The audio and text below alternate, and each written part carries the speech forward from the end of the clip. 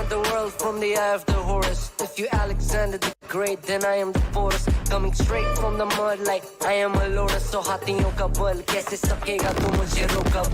देख तू कैसे मैं लड़ूं, तुम लोगों से ऐसे मैं डरूं. करूं मैं जिससे मैं तरुण, पानी पे चलूं मैं जिससे मैं वरुण. चाहे मैं जीऊं या मरूं, जो करना चाहूं मैं वही तो करूं. आता है तू ना करीब, तू बेटी चीप, जब तक कटे ना तेरी ये jeep. Better believe, you're gonna bleed, pick up a seat, get in your team. I'm the king of kings, brother in arms in a battle. You all gonna die if you act like a vandal.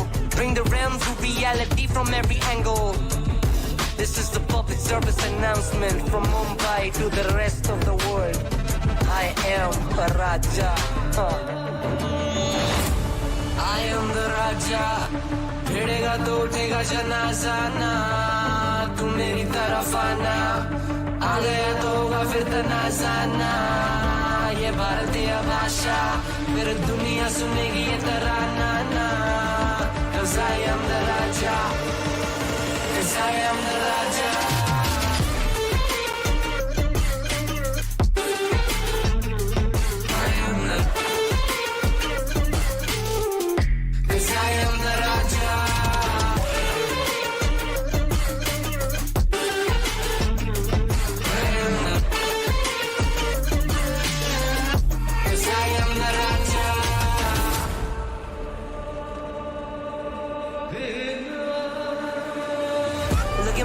What do you see? I'm more than average, man. I'm a maverick. I can grow flowers on a barren land.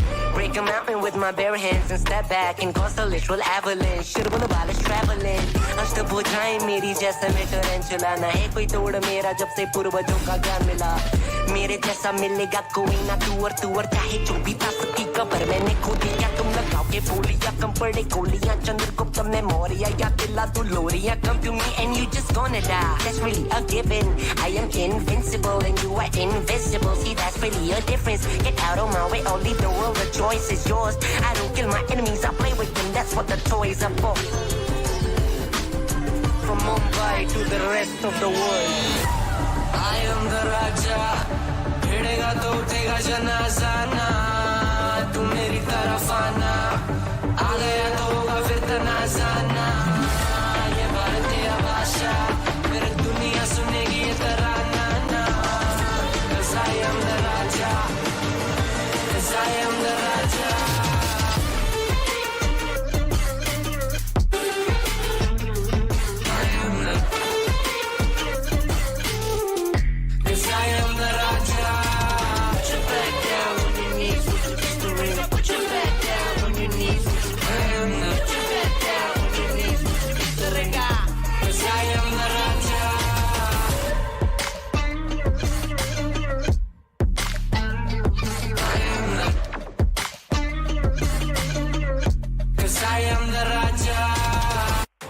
Welcome to the thrilling VCSA 2025, where the top teams from South Asia have a golden opportunity to showcase their skills and bring glory to our region at the prestigious VCT Ascension Pacific.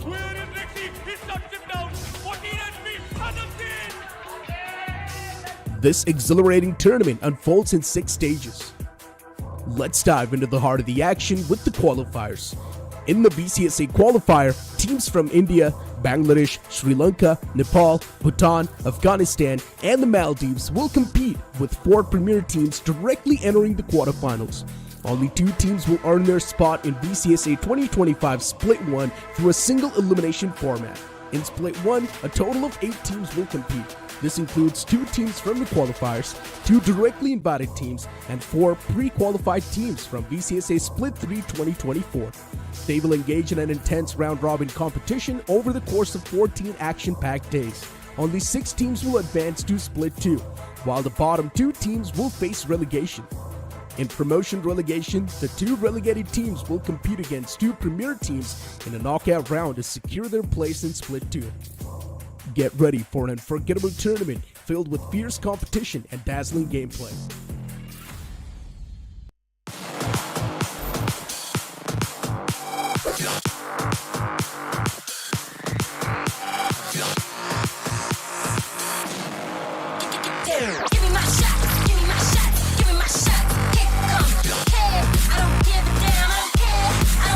What's going on? for the frag. And पीछे से Helep का support. Helep with the board. Now watch me, get down. Give me my shot, give me my shot, give me my shot, give me my shot, give me my shot, give me my shot. Get down. 1v2. The spike is kicking in. The after shot comes in, but Eden King takes him down. Velocity secures the Give me my shot, give me my shot. I don't care. Get down.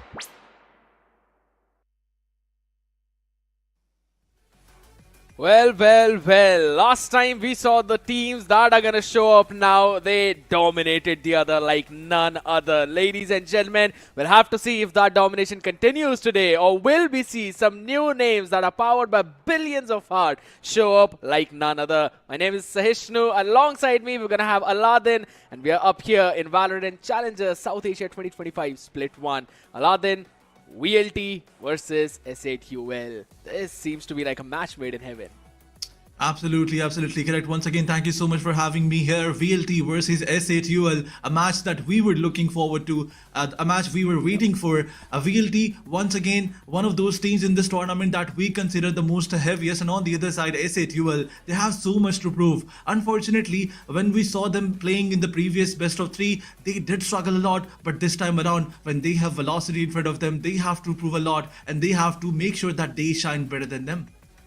Absolutely, they have to shine brighter than the VLT side, but here's the thing, how are you going to shine brighter than the side that has got the experience of the Pacific Leagues itself? This team is just unmatched, and there's one more thing that's unmatched, and that's going to be the prize pool of this entire event, ladies and gentlemen. It's going to be 1.13 crore overall prize pool, and that's going to be divided into 26, 29, 53 lakhs respectively for Split 1, Split 2 and Split 3. Plus, we've also got a 4 lakh rupees special prize. What's that going to be for? It's special prize. I mean, that's the main thing about it, right?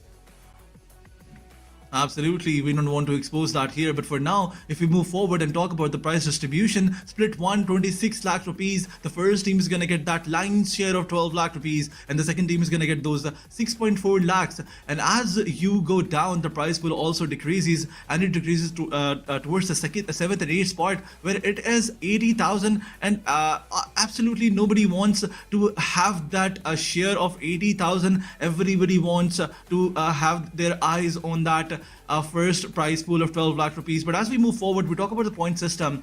The prize pool was definitely changing, and as we change the splits, the point system is also changing as well.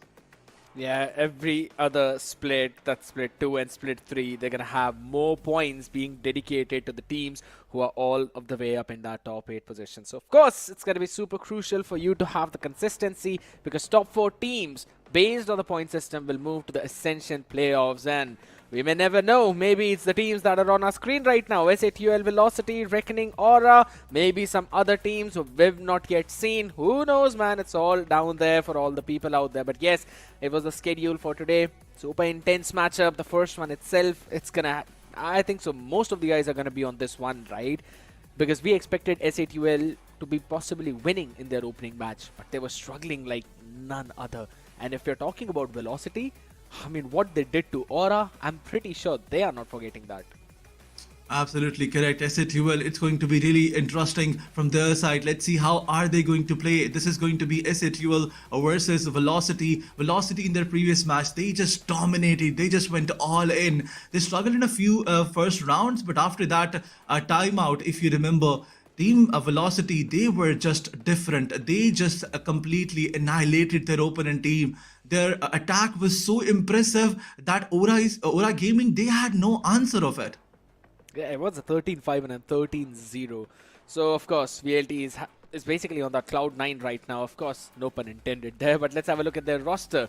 SK Rossi, Lightning Fast, Russ, Damara and Madeline. I remember Russ in the interview mentioned that his team is just super confident and they're going to showcase some things that were unseen all the way back in those open qualifiers, because Aura faced them in the open qualifiers and it was actually a pretty close matchup. But what VLT showed there on the first match in the VCSS Split 1, sheesh, they just seemed untouched. And of course, there's this one fun dance of SK Rossi that he does along with Russ too, right? And we can't really forget about his operator shots. It's some highlights that is created. Absolutely, these are the highlighted moments, and definitely if you look at these moments, you will see that Damara is doing all those heavy liftings from VLT's side. But on the other side, Lightning was also there to support him. And look at this, the beautiful use of that magical finger. Damara getting so many elimination numbers, and Lightning was also there. He was also doing all those supports. He was trying to complement the performance of Damara. That's the reason why Damara was there when we saw the MVP list. But Lightning, his stats are also shining. So these two players and their role is going to be really important for today's matchup. I still remember Lightning Fast having those 2 aces for himself. He was asked the questions in the interview itself on the Hindi desk, and they were asking what was going on, man. And it just seemed to be, just another day in the park, walking by and being like, sure, of course, just a few picks, absolutely fine, we'll be able to do that. But another team that was not able to win out on their matches, but rather was struggling a lot, was the lineup of S8UL, Disease, Helif, King Kappa, Techno, and Miz. And you mentioned about the point of heavy lifting. We saw 2 aces from Lightning Fast for Velocity. Techno for S8UL was the top fragger in the entire series. So you know that this man, he's got those skills, but he needs someone to support him. Absolutely. Although King Kappa was there to support him, but his support was not enough. And on the other side, Miz and Disease, they need to step up, and they need to step up big time, because these were 2 players who were playing with the KD of around 0.4 and 0.5, I guess. And this is something that definitely disturbs your whole team.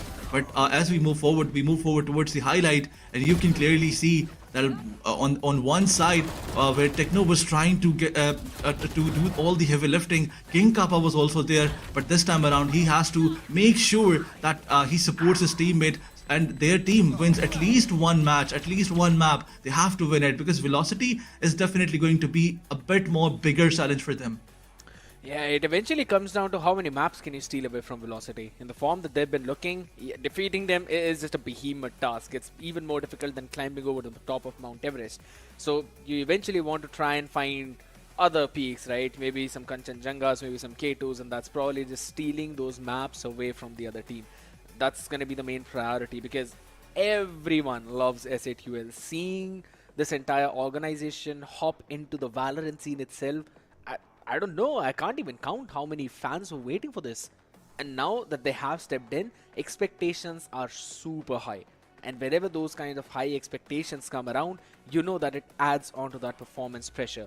Techno showed that he does not care about it. He's going to play his natural Valorant. King Kappa as well was gelling up pretty decently with the team. But I want to talk more about Tricky, right? Because it's Damara, Tricky. One player on the other part, the other player on different roster. Both playing on the duelist role. Damara has been looking super successful, but when we talk about Tricky, he's been struggling. I mean, we can say that he struggled in a few maps. He did struggle on Yoru, but his jet was really great. But on the other side, BGG, he was there. He was there to help him in Mono. These 2 Russian players, they are just making sure that their entry is seen by all the Indian competitive scenario of Valorant. They were playing so good. And BGG, if we talk about the heavy lifting from Revenant Esports side, he was there to support his teammates. Yeah, but I kind of want to talk about the Smokes players right now, because we've been talking about all of the duelists out there. Techno, Lightning Fast, both of the smokers for their own respective team. Techno has got more kills than Lightning Fast. He's on 34, while LF is on 32. But look at the ACS. That's where the major difference is. 315 for Lightning Fast, while 214 for Techno. Absolutely a big difference. But on the other side, VLT, the way they dominated, the way they were playing the match, if you look at that, it was definitely very different. Like Team S8UL, they played a bit slowly. They tried to get those numbers early on, but Team VLT, Velocity, once they won the first match, their second match was just insane. They just went all in.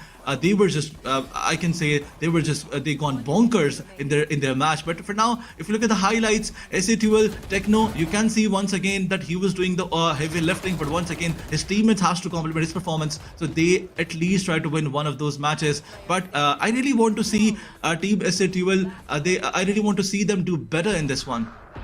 Yeah, absolutely. I mean, Miz was the one who was on the struggling end for S8UL last time on that duelist role itself. Therefore, Techno had to do so much heavy lifting. And that's why we're also seeing those 4 first skills from the man himself.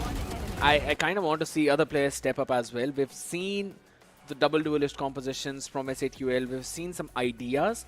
But in order to properly make them work, in order to implement them as well and get the results that you desire, I think so to do that, you have to take down those duels. You have to win on those duels. Taking down those duels against Velocity, that seems to be a pretty tough task out there, because Lightning Fast has been looking crispy on that form. SK Rossi has been constantly watching out for flanks, his op shots. They have not been missing. As we talk about the duelist, we have to make sure, the duelist has to make sure that he stays positive. I mean, if you look at Damara, he is 24 plus. If you talk about the number of his kills and deaths, so 1.7 is his total kill death ratio. That's something that takes your team towards another level. But on the other side, Homeboy from Aura, he is in -4. And if we compare it with the other two teams, Reckoning and SATUL, that those teams who played previously against each other, BGG was in +12. But Techno, he was definitely in +5, but his teammates were not there. And King Kappa, he also played duelist and he was in -1. So this is something that you need to focus on, that you stay positive as a duelist, because this is that role that is the most important one. If we talk about the Valorant competitive structure, you have to make sure that you justify this role, and then your team complements your performance, and that's how you win it. Yeah, exactly. It also comes down to how well the team is gelling up together, right? And I think so Disease is the man who's struggling a lot in all of those terms. On that Cypher, I still remember he was not at all comfortable for some reason. He went 13 and 32 in those games. Now that's not some kind of record that you want to see from your Sentinel player. He was falling down for the first as multiple times. There were so many situations. If I'm not wrong, at least 5 times he died first. Now if your Sentinel is dying first, that's a big problem, because that, if you're in the attacking side, closes off the opportunity of any late lurk plays, any late openings. Right, you don't threaten the backline of the enemy. If it's on the defense, well, congratulations. Now you've got so many open avenues where you've got to spread out your players. That makes the defense thin. That was the main idea, main part where Reckoning was utilizing their full composition to push against the lineup of SATUL. Now that's, if the same thing is going to happen today, I don't see any way that they can stop the lineup of Vitality or Velocity, because they have been so strong. They have been so solid in terms of those executes, and the follow-ups have been so precise. There's one thing that you mentioned previously when they were playing against each other, that keeping your smoker alive means you have that utility till the end of that round. So this is something that you can play with in the post-plant situation as well. Those smokes are very crucial. That paranoia is very important in that situation. But on the other side, when I was mentioning the stats of all those entry fraggers, all those duelists, I did made a mistake. I mentioned Techno. I was supposed to mention Mez, who was in -10. So this is something that you need to focus on. Being that duelist, you have to make sure that you get your kill death ratio towards that positive number. But on the other side, definitely util usage really important. On the other side, if we talk about the composition, that's another factor that has to be right. You have to make sure that you pick the right composition and you plan accordingly, because we have seen some of the teams they're picking those compositions from pro tournaments, but they're unable to justify that. Yeah, there's been quite a few question marks out there, but there's another team that makes up their own compositions and they performed really well on that, and that's Velocity. We've been seeing this team time after time, even the chamber being pulled out onto the Pearl as well. Now there are so many questions that we need to ask, some things that need to be answered, but we're going to be throwing it to a very short interview. Ladies and gentlemen, here's the coaches of both the teams and maybe Russ. Guys, what's up? How are you guys doing? Hello. Hello, yeah, good. How are you? We are doing perfect, man. Okay, Elranger, मेरा पहला सवाल सीधा आपसे. आज opponent में Rossi, lightning fast, Golu आपको देखने को मिलने वाले. How does it feel like to play against them now? I mean, if I'm being honest, they're just, they're just any other 5 player who are playing against us. I know them personally, वो अलग बात है, but it's just, they're just names for me. I'm more concerned about what they do in the round than who is doing it, and that's how we want to play. But on another note, personally, it's going to be fun. I know there's going to be banter for sure after the game between the 3 of us, which will not be on social media, but yeah. and when we talk about the entire thing, Godspeed, see, आपकी team is definitely soaring extremely high with a brilliant 13-0. वहाँ से अब SATUL है सामने. Is this sort of a challenge, or are you thinking कि भाई अब एक और केक वॉक होगा हमारे लिए? What do you think about this team right now, given the fact कि आप एक बहुत अच्छे एक domination के साथ यहाँ आ रहे हो? To be honest, we are just taking it game by game. We don't actually dwell upon our past results. वो हो गया 13-0 जो भी था चला गया. Now there's a new game, new opponents, a new challenge as usual. So we're taking it as it comes. Okay, Godspeed. Follow-up question on that. Do you still going to pick up Pearl as a map? Because last time it was more like a run-through in the game. 13-0. ज़्यादा कुछ करने को मिला नहीं. तो क्या आज Pearl वापस देखने को मिलेगा या फिर कुछ map veto बदलने वाला है? Let's see. I mean, given the chance, why not? No, for sure. I mean, we are up for surprises, Godspeed. We are definitely up for surprises. But Hellranger, क्या आपकी टीम आज एक बड़ा upset करने को रेडी होने वाली है? मैं वो आंसर नहीं चाहता कि जो भी होगा देखेंगे. We have prepared strategies. Are you guys confident enough कि आपकी टीम, जैसे पहले गेम के पहले बात कर रहे हैं कि अभी तो नई टीम बनी है, जेलअप होगी. Do you think this is the game जब एक बड़ा अपसेट मे बी हमें देखने को मिले? I mean, last game के बाद एक दिन हुआ है, but I'm gonna say we are confident but not cocky.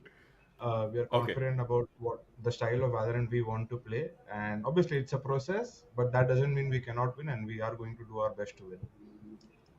Well, I would just leave this here, and all the very best आप दोनों की teams को. We just want to see amazing Valorant today.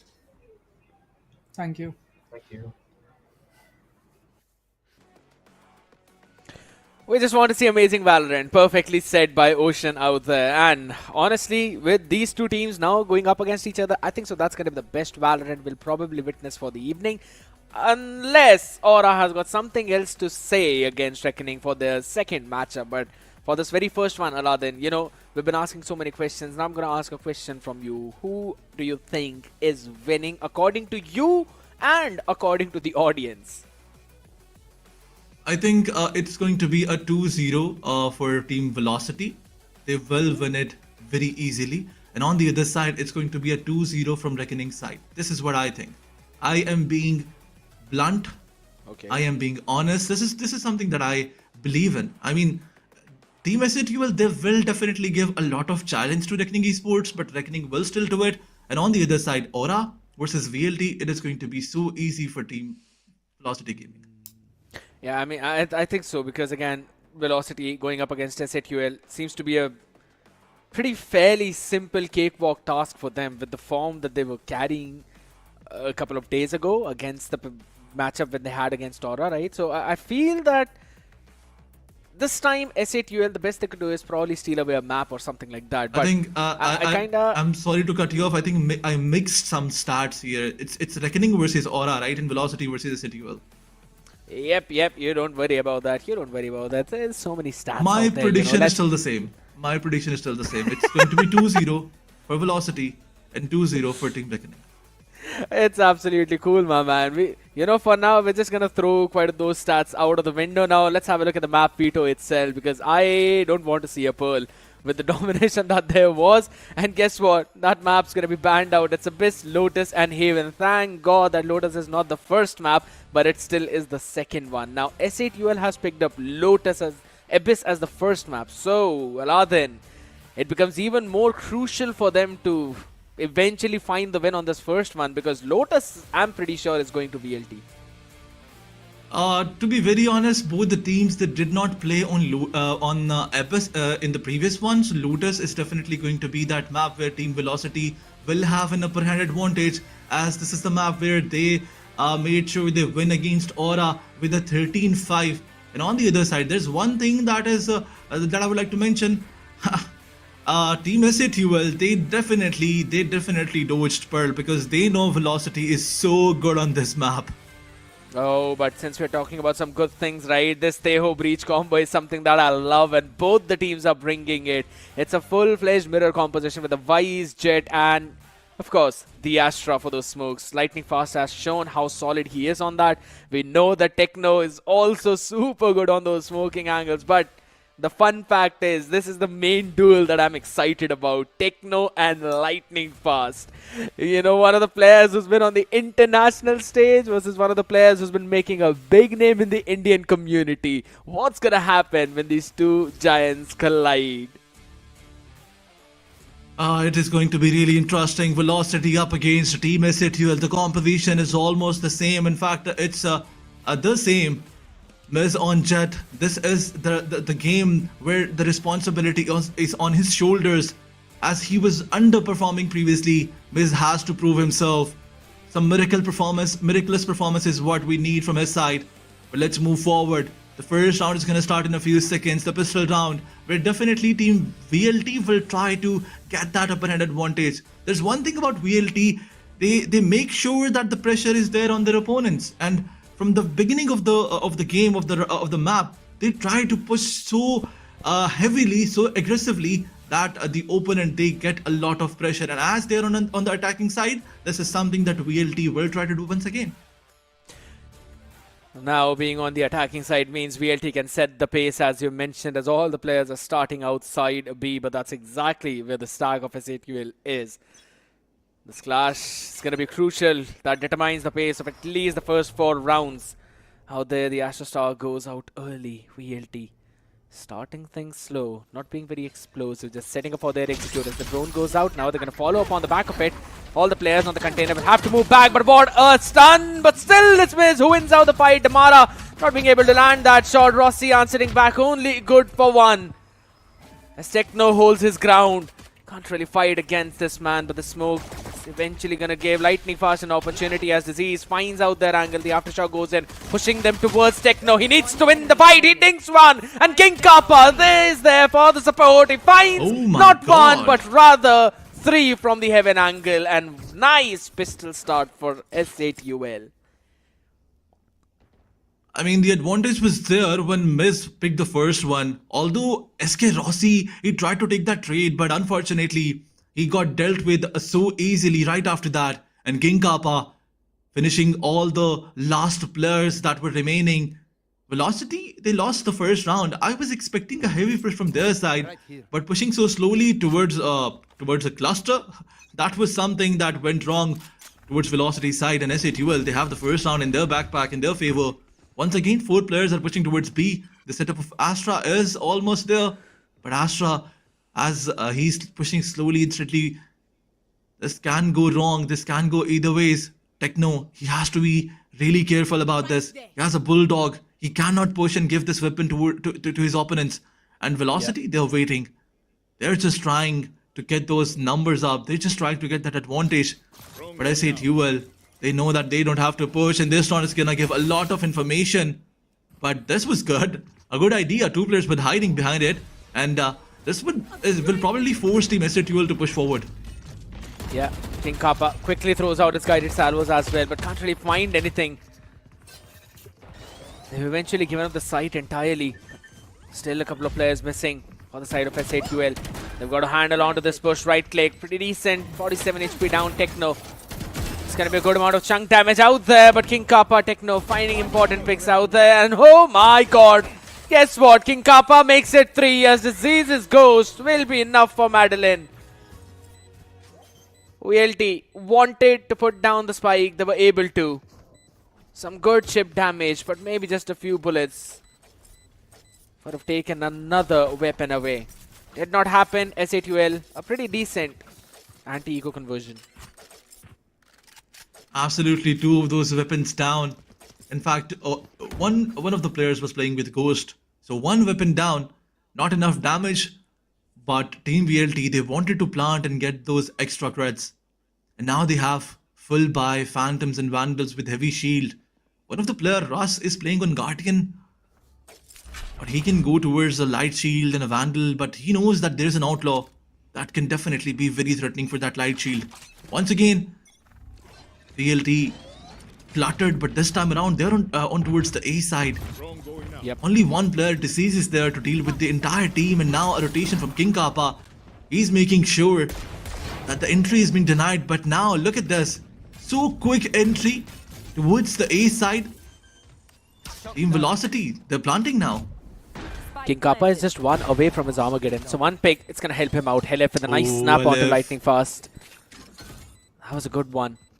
An opener that they needed. But the post-plant util, it's absolutely insane.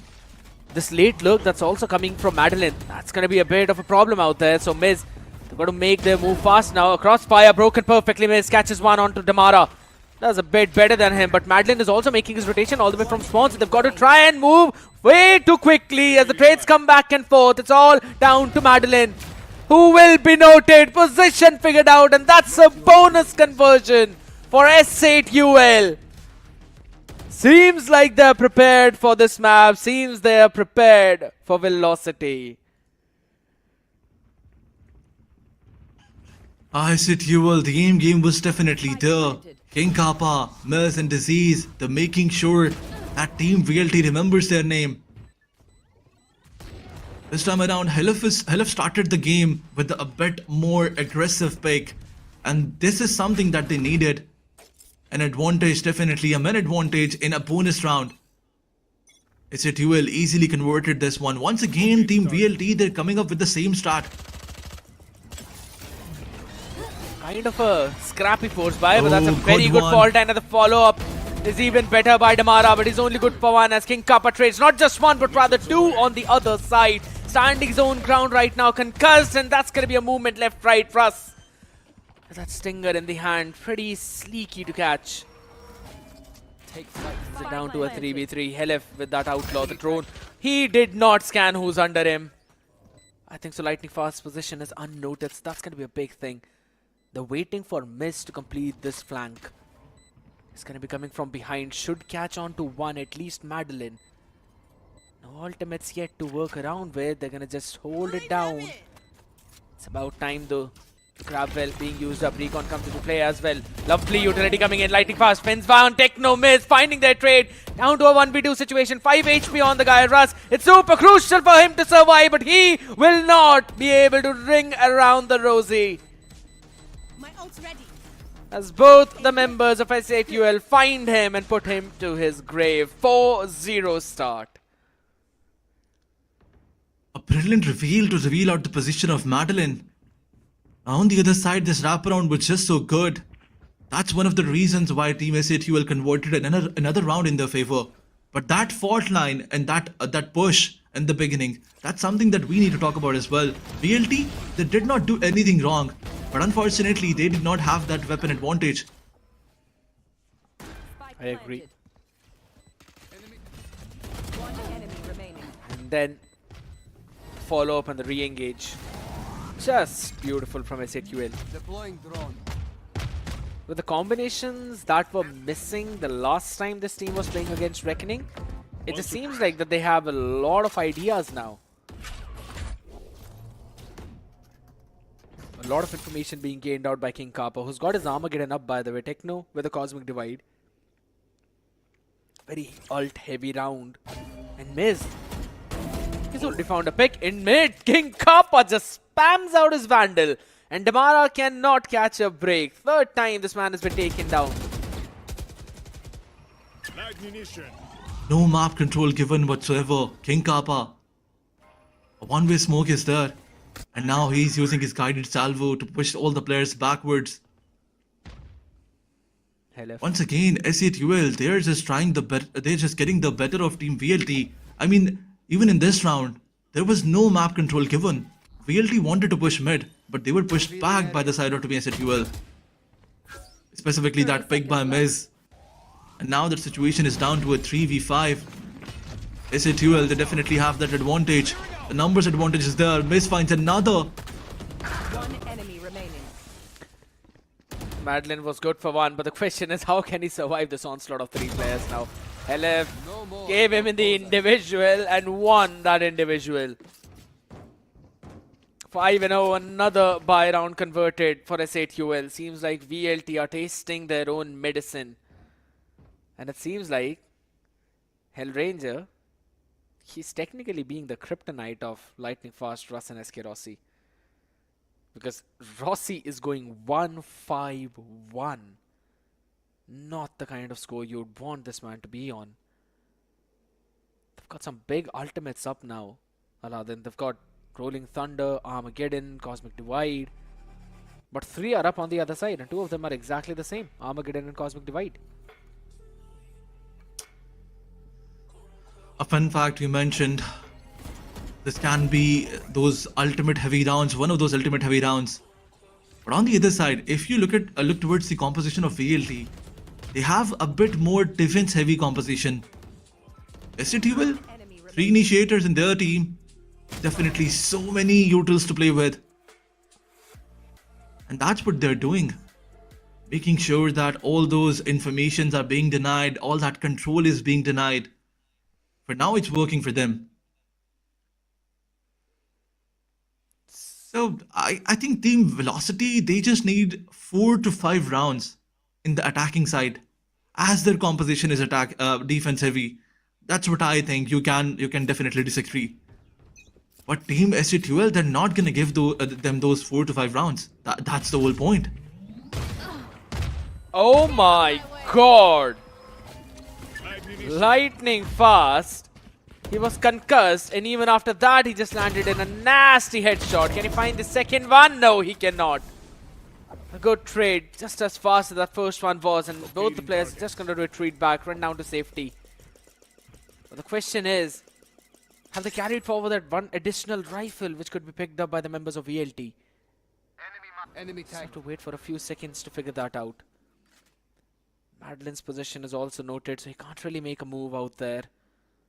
And yep, it seems like STUL kind of played their macro game as well, as King Kappa shuts down Madeline in mid. Revealing area. He was known to be at that angle, at that place. Rossi sees a retreating player, and Helef baited him perfectly to set Techno up for that success.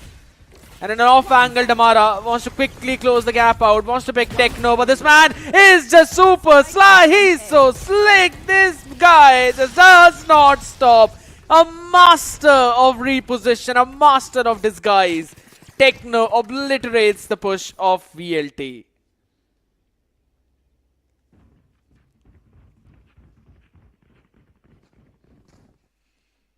Brilliant play by Techno. No chance given to Team VLT at all. In the last moment, you saw Damara. He gave up. He was looking towards the ground because he was flashed. All those utils being used towards them. And once again, STUL miss. Oh my god! Kamikaze play from Miz. He's like, they can't kill me, I'm just gonna kill myself. But not before. He picked one player off out there, and that's SK Rossi. Did not even see what's coming for him. The Rolling Thunder being invested by Scatch none apart from his own teammate, that's Damara. The Cosmic Divide was there, so STUL is just gonna wait it all out. Plants down, but they don't really have a lot of space. Madeline's gonna go for a very late flank, or maybe just hold it down, as they're gonna be Armageddon used up. It's gonna clear out the entirety of the backside players. Up front, fully flashed out as Techno and King Kappa combine their ultimates to delete everyone on the other side. Now, yes, there's gonna be the guided salvo skill, but it's all down to just Madeline. He's got no clue what's happening in front of him.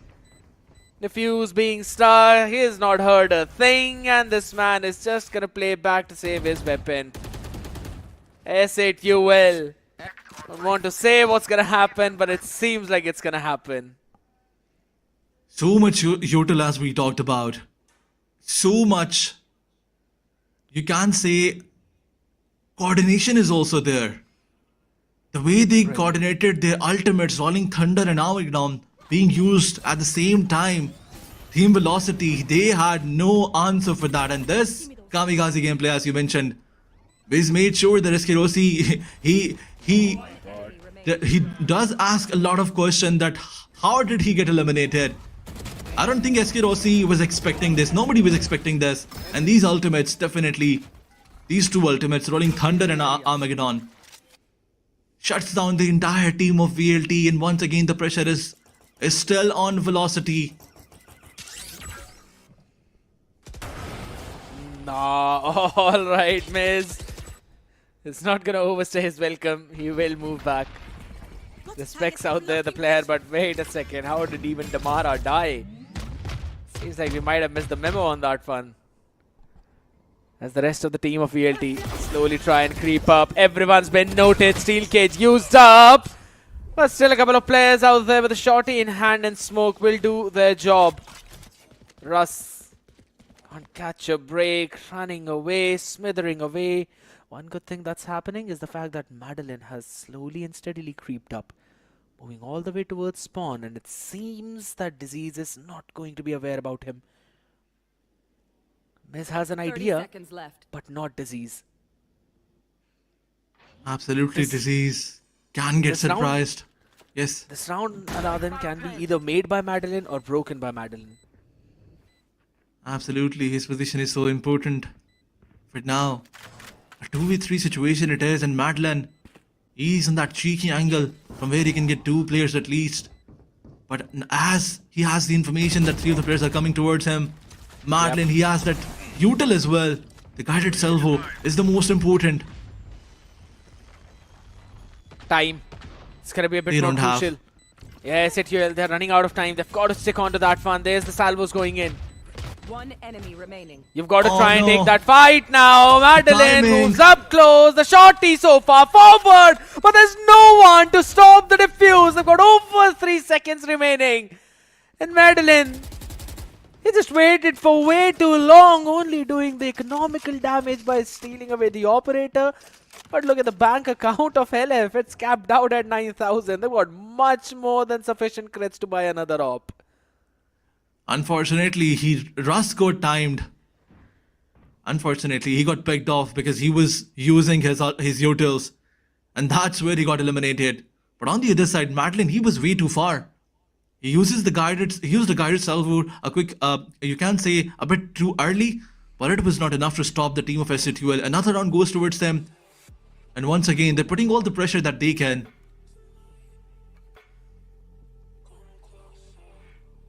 Velocity have to come up with a different plan now. The pressure is there, and you can see by looking at their faces, not looking happy at all. Correct me if I'm wrong, Aladdin. I think so. It's the second timeout of VLT. They burned both of them up in 8 rounds. I mean, the first half is not so good for them. In fact, it's so bad for them that they had to waste or they had to use their both timeouts. But it's okay. We have seen Team VLT doing some miracles after timeout. Is this going to be that one? Let's wait and find out. Oh, what a play in towards that mid. Yes. Miz just went in, dashed in, tried to clear out all that space, and on that reaction, VLT are just running it down towards the B side. They've still got a ton of utility remaining. Russ has got both of his flashes, Aftershock available as well. First fight though, Techno winning it out against Amara, finds out that opener, catches a lurking jet. Amara was all the way out in the open now.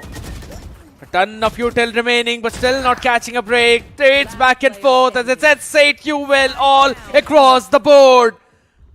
Yet again, how many times has this man found himself in same situation, and same is the result.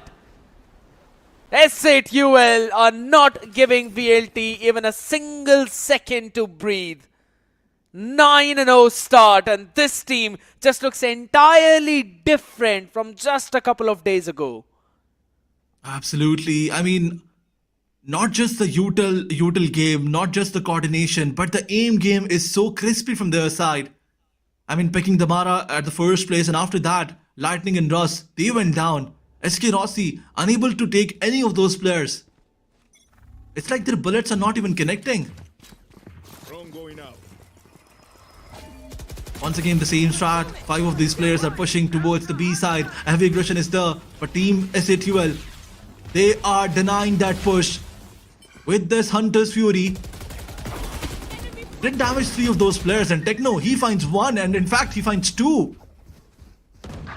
Through the smokes, and Miss, his position is so good. Oh! He finds 2 of those players. Miss with that cheeky angle. Nobody spotted him out. And now Damara, he had that responsibility, but unfortunately, Aziz found him and eliminated him. Another round goes towards SATUL. I am unable to see any plan of action from VLT side. They are just going all in. No plan whatsoever. It just feels that they're not prepared for this one. Alright, so now this is the second time out of VLT. Techno just randomly spamming through the smoke, catches two. And then miss. One enemy remaining. With this complete shift. Crazy stuff. VLT are just looking like they're out of ideas. I mean, look at the numbers. On one side, SK Rossi is on 210, and on the other side, Disease is on 24.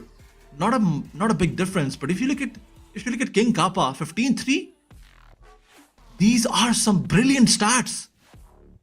On the other side, yes. I'll tell you one thing. King Kappa has basically been 15-3 for the past 2 rounds now. Oh my god. That definitely tells us that he's just brilliant. 15-3 in 8 rounds. That's some insane scoreline. And on the other side, Techno, although he is sacrificing himself again and again, but he is getting those numbers as well. 12-7. Complementing the performance of King Kappa. But Madeline and Lightning Fast, these guys have to step up big time. Once again, Mez pushing forward with the operator. The Fortnite was there. He falls back. And look at Disease. Making sure that his player moves back towards the safety. And Guided Salvo obviously slows down VLT once again. What a utility from S8UL. They could not capitalize onto their own Armageddon now. Slowly and steadily moving up Damara's position. Noted. Lord. Crispy on that aim is King Kappa as he sends out the drone. Russ's position. No, now they've got no surprise factor apart from Lightning Fast as Madeline and Russ move in unison as Russ catches 2 of his own too. Even though he was noted, he was suppressed. Everyone knew where he was. Finally, VLT avoiding a complete annihilation, a complete obliteration, a complete embarrassment. Should put the first one on board. Techno. Double phase there. Rossi finds the head through the wall bang. And saves the team.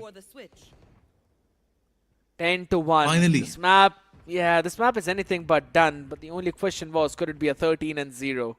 Seems like it's not. Absolutely. 110 is the score line. That timeout, it did work. But for how long is it going to work?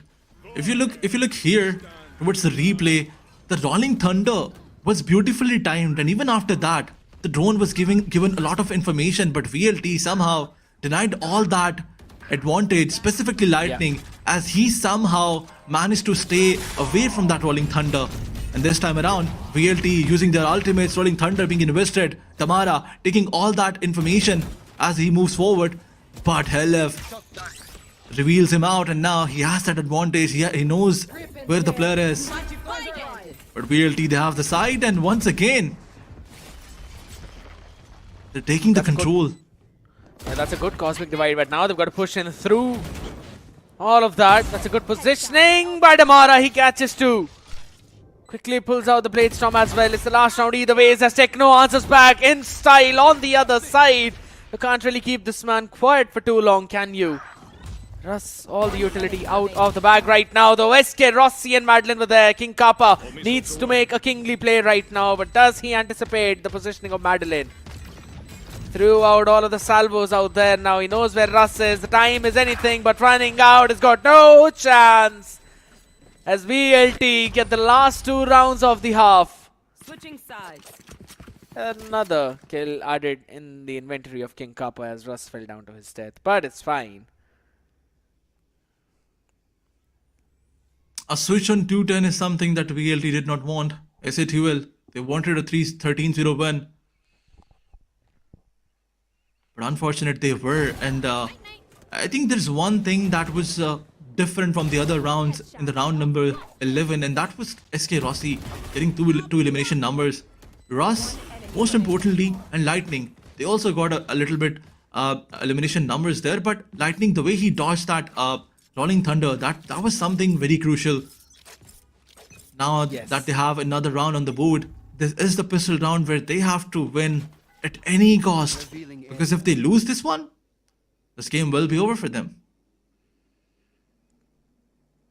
That early recon showed that there's no one playing aggressive, no one close. Clearing out at least one avenue for SAQL. And as you've said, side swap VLT desperately need this pistol. Madeline's position noted. Have they seen him though? That's the big question.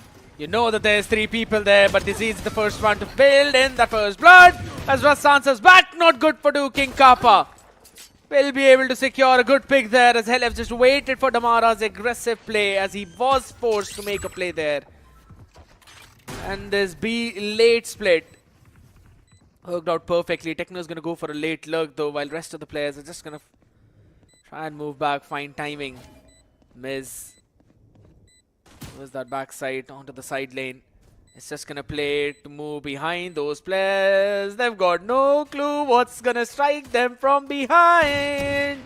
First one. Okay, Miz. Alright, find your own timing. It's fine. Asterisk was good for 1. But that's about it as Techno shuts down lightning fast and it's a team ace. 11-2. S8QL. Pretty comfortable to close out this map now.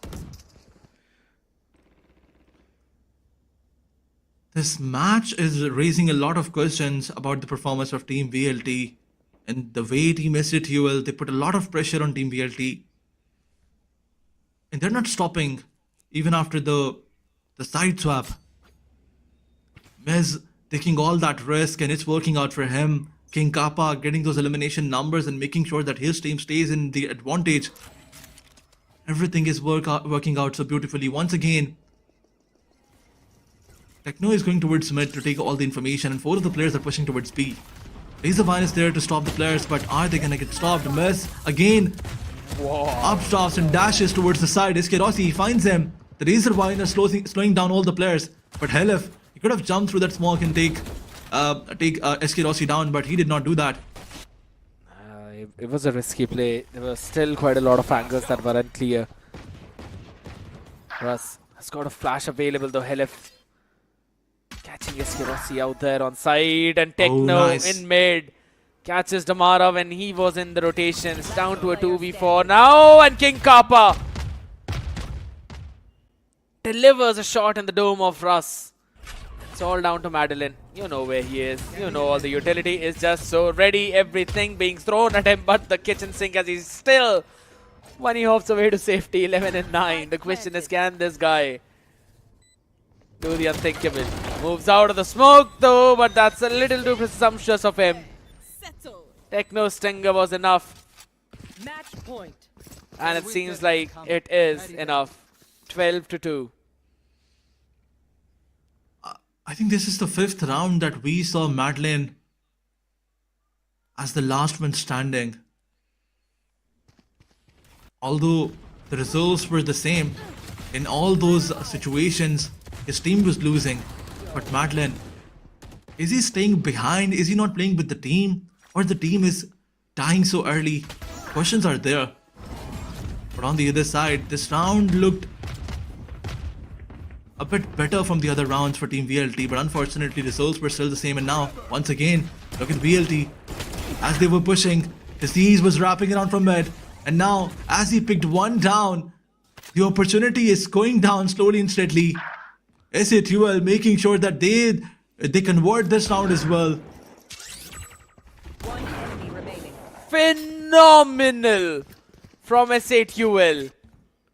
They were just playing so far back, anticipating this aggressive push. They knew what VLT were about to do. Read them like a book and delivered perfectly. One shot is good, the second nice, but not nice enough. As Lightning needed an ace to clutch that out, but S8QL delivering the first hand defeat to Velocity. We thought about if it's going to be enough for this team to steal away a map from VLT with the form they're looking in. It seems inevitable that they might close out the series, if not in 2-0, at least in 2-1 fashion. What a game by S8QL. My man, this team looked prepared. You are correct. This team looks prepared. The way they were playing in the previous match, he he just jumped with a different mindset. I mean, previously, we saw him playing so scared. He was not that confident at all. But in this one, he was so confident, taking all those risks, making sure that he gets at least 1 or 2 frags for his team. Was putting his team into the advantage every other other round. And on the other side, King Kappa, he was complimenting his performance. So all in all, although VLT made a lot of mistakes, but SA2L, they were just brilliant. You know, there were so many situations where we could have said that maybe there were some lacking ideas. Maybe VLT were just not prepared enough. I'd have to say SA2L were way too prepared for this map. The way how they were playing in their own defense side, right? There was always a player in mid. They were ready to answer with the aggression of any kind on any of the sides. Yes, in terms of those fakes, we did see VLT lacking. They were not late rotating plays, right? They were not playing disciplined. That's what I have to say. That they could create a fake on one side and then move towards the other after basically dumping up a bit more utility. Maybe just trying to find some contact plays over certain places, or maybe just to try and, you know, send in a couple of players to spring trap the other side, trap play, and maybe counter that with your own. Those were missing, yes, I agree. But with the way how SA2L prepared this entire map for themselves, they were there wherever they were needed, sitting in towards the backside itself. And the best part, Aladdin, was the fact that they were not scared to give up the side. They gave up the side because they knew they've got enough utility to then retake the entire side. Absolutely, this is something that I mentioned. They had so much utility to play with. 3 of the initiators, I mean, Disease and then King Kappa and Hilif, they had all that information. They had all those utils to clear all the angles and making sure that they can play good in the post-plant situation. But on the other side, as their util use was good, their aim game was also very crispy. And in multiple rounds, the way Miz and other players were going for a wraparound, the late logs were there, everything worked out so beautifully. And all in all, Team Velocity, they struggled a lot, but SA2L, they showed some brilliant Valorant out there. And to be very honest, I was not expecting the 10th percent of this performance, but SA2L, they just surprised me. There were so many situations as well where you thought maybe VLT have done enough, maybe they pushed enough. But as I said, the ideas were SA2L, the way they were retaking those sides on the defense, giving away the space and then slowly moving forward. And there were every single time an angle or two that were left unchecked by VLT. That's where you always had the members of SA2L slowly and steadily moving. Miz there thought he probably might have had a headshot on the second one. Missed out that both of the body shots, but then this preparation, understanding that VLT are going to push. They haven't really done any kind of aggressive play on their defense. They were so very ready for that. Again, Everything. They prepared they prepared for all of that. That's the best part about it. It was their map pick though, Abyss. So the question is, can they replicate the same thing on Lotus? I mean, the confidence is definitely gonna be there in order to win that match. But let's see how VLT, they try to make a comeback when it's their pick. But if we move towards the stats, 12 first blood from SA2L side. Not just the composition, not just the util, but the aim game was also top notch. But on the other side, the post-plant situation, Team VLT, they did struggle a lot in every of those stats. But as it's their map pick, can they make a difference? Can they place a different kind of Valorant out there? But King Kappa, if we look towards the MVP, is definitely going to be the most valuable player with 3.1 kill death assist. 350 ACS, as you mentioned, 223 damage per round. And every other round he was taking at least one body, and then also extra bit of chunking damage on the other side. 27.8% headshot ratio. This guy was playing out of his mind today. It seemed like something just awoke in him. And then on the other side, Techno as well, providing a perfect support role. Miz on that jet, stepped up big time. 271. 3 players with an ACS of almost 300 is just nasty, man. It's obliteration. Madeline on the other side was doing his own job, was trying to find some timings, but again, how much can you expect from this one guy? Not a lot eventually. Tamara shut down 15 and 5, SK Rossi 6 and 14. It all just seemed like VLT were unprepared for this map. They were just not ready for Abyss, or at least they were not ready for what SATUL were bringing on the table. They've got to brush this one off and then slowly move forward for the next one. I mean, SATUL previously in their best of 3, they did not pick this map, so they were also not prepared for this match. But we can say for this map, sorry. But we can say that in the days that they were not playing, they did plan something, and that's what they used in this one. I mean, Miz taking all those risks, pushing towards the spawn when they were on the defense side with the ultimate, that was something unbelievable from his side. Yeah, I mean, he was constantly finding those timings and those openings as well. The gaps where VLT were. Even on their attacking side, they just seemed that whenever they were trying to send someone for that lurk play, someone from the other side was ready. Mostly it was Heref holding down those long angles, sent out all of his strong boys with the guns to take care of everyone on the side. The utility were on point, be those recons, you know, the couple of rounds that eventually VLT got. In one of them, Lightning Fast dodged the Rolling Thunder. They did not anticipate him to be so far forward and close. That was one round where he eventually got a double and saved his teammate from demolition. And then it was just the very next round where momentum was with VLT and they went in for another fast hit. I think so those were the two cases where SATUL were kinda, you know, they were caught by surprise as to how fast this execute could be or how fast can VLT move. Apart from that, it was just their game to win. Absolutely, all of these players were struggling to stay alive, but on the other side, if we talk about one player from Team Velocity, Madeline was making sure to get those numbers up and as well as staying alive, as well as he was trying to stay alive. If you look towards his total kill, death and assist, it was 11, 11 and 2. So Madeline is the only player from this team who was in the positive numbers. But on the other side, Lightning Fast, Russ, Tamara, SK Rossi, every of these players were struggling. All these players were struggling. But as we were talking about previously about the prize pool that these teams are playing for, you can also play for something, and that is 7,000 Val points. Absolutely, 7,000 overall Valorant points, 5,000 for the first winner, 2,000 for the second one. And there's a very simple way to participate in that. You just saw that question, right? There was a QR code. Make sure you go back in the video and scan that QR code, answer that question once the form it shows up, and then click on submit. You can eventually win those 5,000 points. Now I know you need some time to do that, so we're going to send it down to a very short break. On the other side of the break, map of Lotus between these two teams.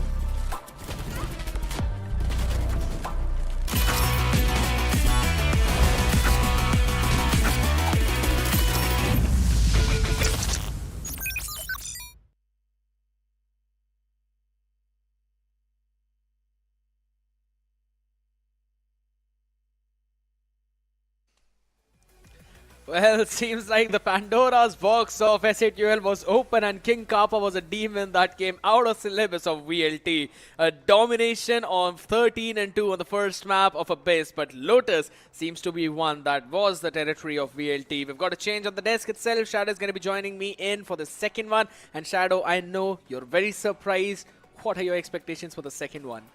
You know, I was expecting the same thing would happen. I knew that SATUL, they are going to get a victory for themselves because yesterday you were the one who said Velocity Gaming is going to win. You already jinxed Velocity Gaming. The main problem, what happened with VLT, was scared going with them in his own prediction. From day number 1, you have been jinxing the teams. No, according to that same logic, I think so SATL should win this series and then eventually Aura should win the next one. You know what? I could be the best script writer in the world, but it's absolutely fine. Ladies and gentlemen, Shadow is just pulling my leg out there. But No, fact I'm is, very serious.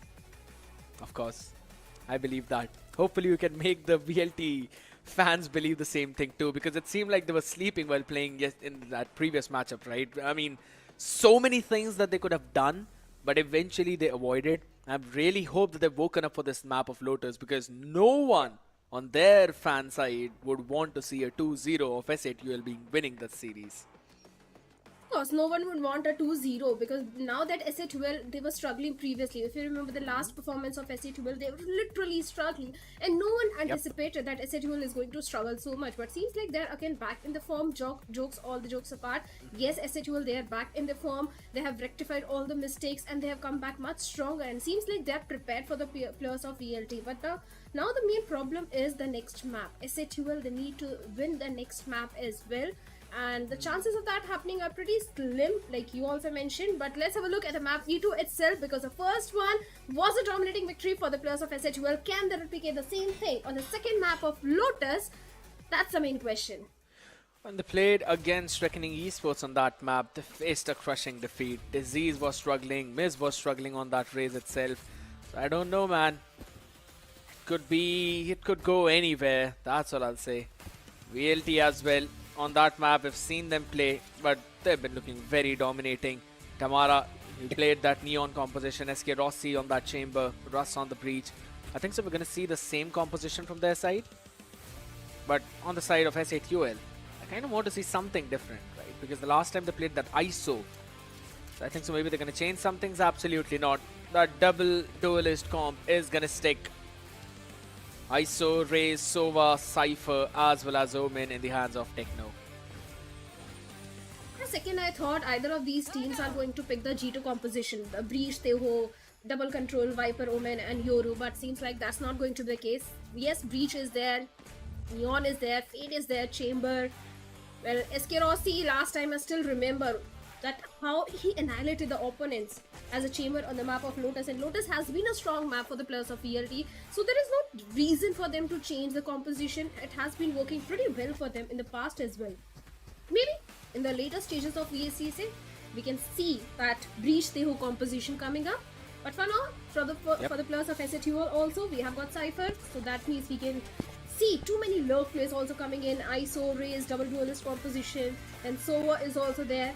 But composition wise, I still feel that VLT, they do have a certain upper edge on SATUL. But for now, VLT on the defensive half and SATUL on the attacking side.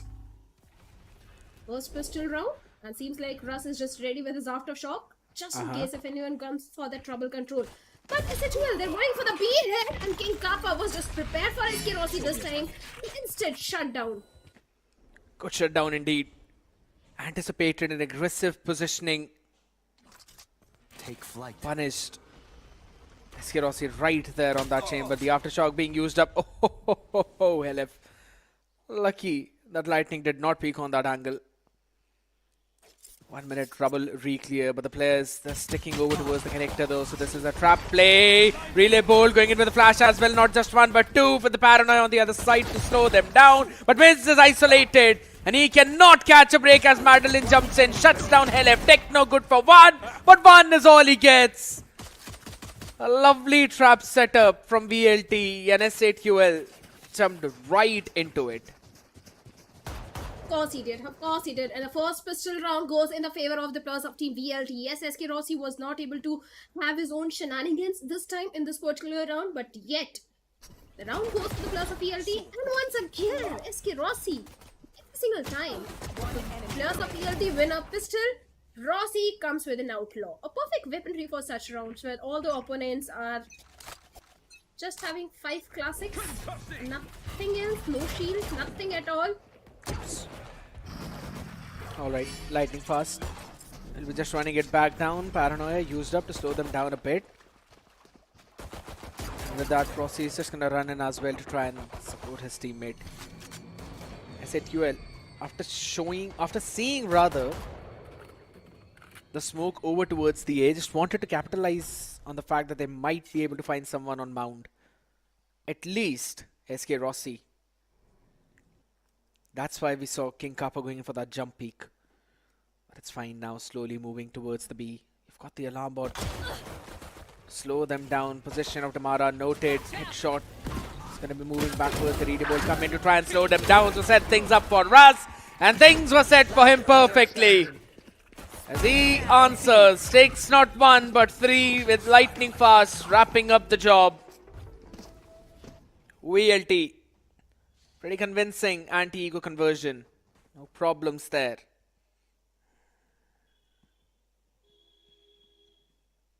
That was a save round for the players of Team SA12. And the third round is going to be really important because it's going to be the first buy for SA12, but Russ being Russ, this guy was really good in the previous matchup also.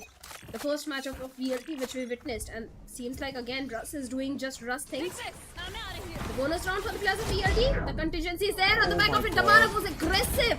VLT, they're really pushing the A rubble, and Damara gets the value out of it. Not just 1 but 2 players down from the side of SA12. A perfect plan, but Miz is going to answer back with 3 of his own. Not just 1 or 2, 3 of his own. Hedef gets 1 more, and suddenly scared the tables have turned. But hold it down, Shadow, because Miz is on a half shield. SK Rossi has got an outlaw. So if he finds that first pick on Miz, then things could be doable. Owl is still up for Helef. He always saves it for the late rounds or maybe for the post plants. The question is where he's going to send it. Just hold it down there. Did he see him? That's the question. Have they seen Rossi as he slowly creeps ahead? They've realized the ping comes in. He goes in for the peak as Miz lands the shot on his skull. With a 4K in this round, saves his team. He went all around, found the timing through the smokes and behind the players when they were sitting just right behind that rubble. If Miz did not make that play, SA12 were not winning this round. And what an idea from VLT, Shadow. I love it. They are ready to give up the space on rubble early on and then move forward with a delay to re-clear that with be it the fault 9, the relay bolt. Damara set himself up for success and the follow-up came in with lightning fast jumping at the same angle. And they are ready to do the exact same thing right now. Of course they are. They are also taking a leaf from the books of T1. King Kappa, Techno gets 2. And SA12 seems like they are very much prepared. Helef gets a pick onto Russ as well. Rossi lightning fast. Only 2 players remaining from the side of VLT. Seems like the second round coming for SA12. VLT this time. EB. They're not going to win their buy round, but lightning fast finds a finish onto King Kappa. Still a doable round. Foul Ron on the back of it. Lightning fast trying to do some chip damage. Rossi? No one sees him. He still gets 1. Disease answered back, and it's all down to lightning. Karan Wonders though has got a smoke to play with. Helef has repositioned. Smoke travels down. Helef peak preemptively. Lightning takes his skull away. There's still 2 players remaining. A crossfire and Disease. He was struggling yesterday, but now is the time for this man to shine. The spam goes in to maybe check it down. Same time peak, but lightning! He gets 1 and does not anticipate the repositioning of Techno. I love the idea what SA2L did. They both wanted to peek in smoke together. Lightning just outplayed that by moving outside of the smoke, but did not realize that our Techno is sitting in it. What a play from S8UL. I love it. Of course, SA12, they have done their homework, and just now I realized, Scared, that this is the same composition which T1 has been using on the map of Lotus. Especially if you remember the match which happened between T1 and DRX in VCT Pacific kickoffs in the grand final. This was the same composition which T1 had. And in fact, they got a victory also, a 13-6. So maybe SA12 also taking a leaf out of that book and trying to replicate a similar thing. But VLT, they need to find a counter of this, because man, oh man, 2v2, this is a really important map for the players of VLT, because if this map goes down, it's going to be a 2-0. You know, I'd have to say that, you know what, I'll not say it right now. I'll tell that to you after the stream is over. But yes, I kinda agree. VLT right now, nah, not right now, not right now. VLT, they've got to slow things down. I mean, their idea of re-clearing that trouble, they were able to do it for one round, and then S8UL adapted to that perfectly. They did not push out at all after using their first wave of util. They knew what VLT would do. And when VLT was standing at the rubble, that's when they went into re-clear. So they waited for their re-clear to re-clear that. I know a lot of people might think I don't make sense, but if they listen to me, they'll understand that. Just look at Rossi. It's you and me. Oh, position noted. Oh my god, that is so unfortunate, bro. With a classic in the hand, and Rossi still wins that out. One enemy remaining. He wins it against King Kappa. Thrifty. That is the nastiest play. Does not matter what happened at Mount. Rossi won against King Kappa in the kill contract. It is nasty. Just a classic. You know what, Scared? Only Rossi can do such things. That's why we always say Rossi doing Rossi things. Because no one in that situation would have thought that SK Rossi is going to win the duel against Kappa in that kill contract. And that was the only catalyst which the players of VLT needed at that point. Because after that, all the frags, all the trades came in the favor of the players of VLT. Sure, SK will need some little time to digest the previous run, what really happened. Because they went full buy. Everything was just lined up for the plus of SA12. But now they are on the same round, eco round, where Techno with just a stinger. And down to only 4 players. Seems like a 4th one coming for the players of VLT. But it's not just that right. I want to take the people back onto the journey of the previous round. That after that trap setup, as soon as Rossi was picked up in the kill contract, there was a paranoia setup by Lightning Fast that caught not just 1 but 3 players of S8UL, and that's what set things up for the rest of the team in motion, with Damara with his own overdrive. But right now in this round, losing an early member, now the rotation is over towards the B. Russ sees everyone, throws in the fault line as he isolates Miz now. Along with that cage out there, the TP comes in from Techno as well, trying to move in from 2 different directions. The back and forth fight go in, but another 3k for Rossi from behind. King Kappa stays alive for a second, but not for long, as Madeline will be able to shut him down. It was a scrappy buy for S8UL, if anything, but just a few stingers into a Sheriff Classics. I'd have to say they did a pretty decent economical damage to VLT. It's the goal for the players of SA12. Because converting thrifty rounds with just a single and Sheriff is really difficult. So the main goal of SA12 was just to do some eco damage to the players of VLT, and that's what they did. 3 weaponries dropped.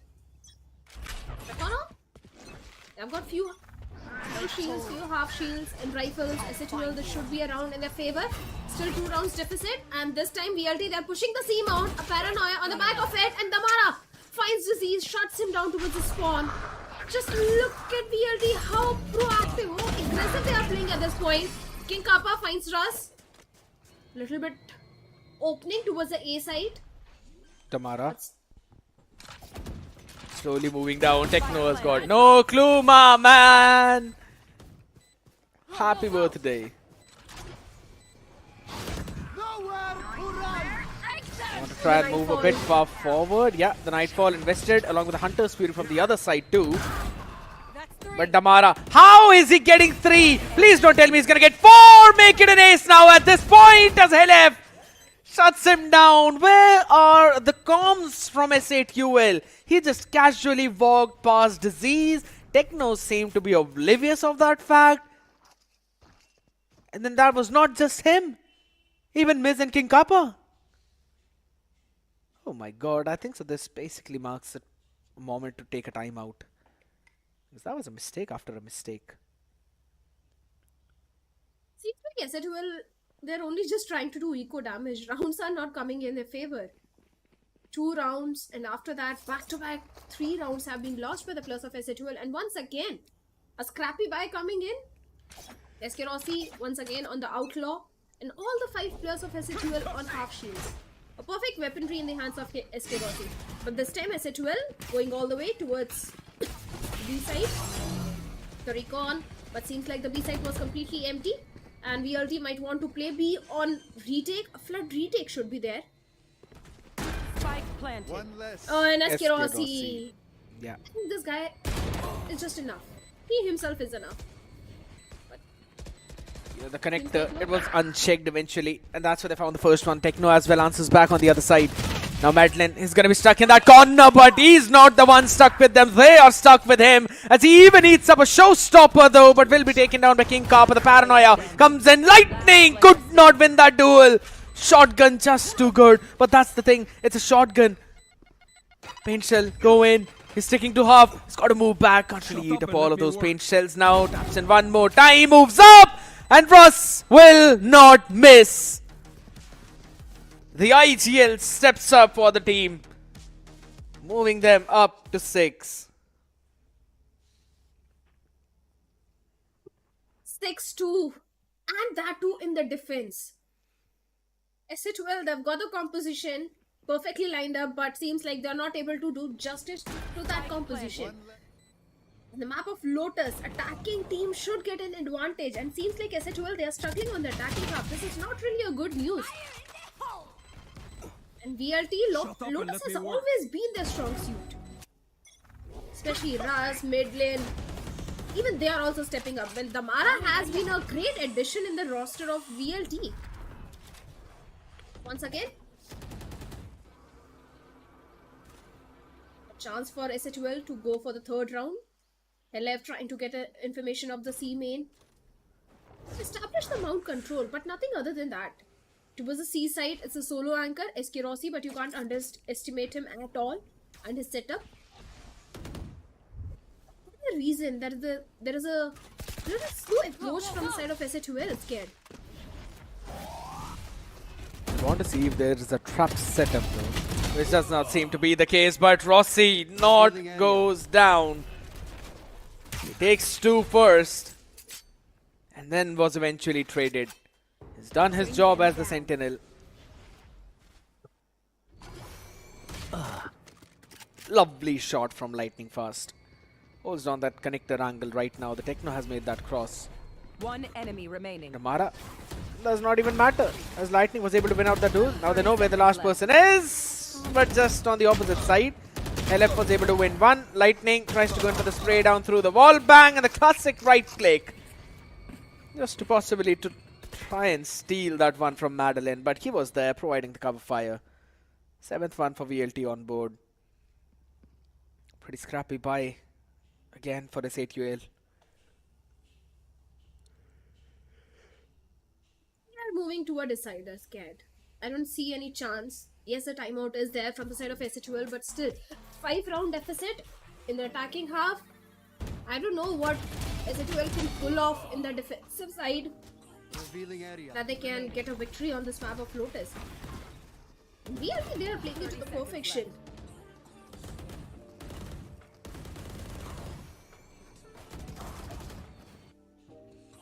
They're just holding it down, that's what I'll have to say.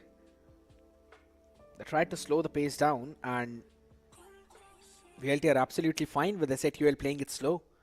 The strength of this composition shadow has always relied in how fast can you go, how chaotic can you make the map, how can you scatter the members of VLT and then move. Because in terms of utility, you don't have as much as what a Breach Teho brings on the table. Yeah. But there's still a possibility. It's gonna be very nasty towards Rubble. It's gonna get chaotic. It's gonna be a brawl. Kill contract ready. And it's a trap setup from VLT. The moment they hear something, the spring trap is gonna get activated. The outroad though, kinda have an idea, and as soon as I say that, they're activating that, Russ has been brought into the kill contract. On the other side, it's gonna be something different happening. Kappa needs to win this, and he will win, definitely. But he will be taken down too. They knew where he was. Activating it from way too far, close. Damara now dashes in, tries to style onto them, but that's two players in front of him. Big problem as Madeline now will use the Nightfall to try and figure them out where they are. Quite big questions. As Helef wanted to peek, Disease was using the neural theft, the coordination. It was just not there. And SK Rossi running it down as well over towards C. He knows what's happening. Teleport's ready. Already moving towards Waterfall. It's got the idea. Yeah, the cage goes up. He's hearing Plant as well. Knows where Disease is. Should win it out. But the question is, does he anticipate this cross? He did. Sees the rifle. Will not win out the duel as Disease wins the most crucial duel in this round. All mistakes are now forgiven. I don't know how on earth Rossi lost that duel.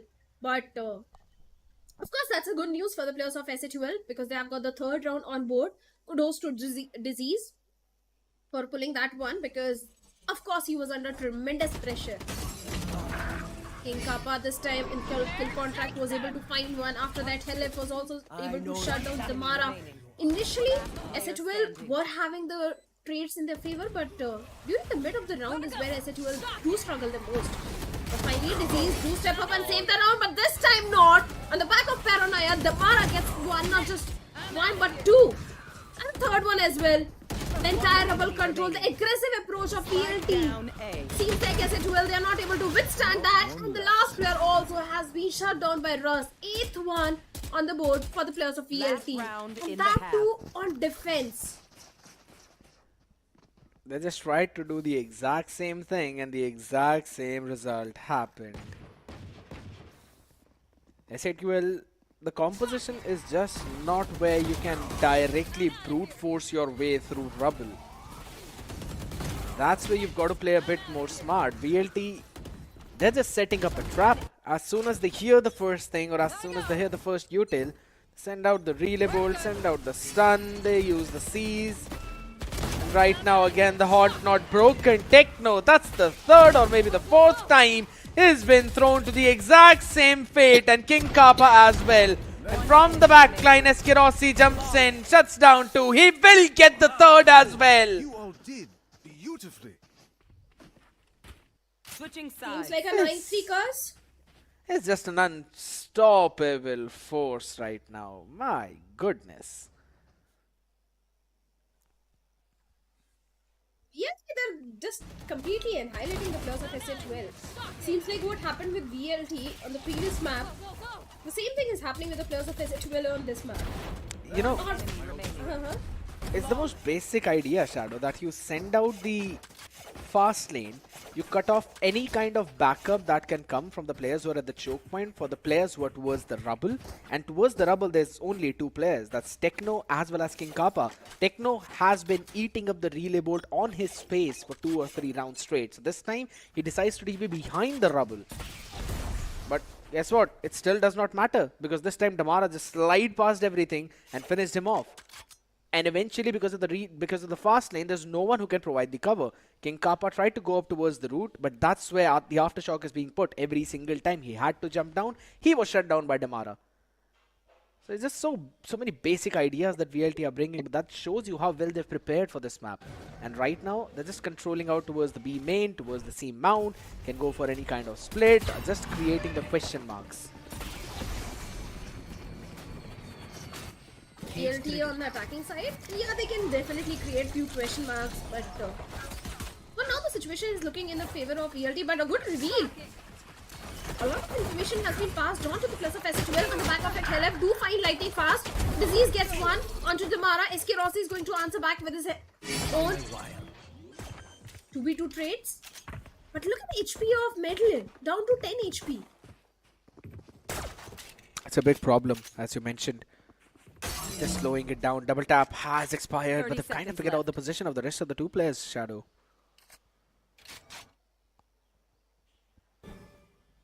Find you.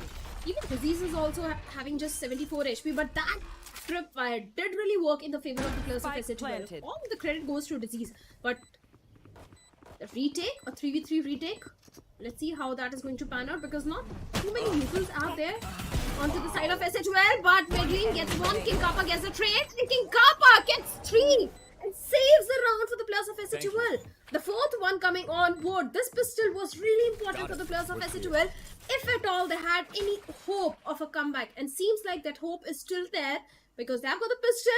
The next one is going to be an entire eco round for the players of SH12. The chances of the fifth one are pretty high. First, that tripwire towards the backside of Disease, and then the paranoia. It was just brilliant. Just look at the placement of that paranoia. Catches not one but two. Russ did a good job to move ahead of it and try and pick the fight, but eventually was just traded off by King Kappa, as you mentioned, and then the double peek onto his face. SK Rossi couldn't do anything, and right now, a 1-1-3 setup. They want to try and play for the rubble control, and SATUL have established that. But that also means that it's a weak area for Disease. He's got to play all the way back, and it's a forced by the way. 4 stingers and an outlaw across the board. The only problem is if you lose the force buy, the chances of you winning that next third round is also gone. The extra pressure is definitely there onto the shoulders of the players of ELT, and seems like this force buy is definitely going to work as Rossi with the outlaw gets 2 of his own. Hilef is going to answer back with 1 of his own. The Mara has been shut down. Medlin going for the plant, a 3v4 retake, where SK Rossi is down to 56 HP. There is still some hope for the players of SATUL to convert this round in their favor. And they've also picked up 1 dropped outlaw of King Kappa. So of course that's going to be 2 more lethal weapons on the other side.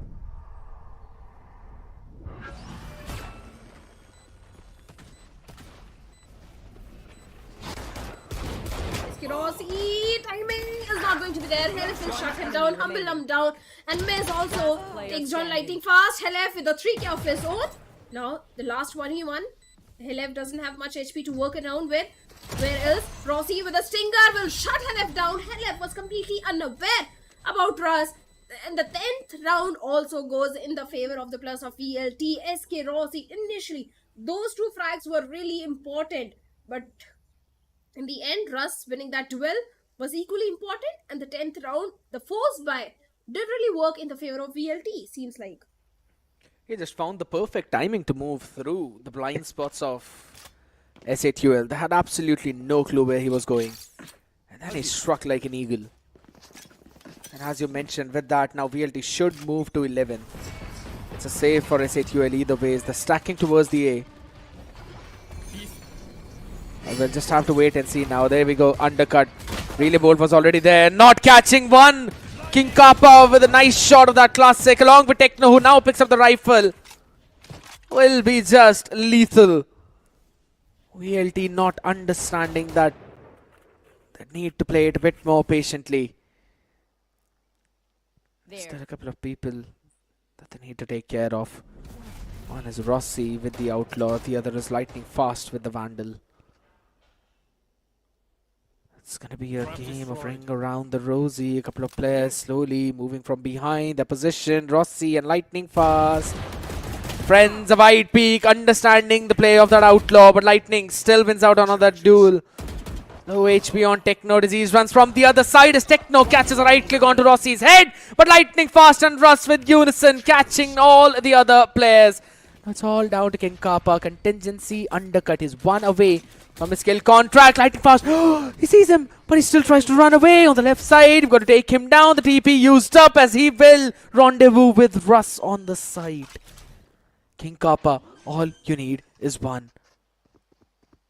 Lightning fast reload, heard, position, noted, breach after shock comes in, contingency was sent out, but 24 HP is enough for us to win out that round and to carry forward the two main weaponries, both the rifles. The hope which SA2L had after winning the pistol round seems like that hope has been demolished by the players of VLT. VLT onto the 11th one and SA2L still stuck on the 4. 59% of the audience think that SA2L will win. I don't think if they see this goal line, they are going to hope for that win of SA2L in this one. Maybe in the next decider that could be a possibility, but the chances of that happening are really slim. If they want to stage any sort of comeback this round, obviously it's going to be really important. King Kappa in that kill contract is going to lose the duel against Lightning Fast. Miz also finds one onto the Mara. 2v1 trades in the favor of VLT. Techno, he has pushed onto the A double. The entire A side control is with the players of SA2L this time, but VLT, they went all the way towards the C side, where they've got the setup of Disease, but Disease is all the way towards the spawn. This should be an easy plan for VLT. But for the retake, SA2L, they've got the recon, they've got the paranoia, they have got the dark cover to work around with. Spike planted. Let's see if this retake can be successful, because it's a really important round for the players of SA2L. If this goes out of their hands, this entire map will go out of their hands. It already has, because Madeline is on for a late lurk and no one has got information about that. Aftershock for the delay as well. Madeline should catch in a couple of people. There we go, the Rolling Thunder comes into play, but SK Rossi will fall by the hands of Helif as Rusvin out a duel, but everything is visible as Madeline completed his lurk on time. 2 rifles carried forward, and it is the map point.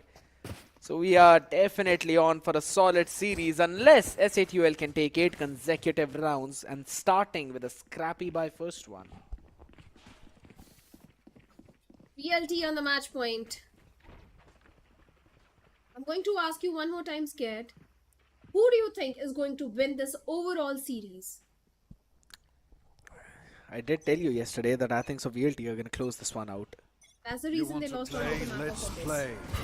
Yes, it will. They are winning the next decider for sure, because you have jinxed VLT already, but this one is definitely going in the favor of VLT. The 9 fall being invested already from the side of VLT. They've got the entire side control. They've got information onto Disease, and Damara shuts him down in the back of it. The numbers advantage also there for VLT. Russ is going for the plan. 45 retake for the players of SA2L. Got a decent amount of utility right now. Paranoia for Techno and a full util of Miz, but a lot of ground that they've got to re-clear. Russ as well, he's still got an aftershock remaining as Rossi with the Toad Air Force showing a solid amount of power. The Prowler goes out. Does he catch on to him? Yes, it does. Madeline with a spray down catches onto Hellef, and lovely util by the combination of all the players. VLT will close it all out as Russ catches one onto Damara, who was eventually just stranded out there, isolated, alone on that island. And we're going in for the third map of Haven. Of course, Haven will be the next map. The decider, Abyss, it went in the favor of the players of SA2L. It was a 13-2 victory. But on the map of Lotus, VLT did take the revenge and got a dominant victory with a 13-4 scoreline. But the map of Haven is going to be really important for both these teams. We wanted to see a decider, because if you remember yesterday and day before yesterday, all the 4 matches, they were a 2-0 victory. And we all wanted to see a decider. We all wanted to see that nail-biting finish where till the end we are not able to decide which team is coming on the top. And that is what I want to see on the map of Haven. And you're up for a series. That's all I'm going to say. This is the best way that no one would have expected this series to go, to be very honest. You know, everyone who was predicting was saying that Velocity, with the way how they were looking, should close this one out. SA2L on that first map was just crazy good. And VLT said, you know what, we can do whatever they're capable of. Yes, there were 4 rounds for SA2L this time, but if I'm not wrong, almost 2 of them were probably pistol rounds, and apart from that, maybe just a couple of few gun rounds here and there. But overall, in terms of the macro, it still seemed that VLT were looking very crispy with all of that. But it's absolutely fine. We know that this was a map pick of VLT, and with the way how they played, really good. But what's going to happen on the next one is going to be a big question mark. But I'd have to say a good step up from Damara in this series. Of course, Damara has always been fantastic as a Neon. He has always been doing those wonderful things, 3Ks, 4Ks, every single time we see this guy coming up with. But looking at the highlights, we can also see that Russ was also stepping up big time, because in the initial pistol round itself, Russ was able to get a 3K. So many rounds were there where Russ was showing his own heroics along with Medlin as well. Madeline was just trying to find those times. Whenever we see VLT play on this map, Madeline is always the one who is set up for those late lurks, those late timing plays. That's what they were doing. Even this one round, you know, VLT, they just obliterated S8UL in terms of that macro. One paranoia, that was good enough. And again, some questions in terms of communication for S8UL. Damara catching 4 player, that's when he was going for the backstab, and that too when Disease was picked off outside of B main. And quite a big question mark, but it's fine. Slowly and steadily, they were trying to creep up. 7 and 3, we thought maybe they can move in for a 5-7 half, but it seemed like VLT, they were just on a steam-rolling engine, which could not be stopped. And over towards the end as well, just a bunch of utility saved up, right? That's the strength of Breach whenever it comes into play. Normally, teams are accustomed to playing just a Fade on this map, so you can go in for those executes with a Fade and an Omen. When you add a Breach into the mix, that means there's a whole new kit of utility that now you can use, be it for the aggressive play, be it for the side take, be it for the post plant, be it for the retakes. It just opens up a lot of possibilities. That's why a lot of teams love to run Teho as well onto this map and replacing Fade too. In order to gather the intel, you've got the drone out there. But in terms of the first kills right now, what happened in the previous map is the exact opposite of what happened right now. 13 for VLT. Exactly, 13 first kills for the players of VLT and 4 for the players of S8UL. The post plant is looking good for the players of VLT. 5 times they were able to get the site out of 5. 4 times they were able to convert it. The post plant is looking decent for the players of S8UL as well. They got the site 5 times, and out of 5 they were able to convert it 3 times. But post plant win percentage ratio is 0.6 for the players of S8UL and 0.8 for the players of VLT. And in fact, there was a 4K as well in round number 7, where Damara was able to shut down Disease, Techno, Miz, and King Kappa. And of course, he's going to be the MVP as well with 1.8 KDA, and ACS is going to be 311. Damage per round 206. Headshot percentage 36.5%, and first kills are 7. I repeat, Damara has been a fantastic addition in the entire roster of VLT. And with the way how his team sets him up for success as well is also the key for his success. 7 first kills shows you how well he himself has got some of the utility which he can use to try and isolate some duels and then win it out too. You can just send out the fast lane with a relay bolt, slide in, catch in a couple of players maybe who are not ready for all of that push. But also at the same time, we've seen so many times Russ constantly going in for his own fault line plays, his own flash points, which eventually set Damara up for success. So it's not just that one player is performing good, but also the entire team that is now revolving around him. And you can also see SK Rossi, good amount of damage being dealt from him, 18 kills, almost a 300 ACS too. Not the same kind of performance that we're expecting from the other side, and Miz was shut down horribly. His 8 and 16 Shadow in the previous map, he was obliterating everyone on that Jet map. So I think so when we'll move on to Haven, I would rather want to see him on Jet, which he's more comfortable.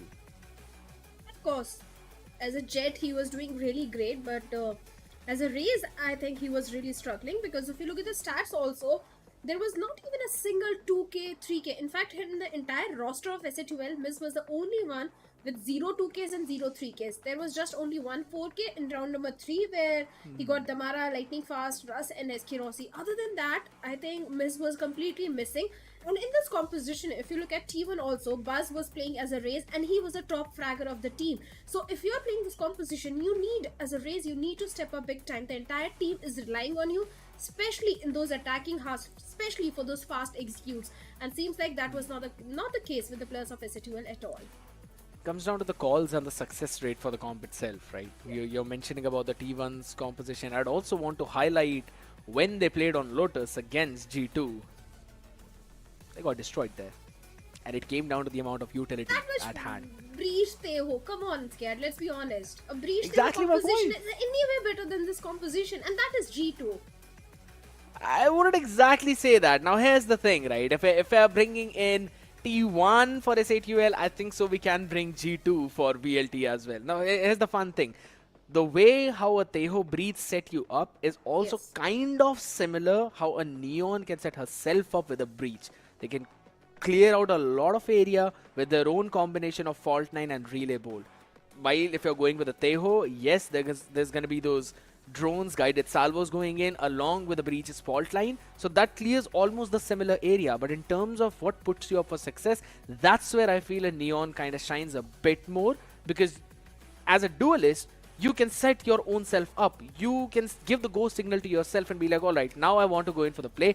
And I was constantly doing that. Every single time Techno was trying to take the entry, every single time we were seeing King Kappa move forward, they were always met with a brick wall named Damara, who was always doing such a good job. But now again, what's happened for the previous map, Shadow, has happened for the previous map. Now it's going to be the map of Haven. And we have seen S8UL play on that map. We have seen their composition. They go in for that Neon Breach Teho comp. And I think so, the ideas as compared to what they have on Lotus versus what they have on Haven, it's a lot more polished. So maybe we can see S8UL win this series out 2-1. Give you good news. G2 also loves playing Breach Teho on the map of Haven. I know. I know you know. I have So seen are that you entire expe- series. Are you expecting a similar comp or something like Omen, Sova, Cypher, ISO, and Yoru? Because Yoru is also a viable pick on the map of Haven, along with ISO, that do give you a certain advantage. Yeah, as I mentioned right now, right?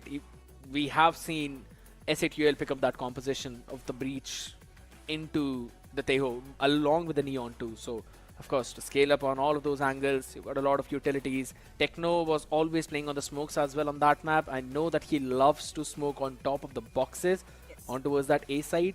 If in case VLT have done their homework, they should be able to catch those timings in between the rotations, those lurk timings that they were trying to catch. If anything, Disease has been the man who was always struggling on both Lotus and Haven last time S8UL played against Reckoning.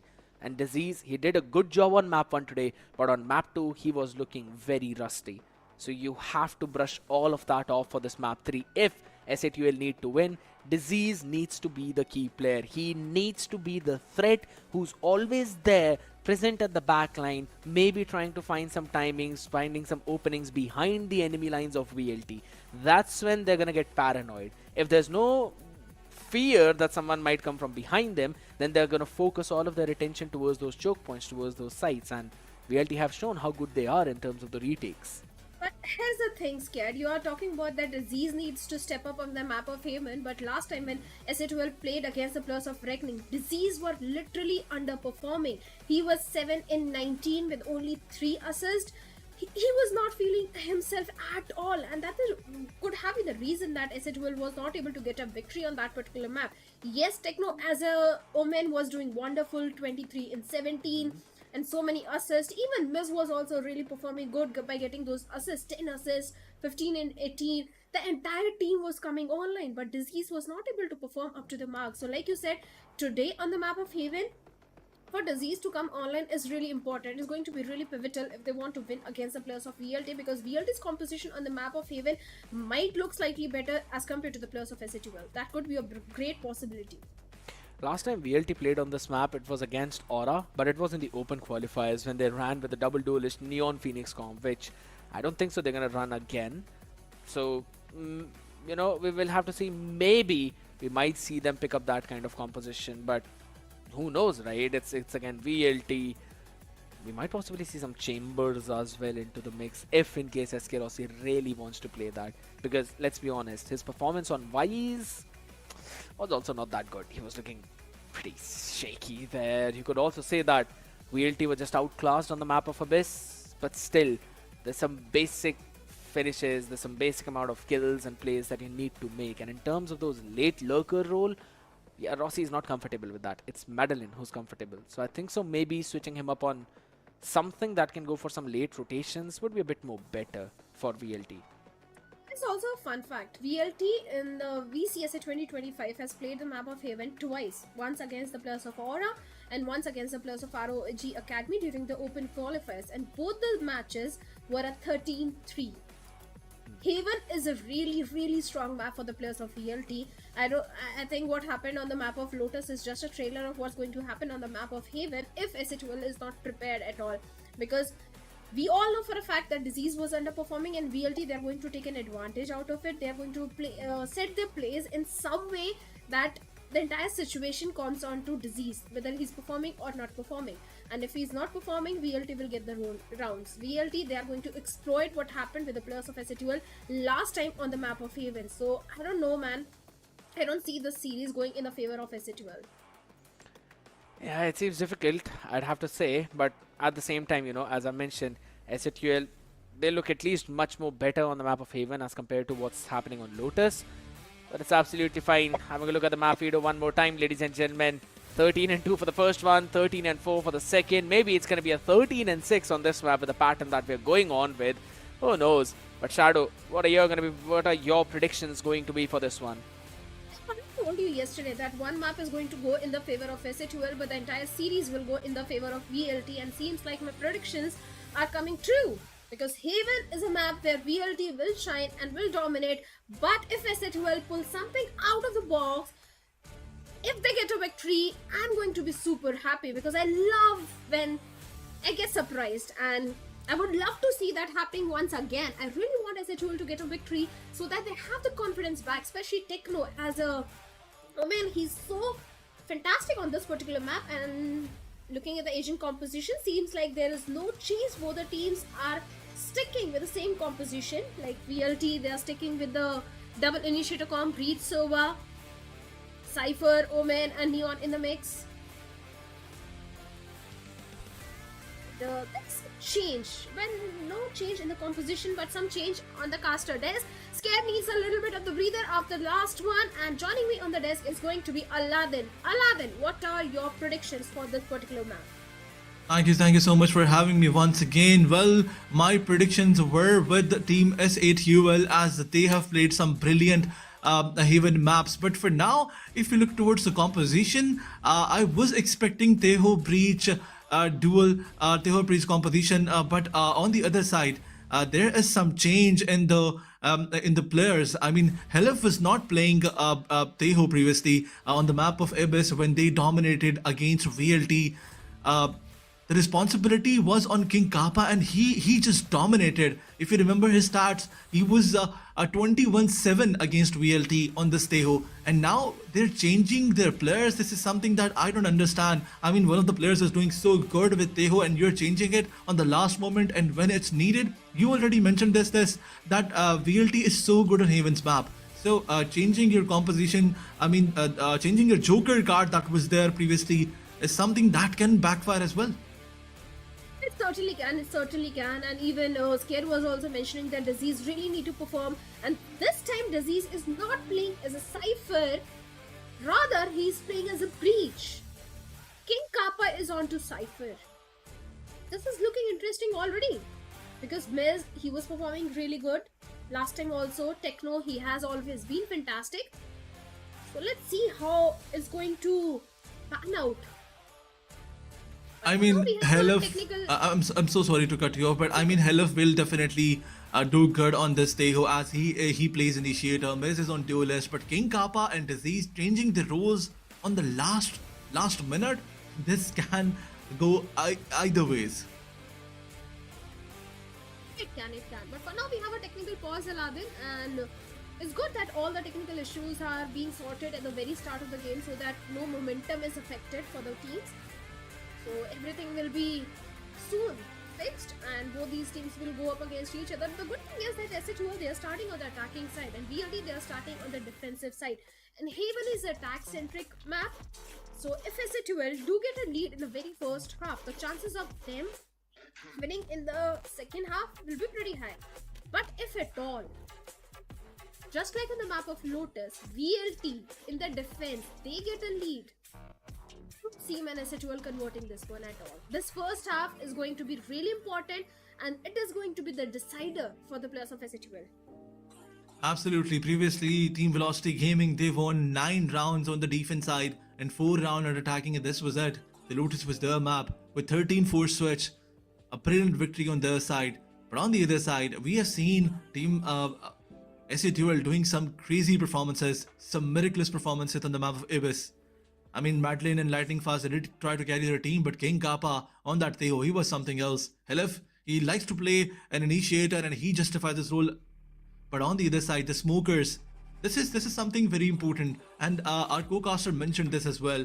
That Techno, when he plays on the smoker, he likes to do some one-way smokes that on towards the A side. That will be very difficult for team Velocity to breach. But Velocity, they do have a game plan on this map. Previously, they did struggle on one map, but this is not going to be it on another. Round number 1 is going to start in a few seconds. Thankfully, the technical pause is now dealt with, and now we're moving towards our first round. Yeah, all the technical issues have been already fixed, and SHL on the attacking side, VLT on the defensive side. A decider map which is going to decide which team is going to get a victory. We already have a 1-1 where on the Lotus, VLT won with a 13-4 scoreline. That was a dominating scoreline, where else SHL won the first one with a 13-2. Seems like the entirety of SHL is going all the way towards the A side. So we have a solo anchor that is going to be Madeline. Absolutely. Established the A shot control, but Madeline is aware. And look at the proactiveness in Laden of VLT. The rotations are already coming through. I mean, they did give the information towards the A, but now they're rotating towards the C side slowly and steadily. 4 of the players are focusing on A or either B side, but they can easily rotate backs. Disease slowly and steadily pushing forward, but they have to be really careful. The garage was open, taking control towards the garage. The camera is being dealt with. Cypher is still there. SK Rossi. But on the other side, Madeline, he finds one. On towards the A side. VLT starting things off. But a forward line, making sure that SK Rossi is stunned. And this paranoia has blinded 2 of the players. SK Rossi moving forward, finds one in the cage, finds another. The entire round goes in the favor of VLT. A pretty easy round for Velocity and a good start. This is what I was talking about Aladdin, that VLT, they are on the defensive side. And if they get a lead in the first half, the chances of SHL winning are very slim. And the first pistol was really important for the players of SHL, but seems like they've lost onto the pistol. And now only 5 classics across the board, an entire eco round for the players of Velocity. Should be an easy conversion, but the main goal of SHL is just to do some eco damage for Velocity. Let's see if they can do so. Once again, the same setup, 3 players all the way towards B, solo anchor, Madeline towards the A side, and the entirety of SHL is going for an A hit. This time, only one player, King Kappa, towards the A shot, and the entire A long control is with the remaining 4 players. Madeline, we also have got Rust towards the A side, but the trays are going in the favor of VLT, Madeline and Rust. The side anchor still doing their job pretty good. 2v2 situation now, Aladdin. Absolutely 2v2 situation, lightning fast. He has the better weaponry. King Kappa gets spotted. He finds his shoulder and takes him down. Elif, he does have a Spectre, but he's not enough. He is not enough to take 2 of those people down. And SK Rossi once again getting the job done as he did in the previous round. He got the first roping in the previous one, and now once again making sure that his team wins this one. Another round goes towards VLT, and as we expected, because they had the better weaponry. But on the other side, SHL, they did not take any leap of faith. No risk whatsoever. No buy whatsoever. All 5 of the players were playing on classics. And yet, Miz, somehow he does not have the heavy shield. And on the other side, the outlaw is not there. This was something that I was expecting from Rossi's side. But Rossi, playing on that Guardian, can be very deadly. Once again, so much util dump. Fault line was there. Short step being used. And on the other side, guided salvo made sure that Team SHL slows down a bit. King Kappa is on the mid side lurking and tries to take that information, but SK Rossi shuts him down. This was Cypher versus Cypher. And SK Rossi, he was better. Bonus round, I think that's the reason that SK Rossi is not on to Outlaw, but if VLT wins the third one, I'm sure you'll see Rossi onto Outlaw, but Tamara with the judge looking for a close combat.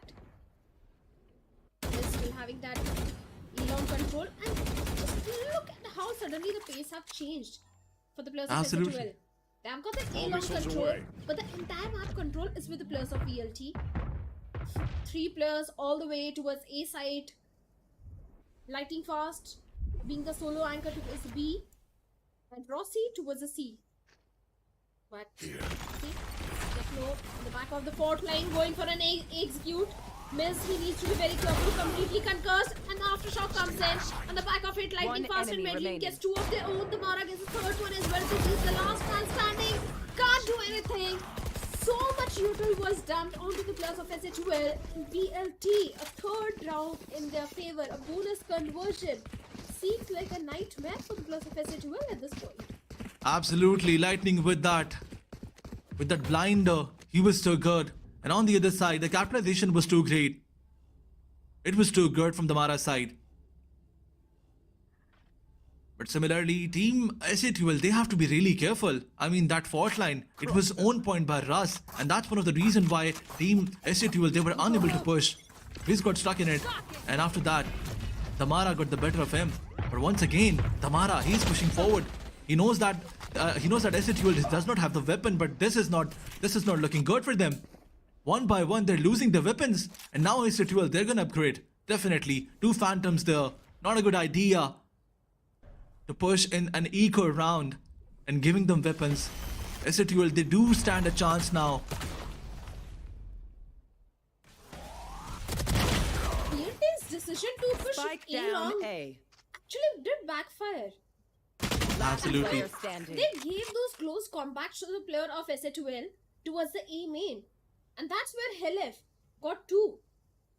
Now SK Rossi, the last man standing in a 1v4 situation. Seems like a thrifty conversion for the players of SA2L. It was a mistake on the part of VLT where SA2L did capitalize. I mean, a close combat when you're saving, that's something that you wish for in SA2L.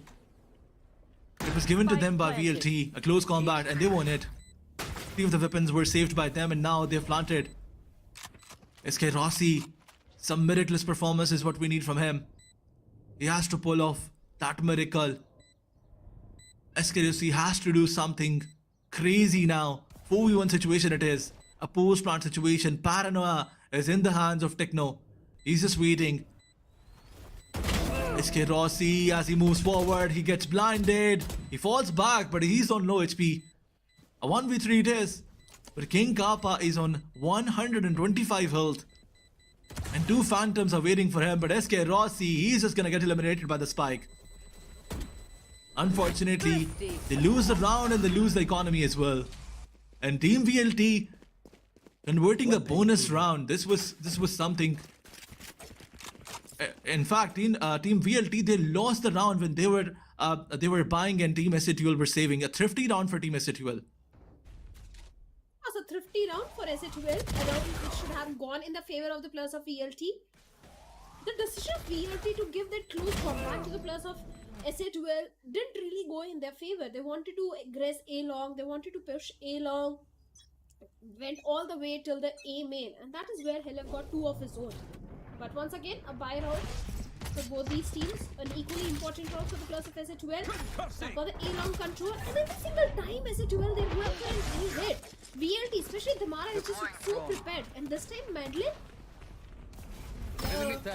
Utility gets 1 of his own. So much information has been passed on Aladdin. Just look at it. That Aldron gave all the information which VLT needed. Absolutely, and SK Rossi is wrapping around. No, not enough ground to play for Team SA2L. They did try to win those combats previously towards the A side. They wanted to repeat the same script, but Team SA2L, they got denied by VLT, and now SK Rossi.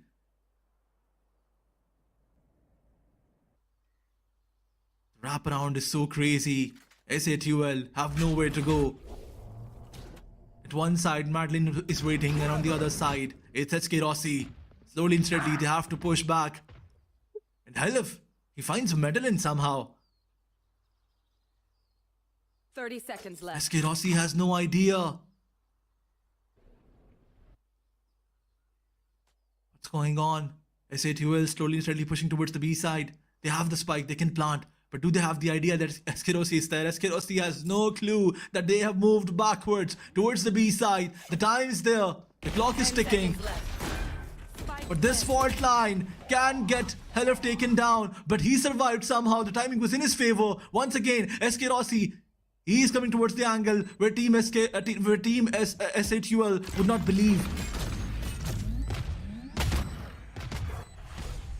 The spike is down in a 3v3 situation. A 3v2 retake where SK Rossi do find Disease. Shuts him down immediately. But time is also ticking. Solely Helif, the last man standing, and Lightning Fast is sticking for that defuse. The Neural Theft gets the position of Helif as well.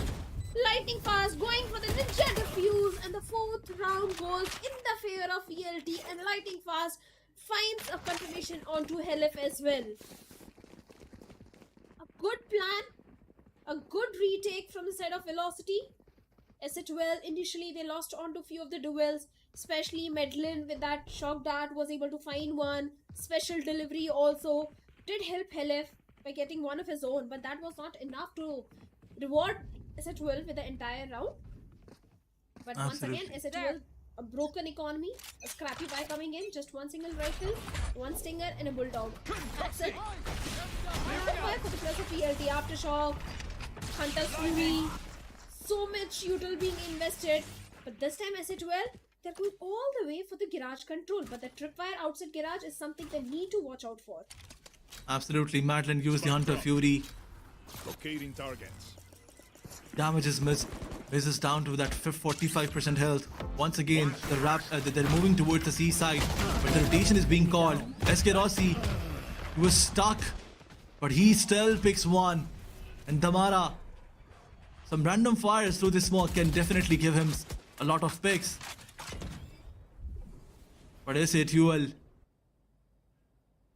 the rotation was on time, but we have to give credits to VLT for that counter rotation as well.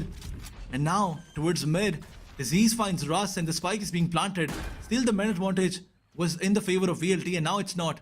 3v3 it is. A wraparound from Damara. Techno has to win this one, and Techno wins this one for his team. As Helif finds Lightning, a 1v3 situation it is. Madeline, the last man standing, gets blinded by Techno, and Techno eliminates him as well. Second round for the players of SA2L, a 2v4. Still, SA2L, they are 2 rounds deficit, but now they have got a full buy. They have got 2 ultimates as well. Miz has got his own overdrive, Techno has got From the Shadows, even Kappa's Neural Theft is also just 1 point away. What just happened? Kappa, 1 in 5. Not even too many assists. Kappa needs to step up. On the other side, Damara also has got his own overdrive. The Rolling Thunder of Ross is also just 2 points away. But seems like the aiming control has been established by the players of SA2L. SA2L, time and time again, they're going for an A hit. Absolutely, Madeline with the flying shot darts. It did damage Disease. But once again, a pivot towards the C side.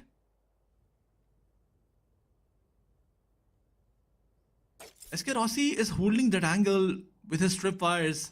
He wants to play for a post-plant situation, and look at this.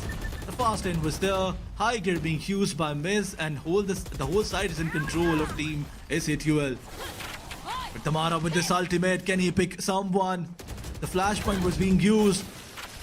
And Miz, a counter ultimate from his side. Look at this. Both the Neons are running each other down. But SA2L, they are just better. Finding players one by one. Down to the last one. And VLT gets eliminated finally. Another round goes towards SA2L.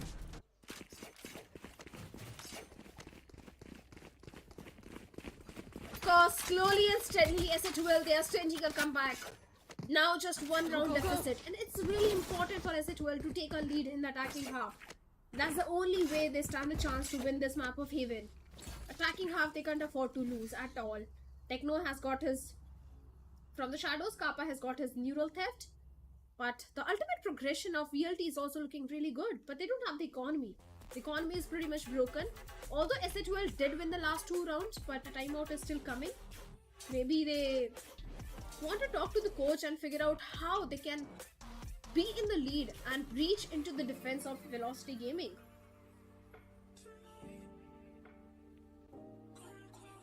Let's see what the coach is going to guide the players of SA12. But whatever it is, SA12 seems like in the last 2 rounds they were able to fix it. Especially LF. This guy is 9 and 5. He's really doing great. But Damara 4 and 6, Russ 3 and 5. Especially Russ. Few mistakes are being done from the side of Russ. That's the reason that VLT were losing the previous 2 rounds. But I'm sure he's going to be back in the form once again. Back in the game, and one more time I think SA12 they are going for the A hit, but this time look at these things. It is completely stacked up. Absolutely, this is going to be a chaotic round. As Damara, he's still there. He used the relay ball, finds one, but Disease from the backside finds 2 of the VLT's players. There. Once again, the aftershock was used, but it was not used correctly. Madeline survived. Slowly, instantly, SA12 moves forward, but miss as he finds a Madeline. LF also found one player. And that's it. VLT, their aggression, it backfired on them. SA12, they did have the better weaponry, and that's what gave them the advantage. 4th round on the board by SA12.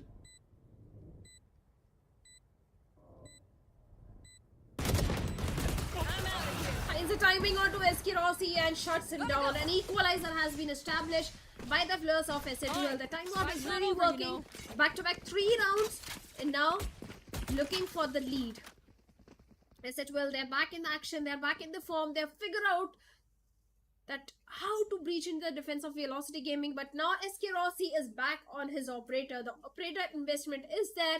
Russ is having his own Rolling Thunder for the retake. Everything is lined up for Velocity to go for the 5th round. The operator, the Rolling Thunder. These 2 things can really work in the favor of Velocity Gaming, but SA12 they need to find a way to dodge that Rolling Thunder and SK Rossi's operator, but a good reveal, and Biz on the back of it finds Zamara, shuts him down immediately. Proactiveness coming in from the side of SA12. Absolutely. Once again, early on aggression towards the A side, but King Kappa towards mid gets so much damage and he's down to 10 HP. The win advantage is there, but HP advantage is not. On the other side, if you look at this guy, SK Rossi, I know exactly. pushes so deep towards C as he has all the information. But as Russ goes down, Team SA12, they're gonna push towards the C side. King Kappa still low in HP, and SK Rossi, as he finds one with the operator, King Kappa gets dealt with in the mid. Once again, the ultimate is being used towards the A side, and Techno, he has this control towards A. A rotation being called towards A. SA12, they're definitely gonna plant here, but Techno, he has to win this 1v1. 30 seconds left. Timing is in his favor, and he finds a mid lane. Makes sure that his team plays in disadvantage. And Lightning gets picked as well. The timing is not in the favor of VLT. One by one, the players of VLT are getting timed. SK Rossi with the operator, he wants to save this weapon. 5-4 for Team SA12.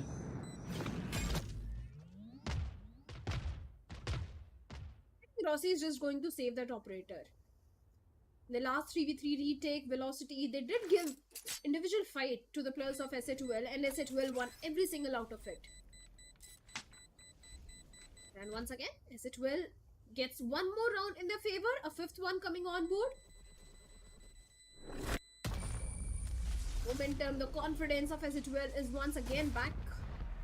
A few mistakes were definitely there from the side of Velocity Gaming, which could have been rectified, but I think Velocity has pretty much done their job. In the defensive half, all they need is just 4 to 5 rounds, and that's more than enough. But if they do get a lead, that's going to be a cherry on the top. 30 seconds left. So there's still hope for the Players of Velocity Gaming to come remaining. victorious on this map of Haven. But the pressure is still down on the shoulders of the Players of SA12. But for now, Velocity, they need to break the momentum of SA12. Back-to-back 4 rounds is what Velocity has lost. Once again, a scrappy buy, 2 stingers, and just an operator in the hands of SK Rossi. Whereas SA12, they have got a full buy. Gotta go. Absolutely. Round after round, the momentum is swinging towards SA12. Once again, they have the weapon advantage with SK Rossi, the operator. And rolling thunder being committed by Russ. This is gonna push backwards team SA12. They are in a bit of pickle now. But look at this. Asterisk now finds one. Slowly and steadily, what just happened? Team VLT. They went down. I have no clue what happened. Techno happened. Nothing else. Techno happened. A 4K for Techno. And a 6th round for the Players of SA12. Something is still cooking in the minds of Velocity Gaming. Last 2 rounds in the left in the first half. If these 2 rounds go in the favor of SA12, it's going to be an 8-4 swap.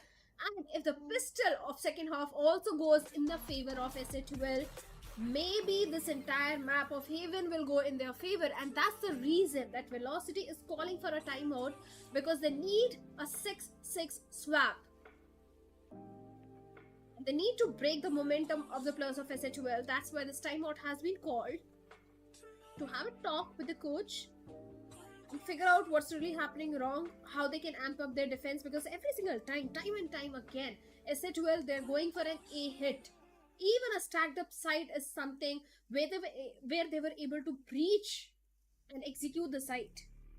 So yes, Velocity needs to figure out something now. Absolutely, everybody was waiting for a 2-0 from Velocity side, but SA12, man oh man, a 2-1 can be something crazy, but for now, it's too early to say that. A 6-4 scoreline is what we're looking for. But on the other side, if we look towards the buy, if we look towards the loadout, both the teams, they have some Phantoms and Vandals to play with. But Velocity, 3 of their players are on Light Shield. And on the other side, the Hunter's Fury is there from Matlin. So let's see if he can use it.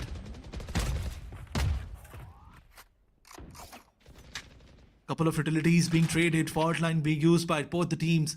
Mez slowly and steadily creeping in. SA12 Mez, he always gets the opening for his team, but this time around, is he be able? Can he do that once again? He did find the Mara, and a lot of damage was dealt on him.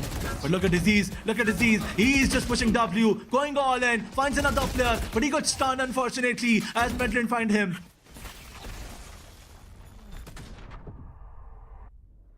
Certainly he does, but the timeout is working for the Players of VLT. Hunter's Fury is still there towards Medlin. And SA12, they have been denied the control of A site. Pivot is coming towards the C.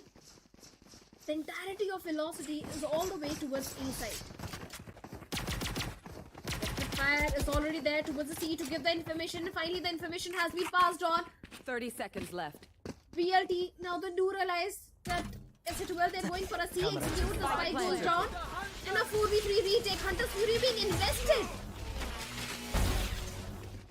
Oh my god. They find Miz as well in that Hunter's Fury. He left down to 36 HP. This should be an easy round for VLT. After this Hunter's Fury, this has to be an easy run for this team. But VLT, 4v2 situation it is. LF finds one, but he gets taken down. And on the other side, as Lightning found King Kappa, VLT secured their 5th round. Great use of Hunter's Fury was something that did give another advantage to Team VLT. But definitely, the utils of SK Rossi also played an important role, because he gave the information and he tagged a player.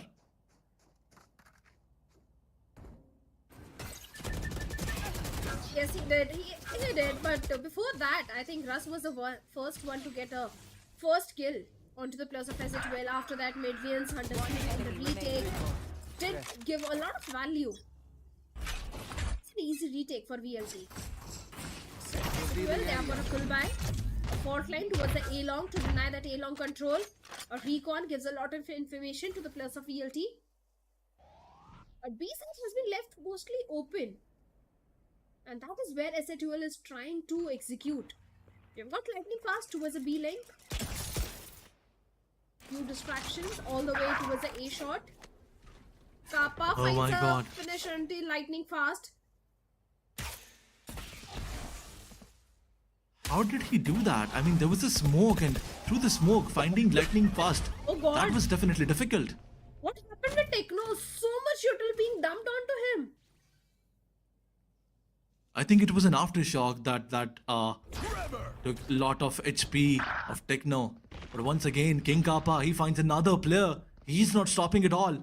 King Kappa, as the game started, as the match started, he was the bottom fragger, but once again, showing his worth, showing his value. But Tamara is going for a flank. The tripwire was on a bad angle. 30 seconds left. They dodged it, and slowly and steadily, the wraparound is there. SA2L, they have to realize, but they did not. Techno got eliminated, and as the Mara found Helev, the situation is in the favor of Team VLT. It certainly is in the favor of VLT as Russ finds one more and a good flash coming in on the back of it. Damara finds Disease, shuts him down. Miz with that operator finds Damara. Take this. There's the last man standing, needs to buy some time, but Russ is 4 points and the half defuse already being done, and he's sticking.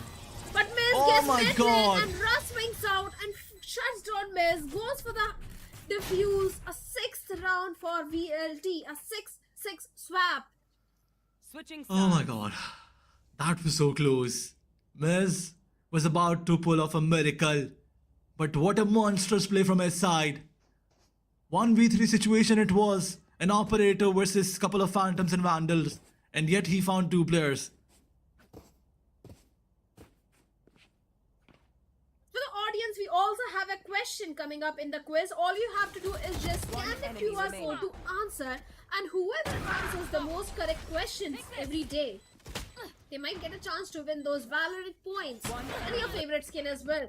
So quickly scan the QR and answer the question, and maybe you can grab your hands on those VP points. We have got something for everyone, for the players, for the teams, and for the audience, lovely audience as well. But moving on, the second half, Velocity on the attacking side, SA2L on the defensive side. Seems like Miz is the only solo anchor towards the A-long. Gotta go. Absolutely, Team VLT, they're committing towards the B side, but as the aftershock was used and so much breach utils was used, fault line was there.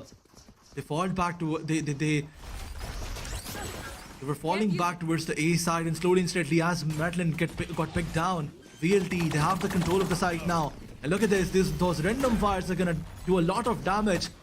And once again, the aftershock was being used, and Team SA2L was pushed back. VLT, they have the plan secured. But King Kappa, he found one. His teammate got traded, but the man advantage is not there for Team SA2L. And one by one, Team VLT picked the players of Team SA2L and picked one round for themselves as well. Yeah, the pistol goes in the favor of Velocity. The first pistol also went in their favor. It was an important round for the players of SA2L. But seems like that's not going to be the case. That pistol will go in their favor. Entire eco for Velocity and a save round for the players of SA2L. They've got rifles coming up. Should be an easy round, but we do have a certain investment from SA2L as Miz is going for Sheriff. Absolutely. As Hiroshi going towards the C side, wants to take some information for the players that towards the A side. Team SA2L, they wants to push forward, but Tamara, he found Miz. Miz was trying to create some input, and he got shut down instantly.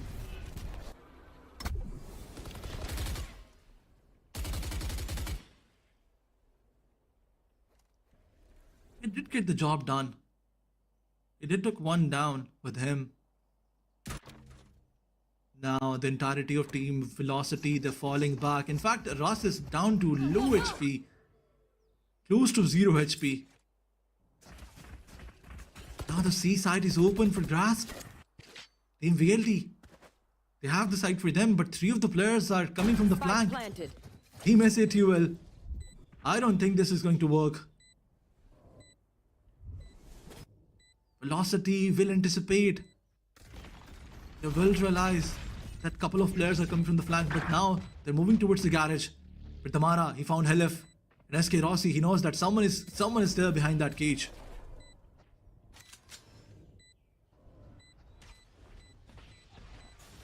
Time is ticking. SATUL, all they want to do is just deny those ultimate points to the plus of VLT and go down by the spike. That could be the approach, but VLT, they're not going to allow that as Maidlin goes towards the garage, finds Techno, Disease gets a trade onto Maidlin. The flawless has been denied to the plus of VLT and the spike detonates SATUL. The remaining 2 players go down by the spike. The 8th round goes in the favor of VLT. 2 ultimate points being denied. But a bonus round for Velocity and bye round for SATUL. Indeed, a really important round for SATUL, because if they lose this bye round, there is no chance of SATUL winning this one. And bonus conversion is what VLT is looking forward to, because just look at the bye. They've got all the rifles. Absolutely, that's what I was about to mention, that this does not look like a bonus round. Once again, this time around with a different start, 3 of the players towards the C side. Cypher Scam is there to take that information, put trap wires. 1 is on towards the mid. And SATUL, they do have the buy round, but their economy is still disturbed. I mean, Inkapa, he does not have his strip fires. He had 1, and that is placed towards the B side. SK Rossi is turning steadily. He's moving towards B. And once again, the wraparound is going towards B. Team SATUL, they have to be careful because VLT wants to push towards B. And they have the B control as well. Within a few seconds. SK Rossi pushing forward with lightning fast, and Damara, 1 by 1. They're taking the players of SATUL down, but Miz, he had an answer for them. He found 2 of the players. A 2v2 situation it is. Madeline, what are you doing? The spike is not there.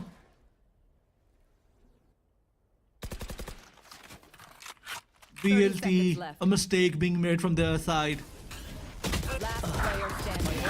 No, not yet. The dark cover was there, and VLT, both the players, Madeline and Rossi, they were just waiting for the dark cover to be dissipated, and that's when they would have gone for the spike. They would have gone for the duel. They were just waiting, and the wait, the patience did pay off really well. SATUL, they were just guarding the spike, but the bonus conversion is there from the side of Velocity, and once again SATUL, they have been pushed back to the save round. Not a good news. That's the reason that a timeout is being called, because they really need to figure out how they can amp up their defense, because whatever SATUL is doing seems like Velocity, they do have an answer to that. This round should not have gone in the favor of Velocity, but yet it did. You can see the disappointment, the pressure on the faces of the players of SATUL. Sure, the coach is going to guide them. The patience is something that was needed from SATUL side. They were supposed to guide the spike, but somehow they were just standing on it. And Team Velocity, as the dark cover faded, they got the better of them. I mean, it was not even needed. The only thing that was needed was patience. You had perfect plays to set up a crossfire, and yet you did not do that. I think not having the information about Madeline is something that made them do this. But it was a mistake. And Team SATUL, they suffered. And this time out, the only thing that they want to discuss is definitely how to show patience in such situation. But VLT, they do deserve appreciation, as SK Rossi, he did not miss. His aim game was strong right when the dark cover faded. But unfortunately, ladies and gentlemen, a tech pause is there. Something that we all hate. Of course, we do hate the technical pause, but all the technical issues needs to be fixed as soon as possible. And sure, they'll be fixed very soon. Nothing to worry about. But Medlin has got his own Hunter's Fury. Already a win condition for the 17th round, because in this particular one, they've got the weaponries, they've got a full buy, whereas SA12, all they have is just classics and pistols. Nothing else. So yes, the win condition is looking really good for the players of ELT for the upcoming 17th round as well. As Rossi's Neural Theft is also just few points away. Just look how relaxed the players of VLT are, especially Russ, Rossi. No stress, because seems like an easy victory for them. Well, I do disagree with this. It's not going to look like an easy victory because SA12, it's not over for them yet. It's a 6-9 scoreline situation. Team SA12, if they stop making those small mistakes, as I mentioned, this is not how you guard the spike. A fumble, you can say from their side. They need to be a bit more relaxed and patient. And on the other side, if we talk about the ultimates, unfortunately, SA12, they don't have any of those ultimates ready.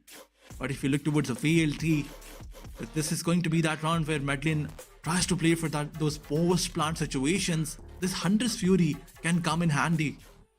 Sometimes it guarantees you one round at least if you try to play in that post-plant situation. And on this map of Haven, this Hunter's Fury can be very crucial. It can be, but I don't see any reason for Medlin to use that Hunter's Fury in this particular round. Maybe in the upcoming 17th round, yes, they can use the Hunter's Fury. That can come really handy in the post plant, and I'm sure Medlin is going to use that Hunter's Fury in the post plant. That's how he'll be positioned. But for now, like I said, SA12, they don't have enough economy. Even the ultimate progression is not looking that good. Yes, Miz is closest to his ultimate, that is going to be Overdrive, but still I don't see that coming online for the next 2 rounds.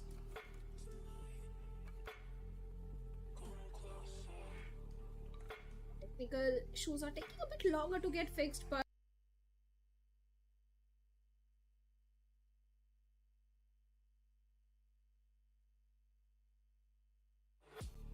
everything to be fixed just now so that in the upcoming rounds, no momentum is affected for either of these teams and they can play the best Valorant and try to go for the victory which they are trying to aim for.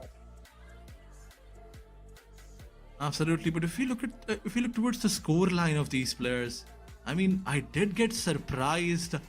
Previously, King Kappa on the first map, he was the top scorer, as I previously mentioned. On Abyss, he was 21-7. And now, he's on 4-12. Some unbelievable start from his side. I mean, I was expecting that King Kappa will probably... Okay, it's alright. You're not playing you're not playing a duelist. You're not playing Teho. You're on Cypher. We do not expect you to do all the heavy lifting. But 4-12 is something that is not expected at all.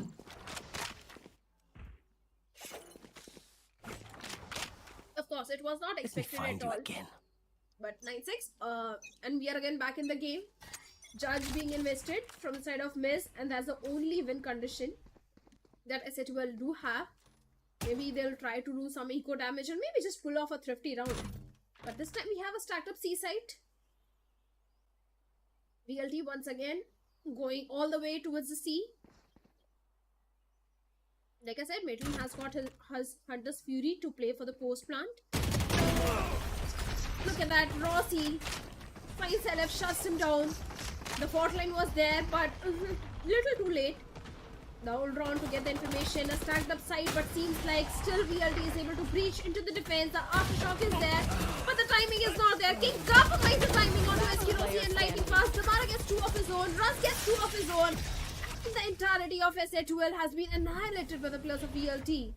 A 10-6, just 2 rounds away from the series point. Absolutely, but on the other side, if we talk about SA performance, this was so good, considering that they were on the eco. They still managed to get 3 of the players down. And VLT,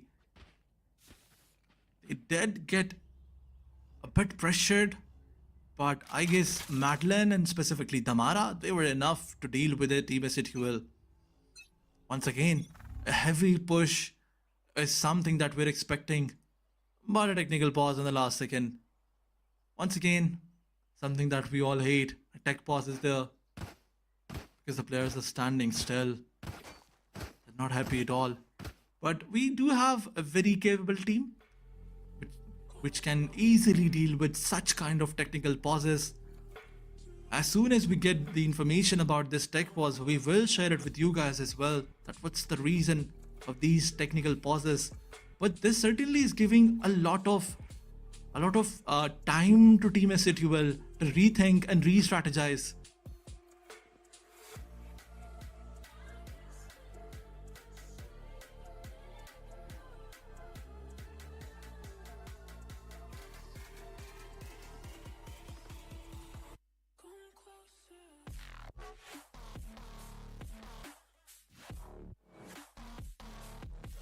We can say that tech pause is actually a favor from Valorant gods. A favor for all those teams who are struggling, not for those teams who are in momentum, because these can actually break your momentum as well if given for a longer period of time. But VLT, this team is considered as the best team of South Asia. But after the previous match, after the first match in fact on the map of Ibis, the statement is quite controversial now. But as we move forward, the tech pause is over. 10 more seconds to move towards the 17th round. Once again, SATUL, they have the full buy. They have an operator to play with. 4 of the players are moving towards the C side. In fact, now all the players are moving towards C side. A heavy push is going to be there. Of course. But Miz also finds the Mara with that operator.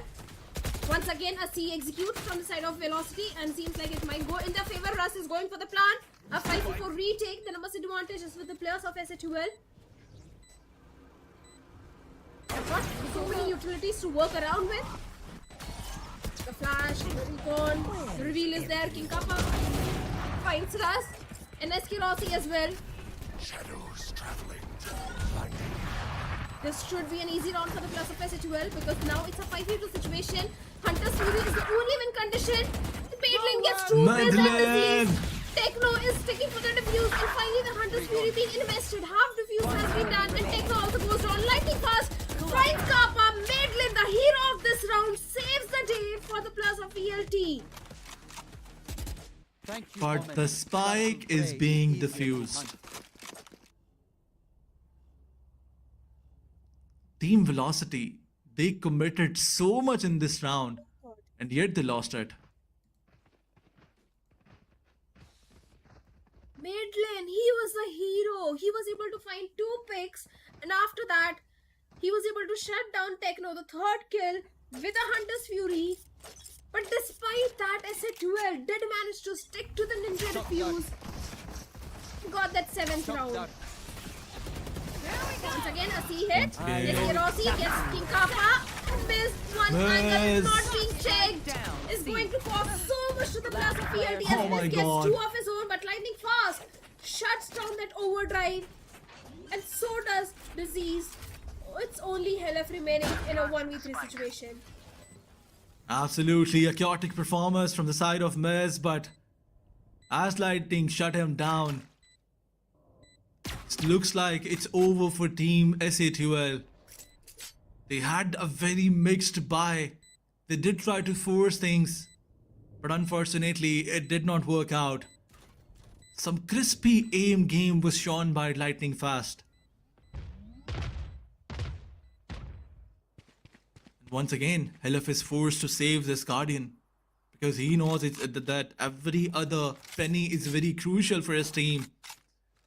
But slowly and steadily, VLT's players, they're trying to hunt him down. 11th round on the board for VLT and S8UL. They are definitely struggling. VLT, things are looking easy for them now because they have the loadout advantage, creds advantage whatsoever. S8UL, they have to force this one once again. Well, they have to. Spike down. C. But VLT, they've got a One enemy great remaining. lead. Already on the 11th one. And S8UL, they are 3 rounds deficit. They don't have enough creds to go for a full buy. Gotta go. Overdrive is there towards the side of Damara. Rolling Thunder is there. 3 ultimates are there. Plus a PLT.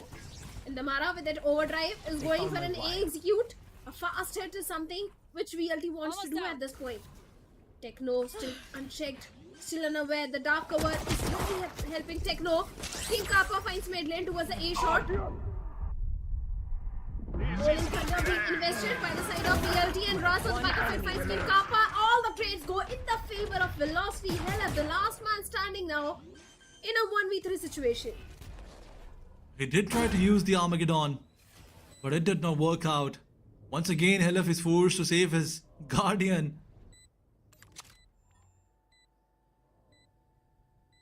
Missile deployed. He cannot do anything at all. They found my It's a 1v3.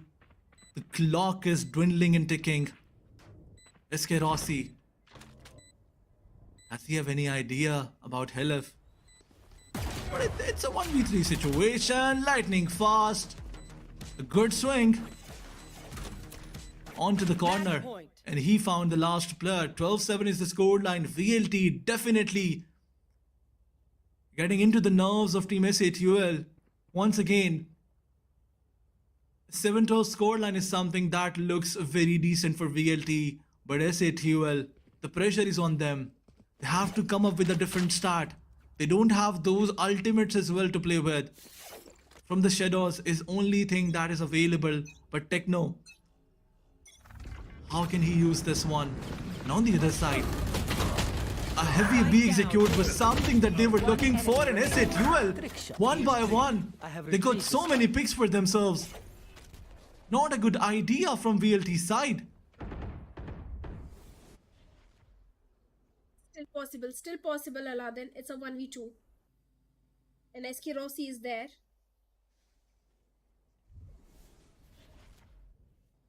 Slow walk towards the garage. Trying to go for the plant towards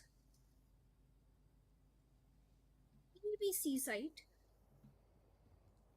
Still checking all the corners, all the angles. Just making sure he can get the spike down, and finally the spike has been planted. The spike. A tripwire towards the ceiling. We'll give the information just in case if Techno decides to aggress. Still a 1v2. S8UL, they need to find the timing. Rossi, he needs to isolate the fight. That's the only way he can win this one. The Cyber Cage for a little bit of the cover. But Techno, under the dark cover, is going to defuse. The Shadow Step being used to the perfection. SK Rossi finds disease and Techno shuts it down with a 3K. And the 8th round goes in the favor of S8UL. A good round conversion. SK Rossi, he did try to clutch this one.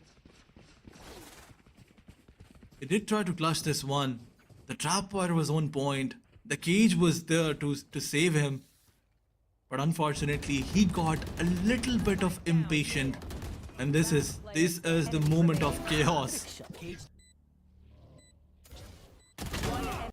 Look at this. Impatient is something that costed the whole round. And as we move forward towards the 21st round, once again, Biz try to push towards the seaside. Takes all the information. No one is here. VLT wants to create something. They want to create some entry towards mid. And once again, wrapping towards the seaside. This drone is going to give a lot of information. But is Team S8UL going to buy this? I don't think so.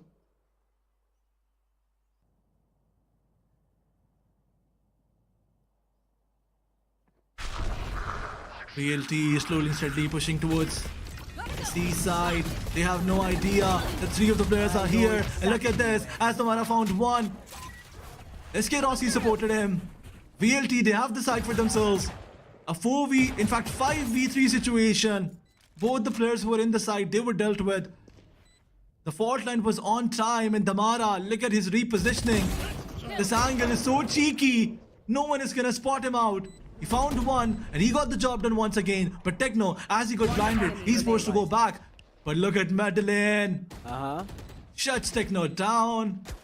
A 1v4 situation. VLT, this is looking easy peasy for them. Yep. No more time right now for Helef as he just gets spammed down through the smoke. It's VLT after being down, owned on the map of Abyss. Move back up and steal the series. 2-1. And in a pretty convincing fashion for the next 2 maps, Aladdin. 13-4 and then 13-7. Just did not allow any possible comeback to the side of S8UL. VLT is looking untouchable, at least in the series.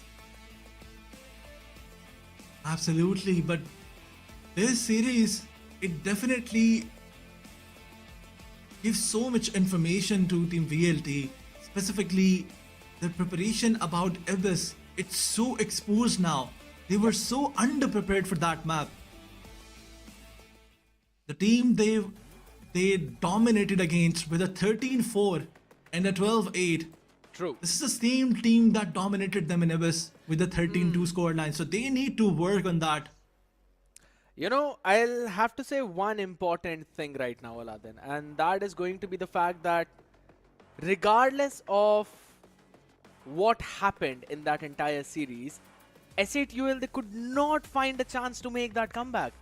Because, yes, even in the map prior to this one, that's going to be Lotus, we saw S8UL being there. Yeah, there were a couple of rounds where we thought maybe they've got some ideas, but after that, it was just constant steamrolling of VLT. But it's this current map of Haven where we've constantly seen the entire team of S8UL falter after a certain round. I mean, Team S8UL, they were not winning those aim duels. The most important factor about this whole map was VLT constantly pushing them to take those aim duels and constantly winning those aim duels. S8UL, they need to work on that.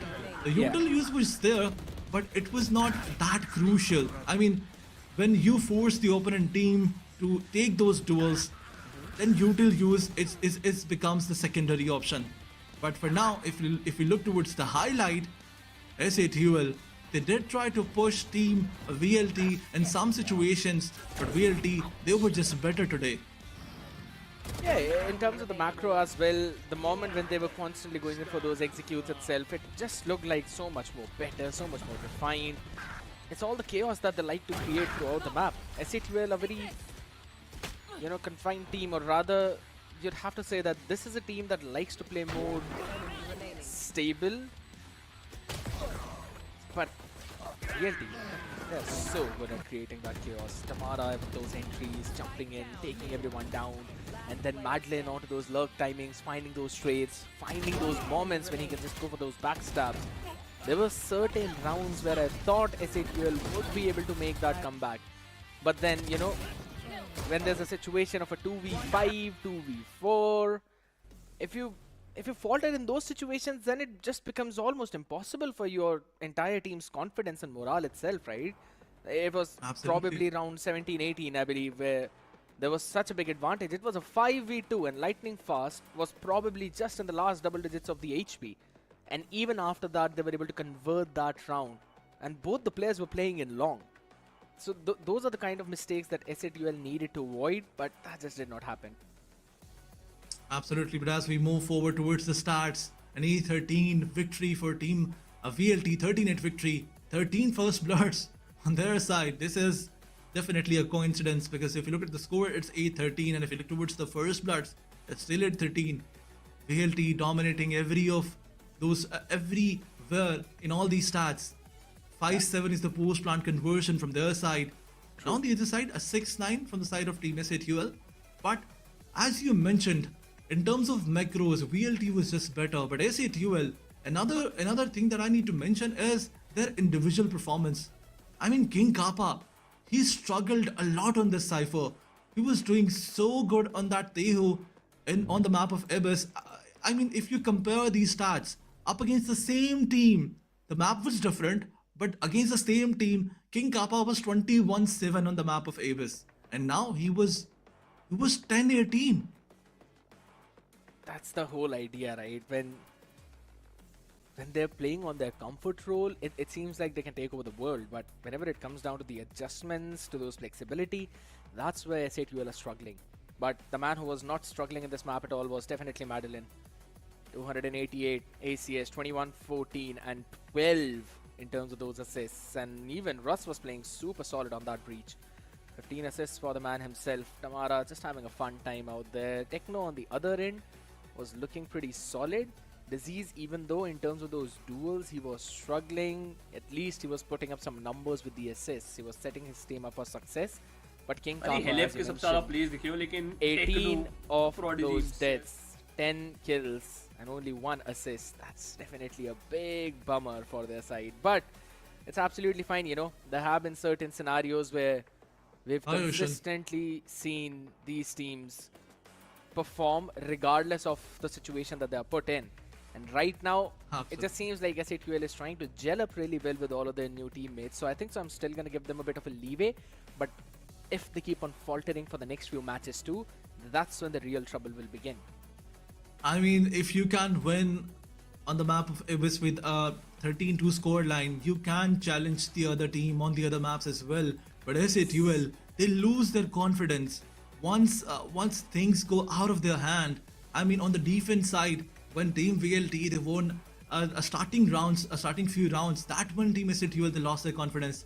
After 4 rounds, the score was 2-2. But once Team Velocity, they started winning rounds, they started diffusing as well, they started winning the post-plant rounds as well.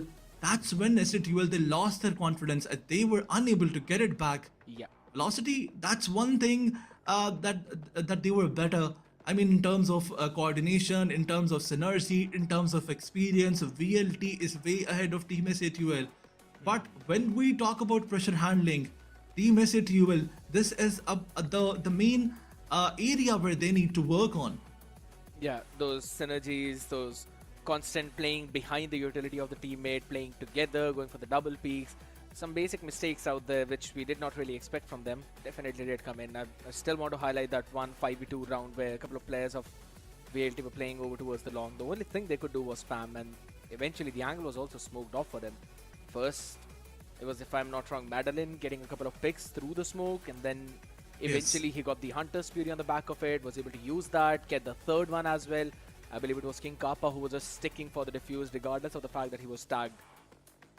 And then eventually the last 2 players were taken down by lightning fast. So those are the kind of things where even if they would have decided to just run it down through the long and maybe take those fights to the members, the maximum would have lost 4. One still would have been alive. They would have had enough time to go for the defuse. But yeah, it comes down to the fact where there were certain mistakes being made, but it's fine. SATUL will have time to rectify all of them. But now my main attention, my main focus is moving towards the next match. That's going to be between Revenant Esports up against Aura.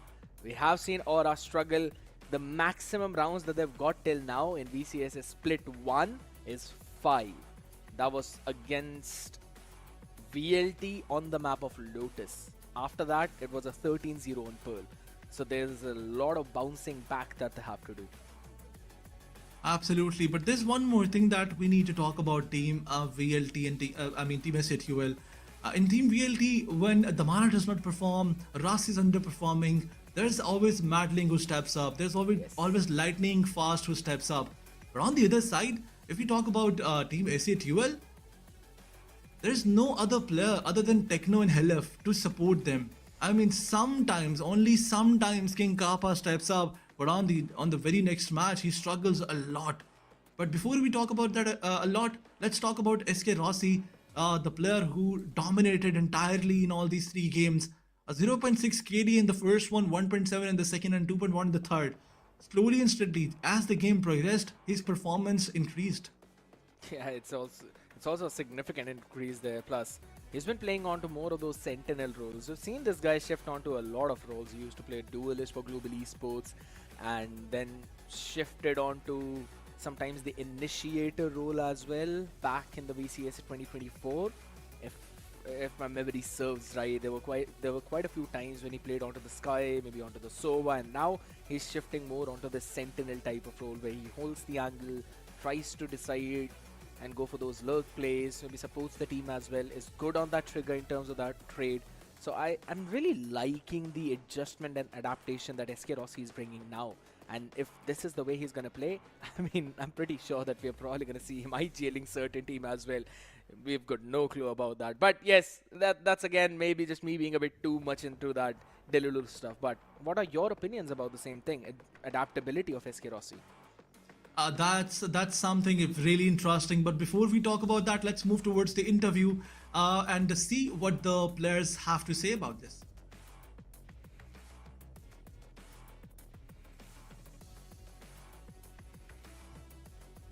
Wow. Well. Yes, man.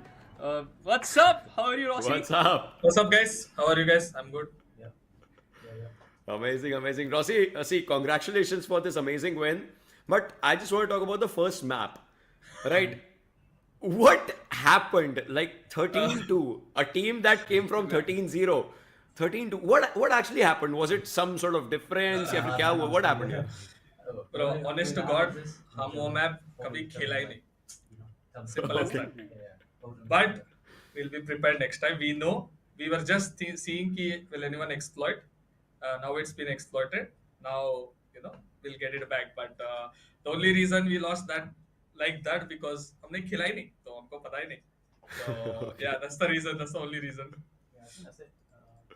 थोड़ा सा struggle कर रहे थे but जैसा कि question ने पूछा ना what happened on the first map मैं सिमिलरली क्वेश्चन पूछ रहा हूं what happened on second map कुछ ज्यादा ही फिर मारने लगे थे आप और आपकी पूरी की पूरी टीम ब्रो मैं मतलब बोला ना फर्स्ट मैप हारने के बाद पूरा गुस्सा हो गया था मैं तो बैठने के बाद ही मैं बोला गोलू को भी बोला कि guys I am very agree I am gonna cook this guys ठीक है तो इट्स मोर लाइक बिकॉज इतना दिन हमारा स्क्रीन्स या जो भी जा रहा था हम इजीली जीत रहे सब टूर्नामेंट जो भी हम क्वालिफायर से आए हमारा पहला गेम भी हुआ ना इतना इजी चल रहा था ना तो वो you got a lock in वो प्रेशर हमको फील नहीं हुआ था वो कॉम्पिटिटिवनेस उतना कंपटीशन हमको दिखा नहीं था तो फर्स्ट मैप में वो दिखने के बाद second map full lock in bro I was kind of angry कि 13 कैसे हरा दिया हमको करके तो या after that teammates was all they were all lock in No, for sure. And I just want to know from SK Rossi, not just a velocity का player, but I want to know SK Rossi. देखिए आपने obviously international भी represent करवाया इसके पहले you had a history with Global Esports as well. अब Hell Ranger is coach of another team. I just want to know in the entire curve of you playing Valorant, what are the things that you have learned and what are the things just say मतलब you have had the motivation to be here right now and to startup क्योंकि velocity जो team है वो obviously क्वालिफायर्स होकर के सब चीज से है what has been the motivating spark कि यहाँ पर वापस आना है ऐसे मतलब यहाँ पे वापस आना there are multiple times I wanted to quit right because I am the one who went to high and I have fallen from that height right तो वो बहुत मुश्किल है कि to motivate yourself every time take the hit मतलब 2-3 बार hit लेने के बाद भी बहुत मुश्किल है बट मैं जब भी अकेला बैठता हूँ सोचता हूँ कि अगर मैं खेलना छोड़ दूंगा एंड 10 इयर्स के बाद मैं वही रिग्रेट करूंगा कि मेरे को इतना जल्दी गिव अप नहीं करना था राइट तो मेरे को सिर्फ देखना है कि how far I can go as long as I am motivated वो तो रहेगा but there are so many times कि नहीं यार छोड़ दो इतना why is this all struggle what is it for but in the end the answer is always there कि I want to get back to where I was or even better and not giving up and जो भी learnings है उससे ही कि never give up वो तो main factor है and velocity team भी हम इतना मुश्किल से बनाया है इतना मुश्किल से players को लाया है जो मेहनत किया है मैं गॉड स्पीड हमको ही पता है in the 1 week 2 weeks तो yeah I mean I'm hoping and having high expectation from this roster let's go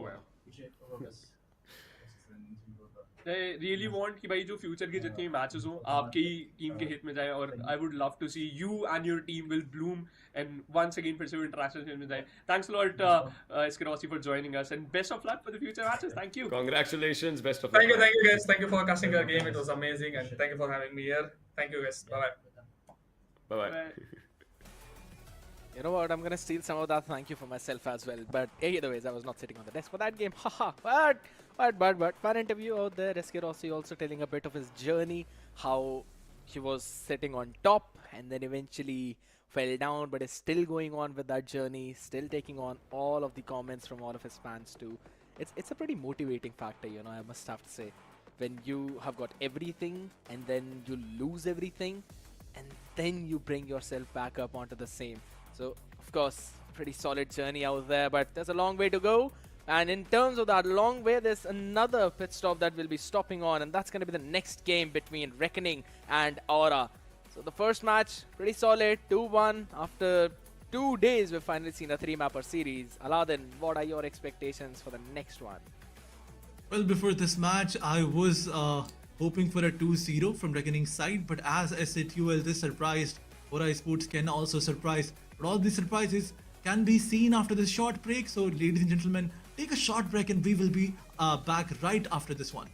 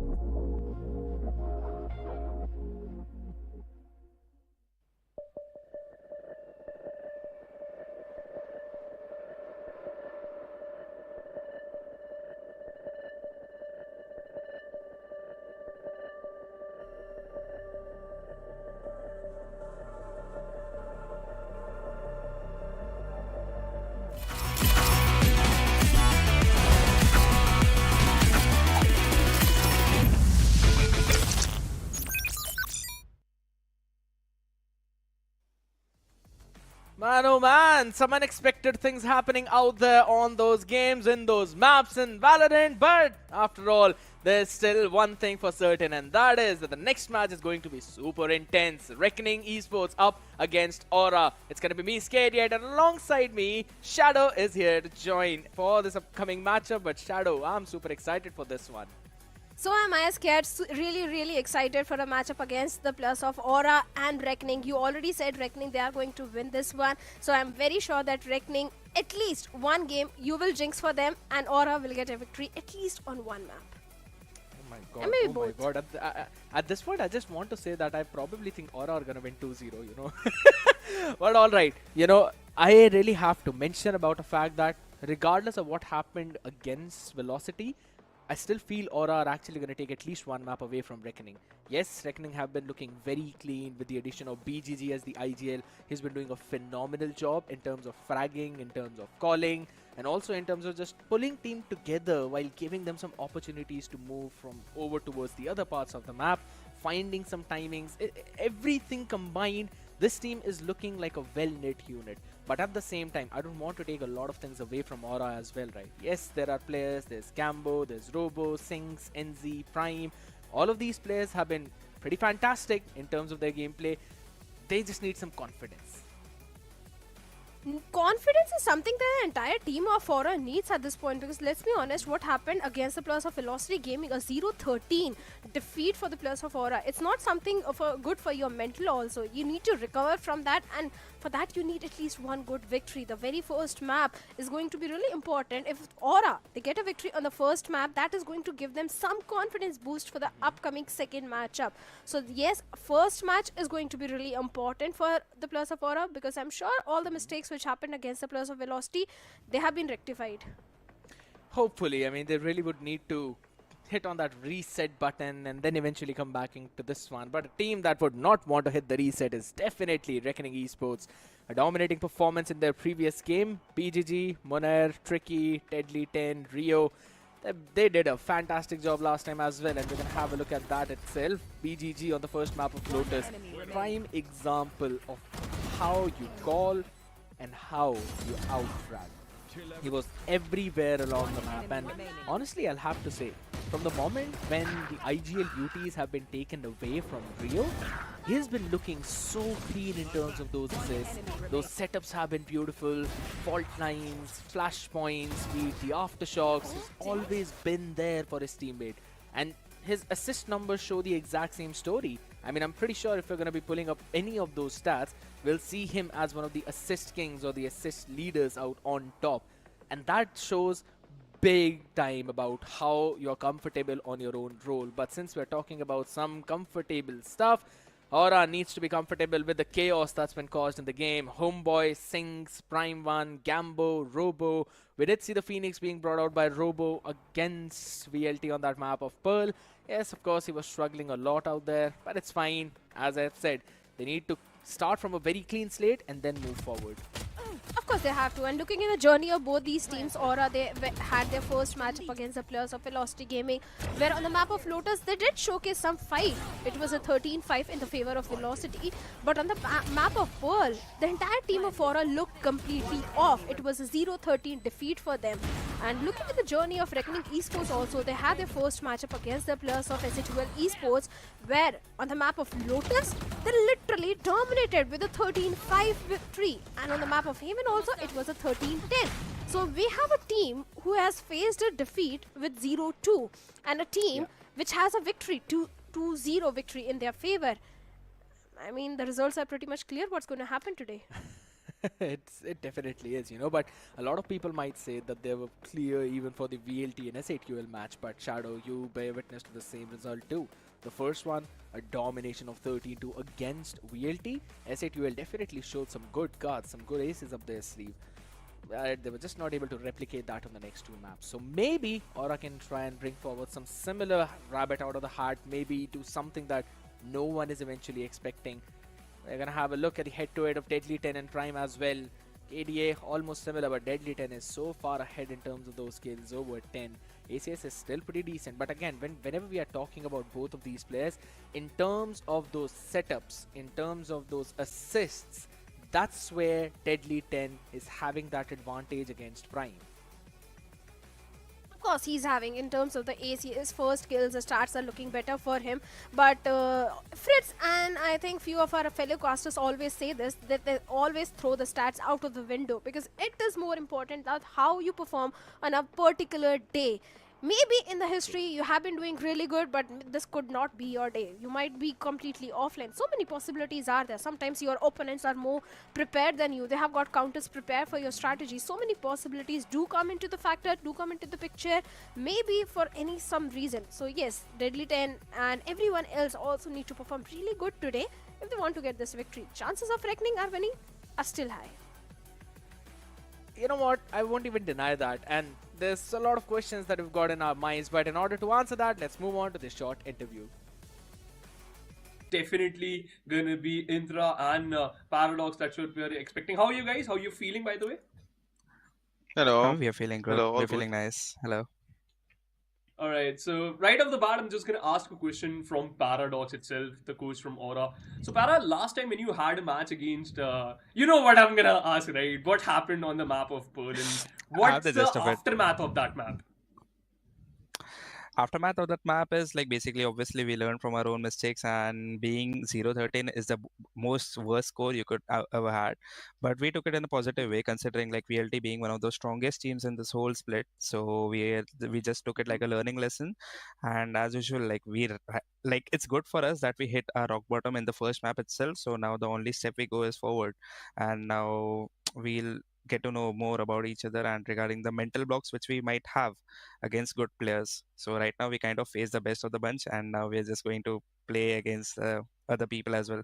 Like obviously we are the underdogs in this split, so we have much to prove. True. Okay, Indra, my question is for you. How is Hello. the region treating you Yeah. differently? Like you have coached EMEA, you have worked with those teams. How different is the South Asian circuit? I mean, it's quite different. I can tell, especially on the side of the organizer, it's different. I think NODWIN, it's probably one of the best organizers I work with. It's really everything clear. It's almost everything on time. You know, most of the organizers have that problem. You know, they don't give you information. They don't give you the rule book. I didn't have that problem in South Asia. So until now, I can say it's pretty fun. It's quite different. I can say it's quite different than any other league I play with, but it's still fun. It's gonna be a good year, I think. How do you manage coaching players from different countries? Like you have two players Russian and then three Indian players, like complete different mindset altogether, or how is it like to coach them? To be honest, it's kind of similar to what I experienced last year on Ascension. When I was in China, I had three Chinese players and two European players. So this was a problem at the beginning, and once we get used to the workflow, it was easier now. And with that experience working now, especially because the Indian do speak English, it's more easier. Also, I have the luck that every Indian player I have in my team, it's really open-minded, and they are really open to criticize and open to practice everything and listen to their teammates, listen to me, listen to management. So it's easier to work when you have open-minded people. That sums up, and Spartus, you already asked my question from Indra too. So I have left one question for you, Paradox. So now after that defeat, and this is going to be your second game for your team. What's going to be the mindset for today, and what you actually told your players what they have to do today to perform well against a Goliath-like reckoning? So like basically I've always told them like reckoning being an org, like since I mean, they're over here since a long time, but obviously they haven't won a trophy as well. They've always been the dark horse of the events. So considering that, I've told them that there's not much difference between Reckoning and Aura. If you see, there's just an Aura backup support, I would say. And obviously, so you should not underestimate anyone, and at the same time you should not overestimate anyone, because no one is greater than someone and there's no one worse than anyone. So it might depend on your day and how you communicate as a team, as a player group of 5, because it's a team game. No matter if you drop 60 bombs in one map, but there might be a possibility you might lose the game. So that's how you need to like properly coordinate with your team, and how you should stick to your own like fundamentals and everything. So basically like my lads are just bunch of talented people. I just told them like all those pep talk and also added a few things which were kind of in the VLT's game, and also like how hard the mental block also blocks the potential, like on what level on scale they can perform. So right now I'm expecting a very good game out of them though. Let's see, man, if that's going to happen or not. And we are also expecting a very good Valorant today. Thanks a lot, Intra, and thanks a lot, Paradox, for joining us for this amazing segment. Thank you. And best of luck. And I really hope we thank can you. see some crazy Valorant plays. Thank you, guys. Yeah, Thank good you. luck. Good luck. Have fun.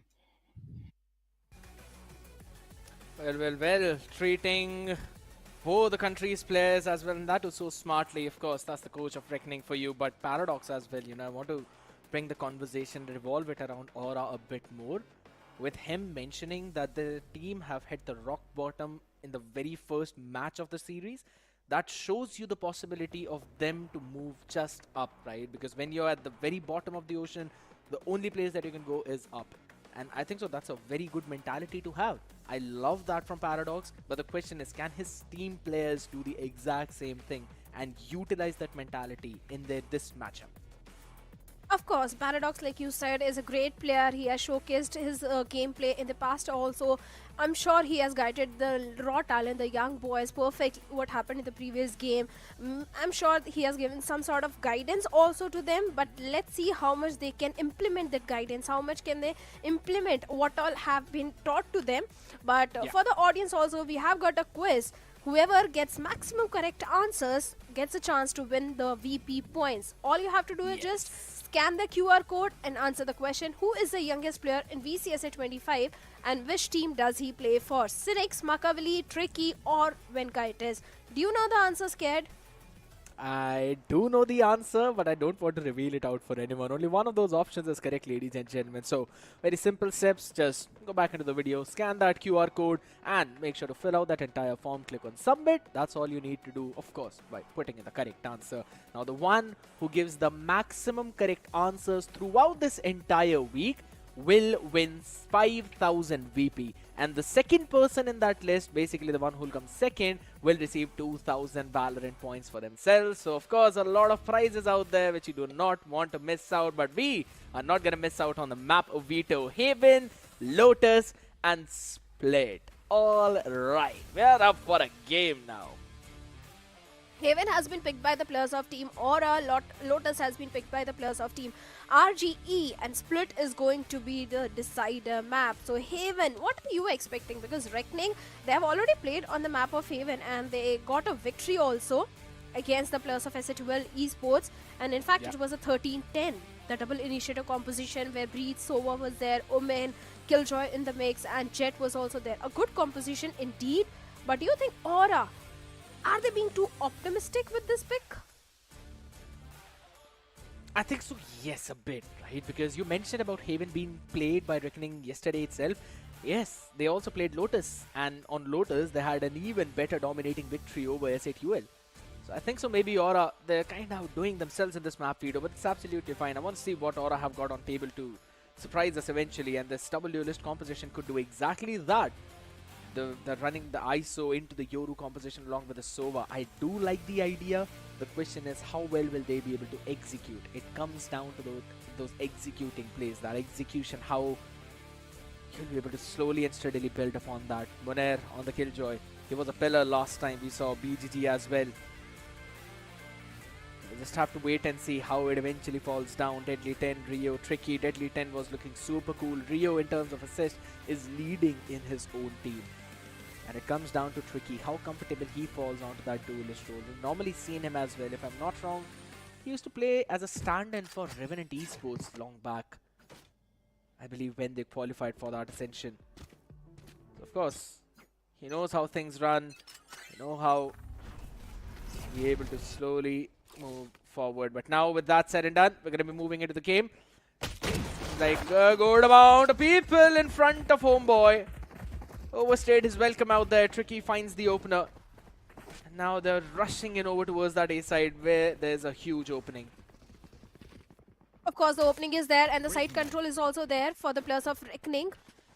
But Seems like Aura, they'll be playing this one on the retake. Rio is going for the plant. The numbers advantage is there with the plus of reckoning. 4v4 retake. The recon goes in but gets no information at all. It's all about the timing. It's all about the flood retake. Prime from the Heaven.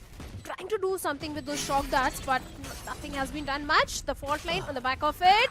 Tricky gets one. Tricky with a third one as well. And Prime gets two of his own.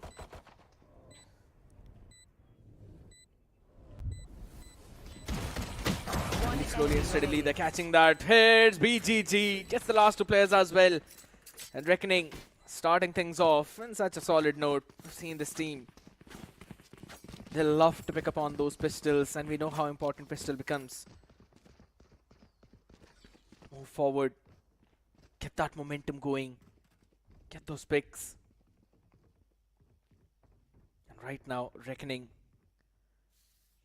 They're also investing into a Vandal and an Outlaw. A couple of Sheriffs in the mix and a Spectre. It's a very solid buy. They're also pretty spread out, right? They understand the fact that there might be a push out by Aura from any of those avenues. So they're just holding it down, moving it slow. And Tricky, the man who's got the rifle, is also being sent out by both the initiators together. Deadly along with Rio. So if they lose the weaponry, there's someone else to pick it up for the other one. And eventually, now they also dodge this push out of Aura. Reclaiming that C-long space, a couple of shots being fired, so presence has been shown, and in response, Reckoning moving over towards the A site itself. Of course, yeah. No idea. It seems like now they have an idea as Rio finds a connection onto Gambo. Like you said, it's an entire eco round for the players of Team Reckoning now. Just look at the position where Prime is, but timing won't be there as BGG shuts him down. Moner shuts down Homeboy.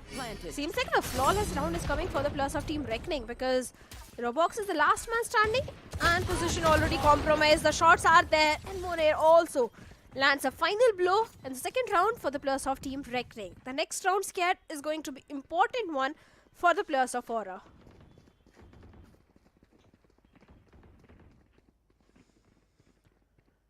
But the thing is, right now, looking at the funds and an investment into an Odin by Moner, this round looks very much doable for Reckoning. Given that this Outlaw finds one of the picks on either Homeboy, Robo or Sinks, as all of them are running on the half shield. Let us hunt. That could very well be a defining factor in this map as to what might happen. I'm trying to go in for that wall bang. Catching anyone, no space whatsoever. Shotgun goes in, try and catch someone. Robo's position revealed perfectly, but Aura supports him. Prime lands in some nasty shots with that Odin onto Tricky. BGG, the only man who found some success, but not for long. As it's all down to Moner and Rio, and I think so. The call is going to be to save probably, unless Rio or Moner maybe find something, maybe find a stray bullet onto the skull of someone. Any play that's going to be made, it's going to be made by Rio. No one else. They're just slowing the pace down entirely. Everyone from the side of Aura stacking over towards the B side. While Reckoning, Scanning ahead. slowly and steadily moving towards the A. They're taking their fun time, but here's the thing, even though Rio used the recon to try and maybe create a question mark, 30 seconds left. it still has not done a lot. If anything, right now Robo is just watching out for any possible flank or any possible late look. And as soon as he hears the plant going down, the call's gonna go to the team. Heaven scanned out. Spike planted. There's no one out there, so of course there's still a possibility. Alarm bot, Nano Swarm going in over towards on Outlaw in the hand. Maybe a shot lands right in. That's the first one, and that's not just one. Rio catches two. This round is turned around entirely on its head. 14 HP for this man. But he's still holding it on. The spray down from Gambo, good enough. And now it's about how well can you play. Ring around the rosy as Monair brings it down to 1v1. The Odin v Odin. Spam is there. Prime's reposition. He changes the weaponry as well. But Monair wins it for the team. He's gonna knife him out as well. That's the disrespect you bring on the table if you do not watch the map. The awareness, impeccable. And Monair is immortal. A bonus conversion for Reckoning.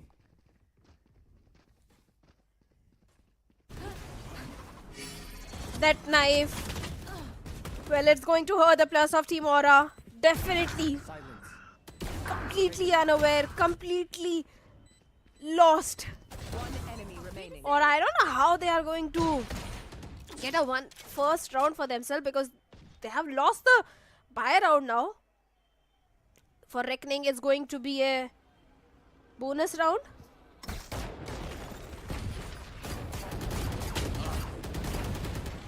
The bonus conversion should be an easy one. It should be. And eventually, Homeboy had some other plans, but Monair put him back on his grave. Sent him back on the ship where he came from. Right now, Sinks as well, unaware of BGG's timing. The lurk, perfect. And with that, now they're going to just jump in onto the seaside.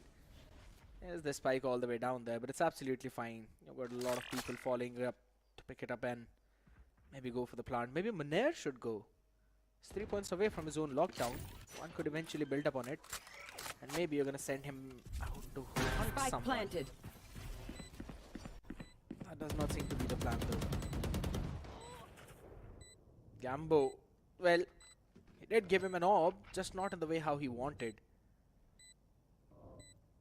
Right before that smoke went down, was able to quickly catch one. He's got the outlaw in his own hand. Ho ho ho! Gambo with the ball bang though. Finds the answer on the best angle to hold it down to. 1-for-1 trade though, but Rio's positioning unnoticed and unchallenged. 19 HP, and with that, they get the round. Phenomenal.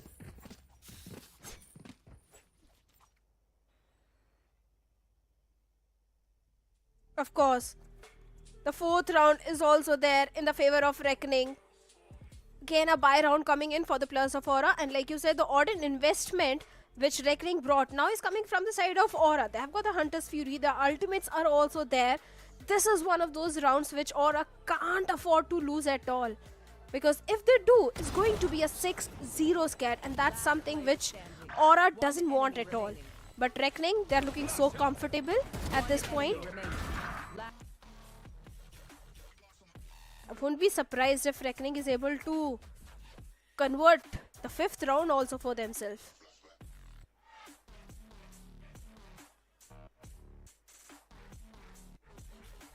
Seems difficult. Seems very difficult, as you mentioned. And that's why Aura have eventually hit that timeout.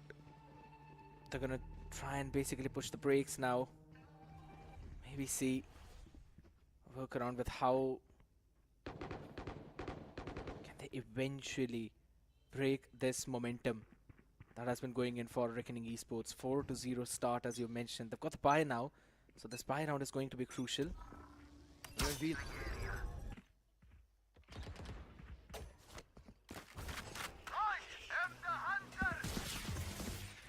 Another round now coming in. Hunter's Fury used up very early on. But it's just to maybe take a bit of space. Only Rio was the one who eventually got a hit of that Shrey Hunter's Fury. One though, but not more. That's why he's still standing on his feet. 70. And as long as he stands, there's a Hunter's Fury on the other. And as well, that could definitely threaten more that hit. Just holding it down slowly and steadily. As I've said, they're taking their time, but also clearing out the entire map. Taking on all of that space.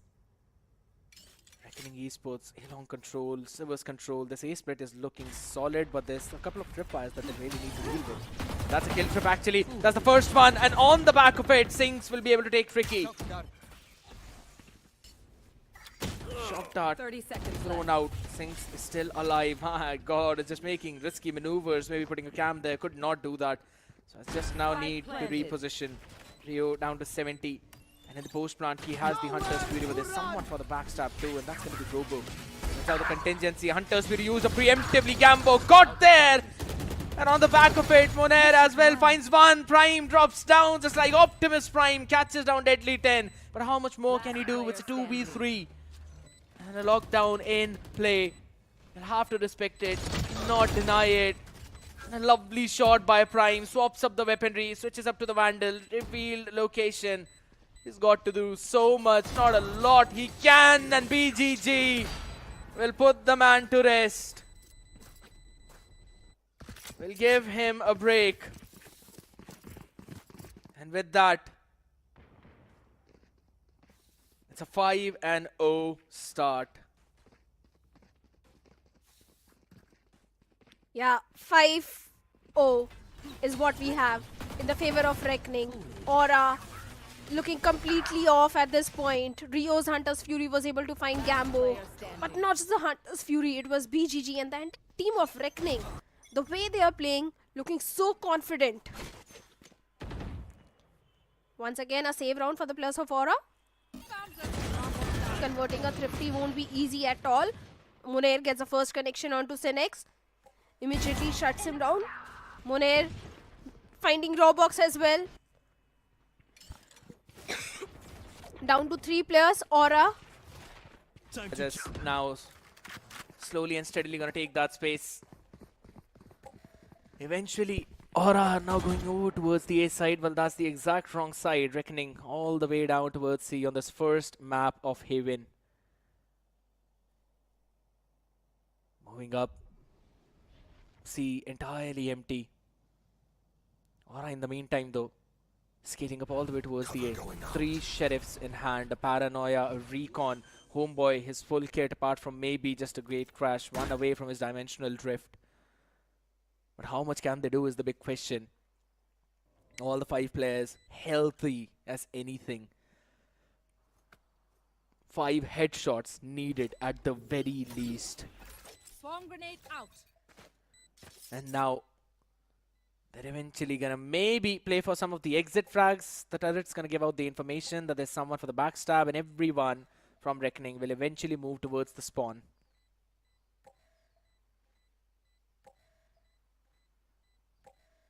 Time ticking. Yeah. Oh my goodness. Hold on a second. They're actually coming directly towards them. So either ways, the AWP points are gonna go to someone. They've got to go and take those fights. Monet slowly moves out. There's a couple of players in front of him, and yeah, it's just gonna be an obliteration, a massacre. Tricky takes 2. And Monet was able to find 1. No problems whatsoever. Economy snowballing really well.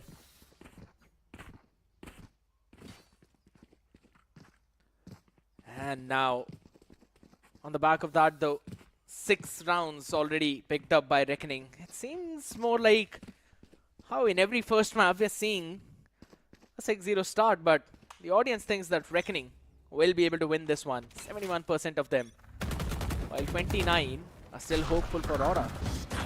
I like the optimism that's always there. TP was already used up though, so eventually dealt with. Understanding where normally the players might show up on that Omen whenever there's from the shadows available. Tricky tagged up by the camera. It's still going to be a C-split execute. No one playing on towards that side, and a good amount of util now being used up. There's still a trip down there on the feed though, but no one to catch a flying jet. Sinks holding down in that smoke. Oh my god, that's a big paranoia. A play comes in along with the kill contract too. Position noted by Robo. He needs to win the fight, and he will win it against Deadly 10. Nothing he could do out there. Rio, BGG standing strong, holding strong. And it's still a flash available. They're going to scale up on the back of it as they catch 1, but the trade is even better. A 2v1 contingency out in the play. Swaps up the weaponry for the healthy 1. And Moner's position unnoticed, unchecked. And he pulls that one out from his pocket. The way how this guy has been playing, 12-2. Just seems untouchable.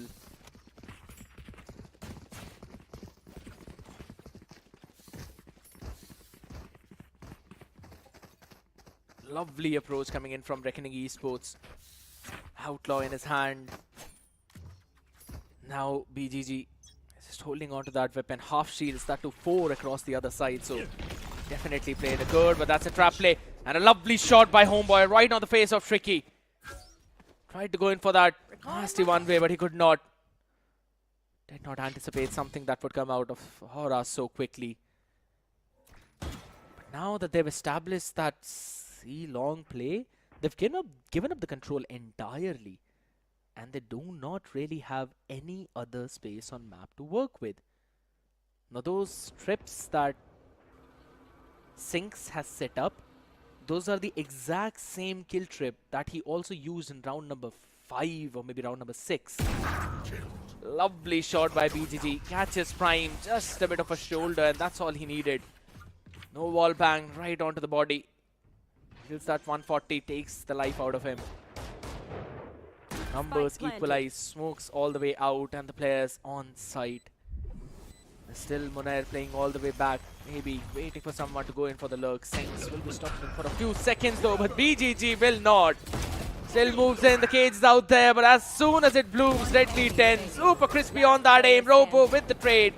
But he's the only one with any kind of trade. Oh my god, he missed onto the double tap. Now that could be a big problem. Picks up onto that Outlaw. Monair though is constantly using those nano swarms. It's about time. He sends out the contingency. It's not in line. And Monair peaks in at the perfect time. Getting another round in pocket. Revenant Esports are looking impeccable. And what happened to Aura against Velocity a couple of days back is happening right now.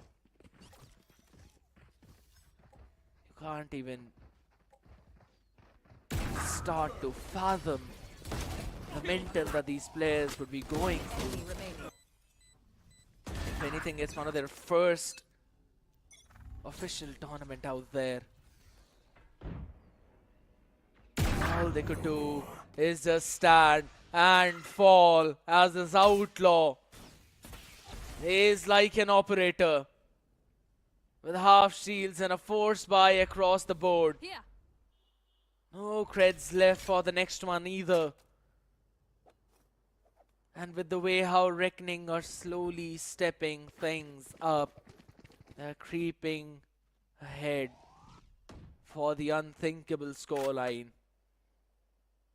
We have seen 13 zeros in VCSAs, yes.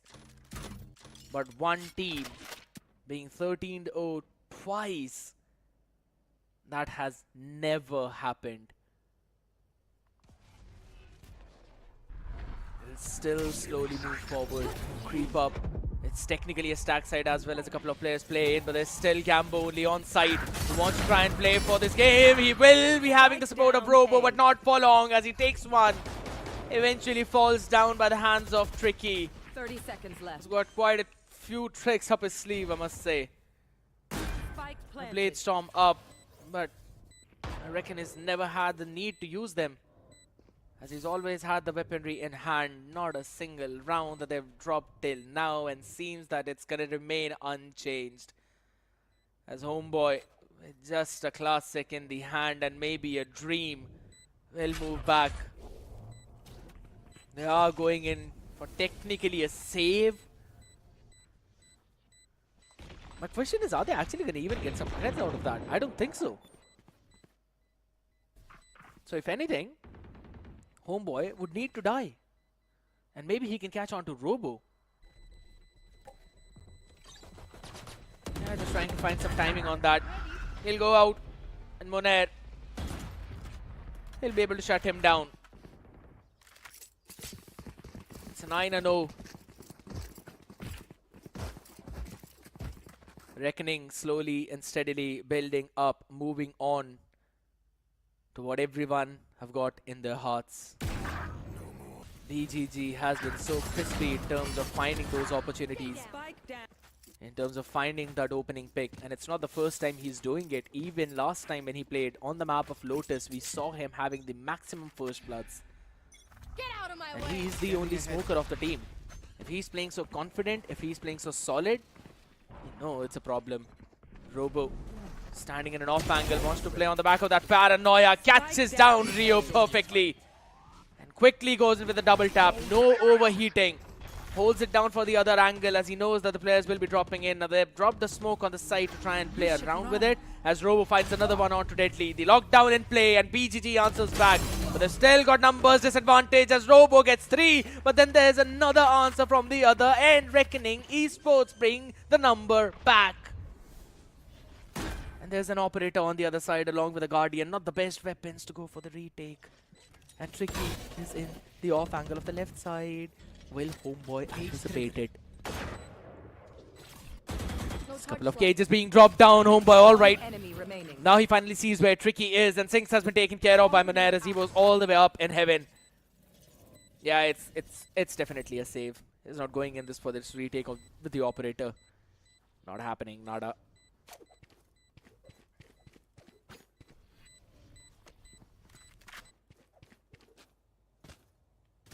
Lovely approach. Again, as we mentioned.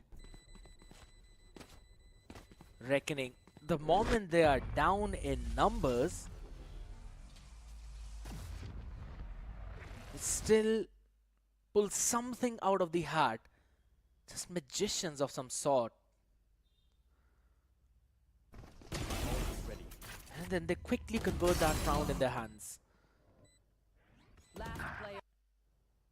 Sinks had just absolutely no idea where Monair was, and that's another timeout by Aura. 10-0. Now you need something, maybe to try and get at least one round. One is all you need to work with. If you get one, the momentum flows and you get the next few. But catching that first round is the main name of the game. It's a big problem.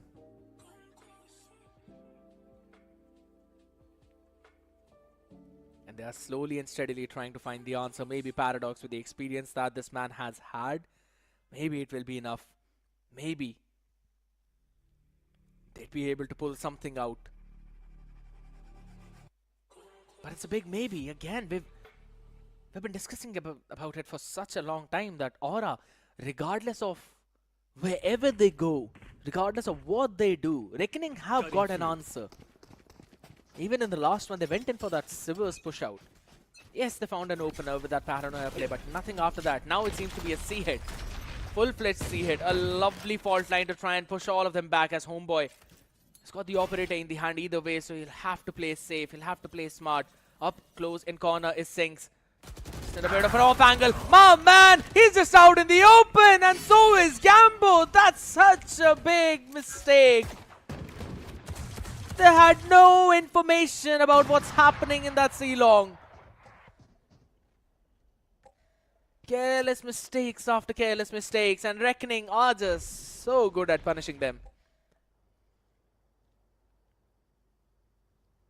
Not a single second where Aura can eventually breathe. Robo and Prime will probably try to go for maybe a trade or so. Pretty sure Homeboy is just going to save. And Aura are still waiting. This Reckoning, they're just holding down C-Long now. They're waiting, maybe thinking Aura are going to make another play. Because whenever you're down in numbers, you're desperate, you would try to make another play like that. And that is the most natural thing to do, most normal thing to do. But Aura this time thought maybe after seeing all of that aggression, Reckoning are just going to rotate over towards either B or towards A. And that's why we were seeing Robo push out of B. And Prime was just holding down an angle towards the A side. But that did not happen. Reckoning, very disciplined. Alright, the alarm bot now gives out the information. Monair will know it. There's already a smoke going out to help him, as he's going to play inside his smoke. Oh, never mind. He's just going to push out of his own smoke. Who cares? As long as you can get those picks. And it's all down to Prime now. You know what? At this point, I kind of want Reckoning to just let this one man go and not allow him to either die or even do the save. It's fine. It's fine. Nice to see the one shot. Tricky moves behind from the spawn and will be able to get this man down. It's all down to Homeboy. Now here's the thing. I mean, Reckoning are not even going in to hunt this operator because I'm pretty sure that they don't even have an idea that there's an op in play. Last round in I don't think so. Homeboy has fired even a single shot with this operator since the previous round.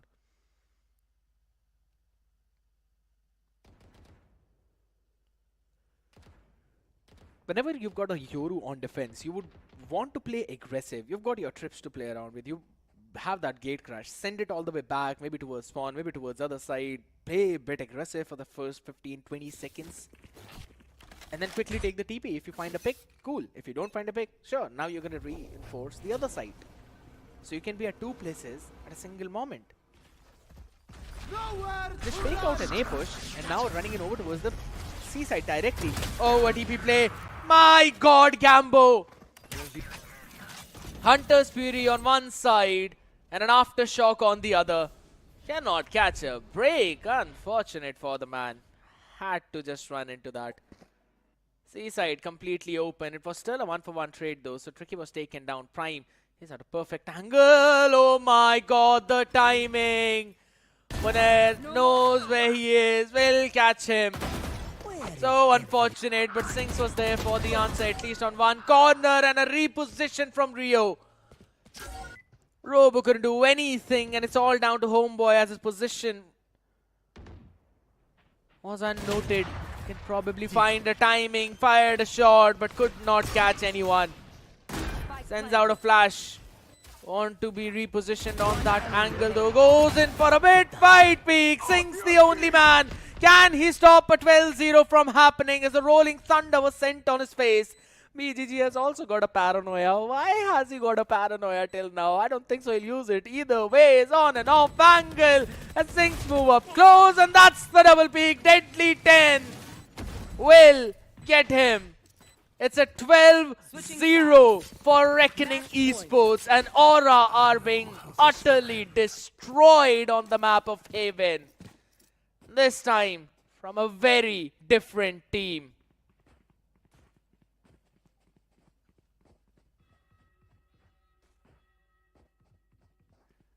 Well, it seems like even in a situation where Reckoning Esports are winning 12-0, there's a possibility for all of you people to win some VALORANT points. Who is the youngest player in VCSA 2025 and which team does he play for? Scan the QR code, fill in the form, answer that question. The one who answers the maximum questions correctly will eventually win 5,000 VALORANT points. Only one option out of them is correct. So make sure you quickly find your answer, because this match, or at least this map, is being ended way too fast. Long recon going out, scans absolutely nothing. Probably wanted to send it to a different map. Maybe Ascent. But right now, they're just trying to hold it down. All the angles. Just trying to cover it all now though. Shots fired by Moner. Homeboy down on his knees. Aura not the start that they wanted. Double tap activated. Tricky in the corner. Catches Prime now. Paranoid, entirely blind, but Robo will eventually shut him down. 25 HP for him. Sinks on 22. He is being chased by Moner. Ho, nasty one by Sinks. That's what he needed. Couple of players over towards the A side though. BGG playing aggressively over towards the C. Still got a smoke to work with. Hear them out. Will send out that smoke though, but a bit too deep. And that's a one-way. He utilizes that perfectly for a second. He catches Robo. Sinks with quick on that trade. Gambo 125 HP and a dream. He needs to pull something off. Deadly has got his full utility available. Sinks is playing a bit too close to that smoke. Gambo plants it. That's going to be the flash along with the fault line. Both of them jump in. It's good for one. But Deadly will turn around and shut his counterpart down. It's another 13-0. Reckoning Esports does the exact same thing that Velocity did. And it's madness. It just blows my mind how this could be done. Not just once, but twice. Last time it was Velocity. This time it is Reckoning. But at the same time, one team that remained the same was Aura. They could not bring themselves to pick even a single round. Necro, I know you're joining us for the first time, but I believe with that hype, you already know what happened. Exactly, man. Just straight up one-sided game. Who would have thought, right? Especially knowing the fact that, yeah, Reckoning Esports, they're one of the big dogs. They're, of course, much more stronger on the force. But still, the opponents, I expected a little bit of more resistance. Unfortunately, we did not see that. Maybe in the upcoming game, something better can happen. You know, I'll have to tell you one more fun fact. Out of the last 26 rounds that have been played by Aura, they have not won a single one. The last time that they went 13-0 was against Velocity on the map of Pearl. It was the second map, and that series was a 2-0. So 13 rounds there, and then 13 rounds right now. And it's Reckoning we're talking about, running in with an entirely new lineup, BGG being their main IGL. He's doing such a phenomenal job. Exactly, man. And honestly, you should have kept that fact as a fact, because now at this point, they're probably demotivated if they're listening to the English broadcast, because not being able to win any sort of rounds. Aura, one thing is for sure, man, something needs to be changed. And I'm not exactly sure what they can change, especially when the Swarms are out on top of their necks now. And nothing taken away from Reckoning Esports, too. It's much more of a solid lineup, knowing the fact that, yeah, you've also got a few newer additions, and they've been doing pretty much phenomenally well for themselves. And I guess the stats are a prime example of that. Absolutely. You talk about stats, Rio, Deadly 10. They have been playing so good in terms of providing that utility to the team. Every single time Tricky takes the entry, BGG takes the entry, everyone on the other side is either blinded, is either paranoid, is either concussed, or is either dead. Let's not forget, there are 3 duelist mains. I mean, I'm speaking of the past days, right? I'm speaking of the previous year. Deadly 10 used to be a great duelist player. You've also got Tricky being one of the best duelists in India. And now let's understand this. When you've got duelist players, when you've got so much firepower in that team, it makes a lot of sense. You will see a complete one-sided mowdown like this, especially when you're going up against a team that does not exactly have a lot of experience. Absolutely. Even last time when Robo was playing on Phoenix on the map of Pearl, he was struggling. Right now on ISO, he did feel a bit more comfortable. He was top fragging for his team, but the rest of them were just not able to capitalize onto anything that they were setting up. There was a lack of macro itself, and more than anything, I think so it eventually came down to that lack of confidence, man, lack of momentum. Exactly, and let's not forget, Reckoning Esports is one of those teams that has also defeated great banners like It's a 2L in the past, right? So Reckoning Esports, there's someone who are pretty much like the stronger teams, and you speak of Aura, they're sort of like the dark horses in the tournament. So it makes a lot of sense. There's probably going to be those jitters too, but as you mentioned, the fact that they haven't really won a single round in that previous matchup is a big sign of concern. Now you move on towards an upcoming map, and you still do wonder, is the outcome going to be the same, or are we going to see at least a decent amount of comeback from them in the series? I mean, it's going to be difficult, right? Because the next map is also Lotus, and Reckoning have shown how solid they can be on that map. But before we move on to that one, of course, the stats onto this one, 13-0.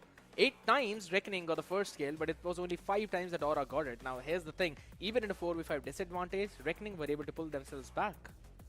Just look at the first pick itself. Reckoning Esports having 8, and then Aura just having 5. A complete difference maker in the stats too. I mean, unmatched, unparalleled. At this point, these stats don't even make sense because it feels like Aura, they're not even close to matching up to Reckoning Esports' level. I do understand I might just sound a little bit too brutal over here, but hey, it is what it is, man. That's what the stats say. Just look at the post plans too. Reckoning Esports has succeeded every single post plan they did because it was a complete one-sided stomp. They won by a 12-0. They won by a 13-0 scoreline, so nothing taken away from that. We've also got the MVP of the previous game. It's going to be Moner with the KDA of 5.8 and the ACS of 387. That's some insane stats by the man. Just a bit more damage, maybe he would have gone over 400. And look at the first kills. He's got 3 first kills on a Killjoy. And that too when they played 12 rounds in attack. This does not make sense. 19-4-4. Rest of the team as well. Every single person in a positive KDA. Probably Tricky is going to be bullied into, you know, having the least amount of ACS for his team. But if you look on the other side, Homeboy on the Yoru, 4-11-2. Of course, not the stat you'd want to see. Only 98 ACS for the guy. that clearly showcases you that regardless of the fact that Aura is bringing some nice compositions on the table, in terms of how well they play around each other, how well they play on the back of each other's utility, that's where they're struggling. Gambo, Prime, Homeboy, Sings, all of them, they've just been looking out of sync. And now when we'll move on to Lotus, sync is even more important. Look, looking at the matchup, this matchup just does not seem fair. No matter whatever you try to bring in over here, no matter what sort of tacticality you try and bring in, no matter how you try to analyze the gameplay, the players are just on a different level of Reckoning Esports, and you try and compare them to Aura where they're just not able to match up to that same caliber. That's simple. That's pretty much the way you need to put it. When it comes to firepower, Aura is lacking. When it comes to team play, they're lacking. When it comes to strategies, they're lacking. When it comes to tactical nature, they're still lacking in the game. Pretty much every single thing is a little bit short-handed from the side of Aura. Now they need to take the upcoming matchup as if like they're here to fight for the pride. Because it is now. In terms of the round Yeah. differentials, we're pretty sure that they're not going to win. They're not going to close it out whatsoever. Even after day one itself, they were at a round difference of -21. You cannot cover that up until and unless you 13-0 the other side, and the rest of the maps are also fairly advantageous for you. And now it's not just once, but twice they've been 13-0. So, of course, it comes down to how quickly can you reset. Now, they've had a couple of days to reset. It still feels this exact same story now heading into the map of Lotus itself. We've seen last time they went in with some different kind of compositions. They brought a Neon into the mix with a Teho breach that we've been seeing so much even on the international stage. But in terms of those ideas, that's where I feel that they're still lacking. Look, in my opinion, utilizing the new agents, fine, it's understandable, right? But still, just sticking to the comfort zone might just help the players of Aura a bit more, because it's all about being able to feel that comfort. I do understand right now in the overall standings, you're not exactly feeling that comfort, but at least when it comes to the composition in the upcoming game, you can get that comfort zone acquired if you pretty much stick to the normal agents that you like to play. Just stick to the agents that you're comfortable with. Now, bringing in new agents on the board can definitely catch the opponents off guard before how many rounds? Maybe 1 or 2, that's it. In the third round, you will be instantly retaliated. So that's something that the players of Aura need to understand, and they just need to start things off pretty much on a dominant spree. If they are able to start things off dominant, that means they can at least have the wind in the sails. You know, maybe at this point, I just want to say, pull out a rain out of the hat if you want to. just do whatever you want. Comfort zone, yeah. Exactly. Just go ahead and enjoy the game. That's the best advice that I think maybe someone could give this team. While on the other end of the spectrum, Reckoning, if anything, I feel that this is probably one of the only team who can actually take down the Goliaths of Velocity. We've seen Velocity being one of the top tier teams out there. No one can touch them. But I think so if Reckoning shows the exact same performance, they very well would be able to bring it out. But you know what? Yeah. We've been talking a lot about stats, right? We've been so much nerdy on this one. Let's have a look at the agent pool of the entire Reckoning Esports on the map of Lotus. Lotus is one of those maps that is quite controller heavy, right? Because you've got 3 sites and quite the exposed ones as well. And if you really do want to get the control, you need a strong controller on the entire team. So Omen, of course, is going to be 100%. You've also got Vice if you want to anchor down a site and at least have the defensive side on you. So Vice is going to be pretty important too. Yoru, you can pull off some weird shenanigans, put the teleporter on a complete different site and just try and bamboozle the opponent team. You've also got Teho, considering he's new and also super overpowered. So everyone would love to bring Teho on the board. Well, alright, we've changed back our own original forms, but yes, I agree. Teho just being super broken right now. The Armageddon as well as the guided salvo combination is busted. You empty out the entire backside with that. It's super annoying. Now, here's this fun fact, right? Both of these teams like to play the Teho Breach comp, but with just a single twist. We've seen Aura going in for the Neon, while Reckoning they like to play with the Yoru. Both of these agents, yes, they've got their own utility, but in terms of setting things up, I think so Neon sets herself up a bit more better as compared to Yoru. He would really want someone else to put out the utilities and then move in with a flash and dash combination that we really talk about, that we've seen on the international stage itself. And BGG and his lads were pulling that off last time. So I really want to see how the other side is actually going to counter that after such a embarrassing defeat. Now look, I understand you still want to give them the benefit of the doubt. You still want to bring in a bit of those hopes that maybe Aura can do something. But as I mentioned, Aura, the only thing they need to do in the upcoming matchup is get at least a few rounds off the rip. Pistol round's going to be their greatest chance. That's where they can definitely diff the players of Reckoning Esports and maybe have the boat rolling instantly for them. If they lose out on the pistol round, in my opinion, it's done for. I don't think so Aura stands a chance anymore, because then you will have the opponents on much more stronger weaponries, and that's where Aura instantly just loses out. But if you win that pistol round, you can get the SMGs on the board. Hell, maybe even an AR if you're completely able to dominate Reckoning Esports on the first round itself. Yeah, absolutely. And we've been talking about those flashy things right now. There's no flashy thing in terms of the composition. It's going to remain exactly the same as what we saw last time. Sings on that Killjoy. They hope Breach Comp along with the Neon Omen into the mix. The only change is in the Sentinels and in the Duelists. But in terms of the ideas, now that's where I'm super excited to see what Aura has got in their bag. Is there anything left in the tank of this team, or have they gassed out already in the beginning of Split 1? Necro, I know you're super excited for this one as well. Pick up your team. Who do you think is winning this? Reckoning or Aura? Of course. Listen, is that even a question? What sort of questions are you asking me over here, man? Of course it's Reckoning Esports who's probably going to take this matchup in hands, but still, just to be a bit of a believer, I think Aura can at least squeeze a few rounds away from Reckoning Esports this time and maybe give them a little bit of much more a tougher matchup. We'll just have to wait and see as night away. We'll be heading into that pistol round. A full-fledged utility coming in by Gambo. Only a classic into his hand, but that's what we always see from those initiators. Widespread setup. Now we've always seen Monair being that key, being that lurk. Aura needs to shut him down. He's been stopping any kind of flank possibilities of Aura itself.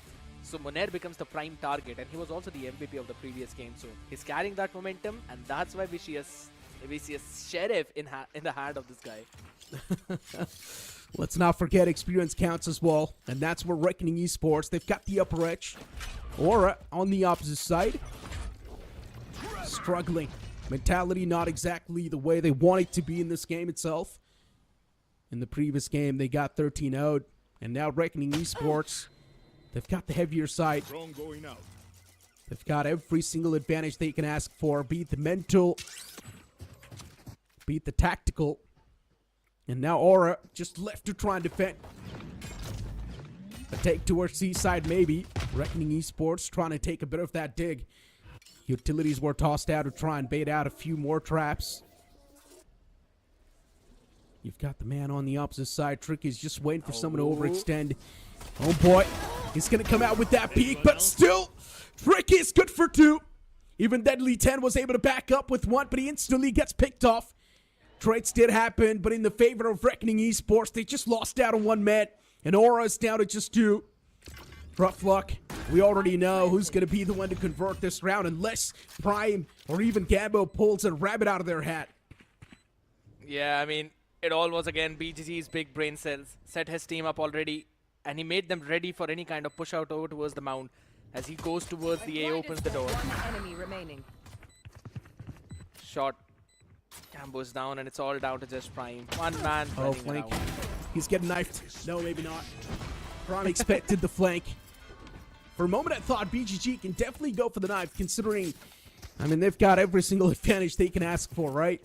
They can even afford to drop down a few bodies if they want, so they could have went for the knife if they wanted to, but unfortunately for BGG, Prime was aware. Yeah, Monair did the knife thingy in the previous map itself already. If I'm not wrong, it was probably Sova. I don't know who Sova was at that time. Confused between two. It's fine. Absolutely fine. Aura now onto their save round. Want to push out directly outside the B. And Reckoning, they do have an idea that this might actually be the case. So they're just slow pushing out on the other avenues while Monair is just watching out. Shame. What a shot that was. Disgusting. Still, the push continues. Aura does not want to back away from this. It's one of the most classic pushes that you would see. Just straight up rush outside of B, and Reckoning Esports, it's a complete meat grinder. Tricky on the opposite side. It's just funneling in the kills, and a flawless round on the board. They understood what's going to happen right away, and they were ready for that B push. And what a lovely support, specifically from Deadly 10 as well as Rio. jumped in right away as soon as they heard that Moner is being pushed down. He had the rifle. They didn't want to give that possibility to Aura. With the salvos, flashpoints, and the fault 9.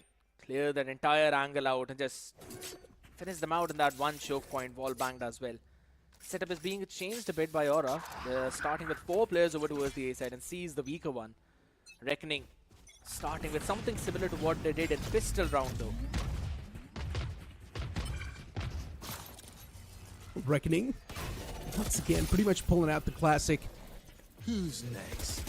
Going towards the C site. A flash to back it up. Even the dimensional drift is active. The man's already pushed up so deep, and he's got so much intel to play with. Tricky knows exactly where every single player's positioned for now. Spike planted. He knows exactly how many players are going to walk in from the back, and how many players can walk in from the fountain. Reckoning Esports ready with the post plan. Paranoia out. That's going to delay the push maybe for a bit more, but homeboy, he's still got the judge to back him up, but he instantly gets shut down with a tap from that Guardian. What is going on? But Aura, they still retaliate. Beautiful stuff from 6, and even backed up with Robster, but still eventually Moner is going to be the one to strike them both. Does not even matter as eventually Gambo, he just stuck down to that defuse. Lovely approach from Aura. They saved every single bit of utility for that retake. And Reckoning, whenever this kind of things happen, the main idea is just directly to push out those extremities, maybe towards the waterfall, maybe towards the spawn. They did not do that. So Aura, they had everything for the side retake. Paranoia, pair it up with the flashpoints, aftershocks. Even the razor vines that were put out by Moner, they could not stop a lot out of the other team. So it's absolutely fine. But this is the first gun round of the game. What is going on? Oh boy. The man was on a suicide mission. I understand he wanted to pull off a heroic play since they won that previous round, probably feeling at the top of the game, but still it's one of those moves that you might as well would not want to pull out. And judging from the way Aura is playing this game, it feels like Aura is just playing a normal competitive game. It does not feel like they've got any sort of strategies to work with. The previous round, luckily enough, the utilities were on point. Even the players were able to find the picks exactly when they needed to. And on the back of 6, they were able to get some nice picks. But look at Reckoning Esports. Once again, systematically dismantling this site. And now every single piece falls in their hand. The Paranoia with the aftershock was just phenomenal, and this position from Moner even better. A flawless conversion of the first buy round of the game. And on the back of it, Moner now has got the Steel Garden available for the next. Few points away from the Rolling Thunder, but on the other side, Alt economy is not looking pretty. Neither is their economy either. I mean, running in with a couple of Stingers, a Sheriff. Seems to be 4th coming on board for Reckoning Esports, unless they fall into this field side trap where everyone from Aura is stacked up. 3-1 being the score. Wall set. Reckoning Esports, once again looking to pull out the same shenanigans. And I'm not gonna lie, I'm in 2 doubts about this position from 6. Maybe he can't be getting the first pick, but it's one of those positions that's going to be just one and done, and that's exactly what happens. He was able to find the first pick, but that's it. Instantly, the entire site falls in the hands of Reckoning Esports, and this should be another round converted if Reckoning Esports does not screw up this post plan. And it seems like they're not actually screwing it up. Again, a lot of utilities to just hold down, push back the members of Aura. Moving out of stairs though, Prime will be caught up. Paranoia comes in, but does not catch Deadly 10, and neither was it. Of course, sure, Moner, sure. A shorty at that range. Yeah, I mean, at this point, it's Reckoning Esports just trolling Aura. A little bit of mind game, you know, just tickling the man with shorty bullets that far away. The pellets. I would have thrown out my coffee on the screen right away if he would have got the kill with that. Why would you do that? Because that's not. How would you cast? I've got 2 monitors in front of me. Enough. Right Rich there. man. Of course not. It's the setup from the office, but Aura. At least I like the fact that Aura has one round in their hands, right? They've got something to work with. And look at Revenant Esports now.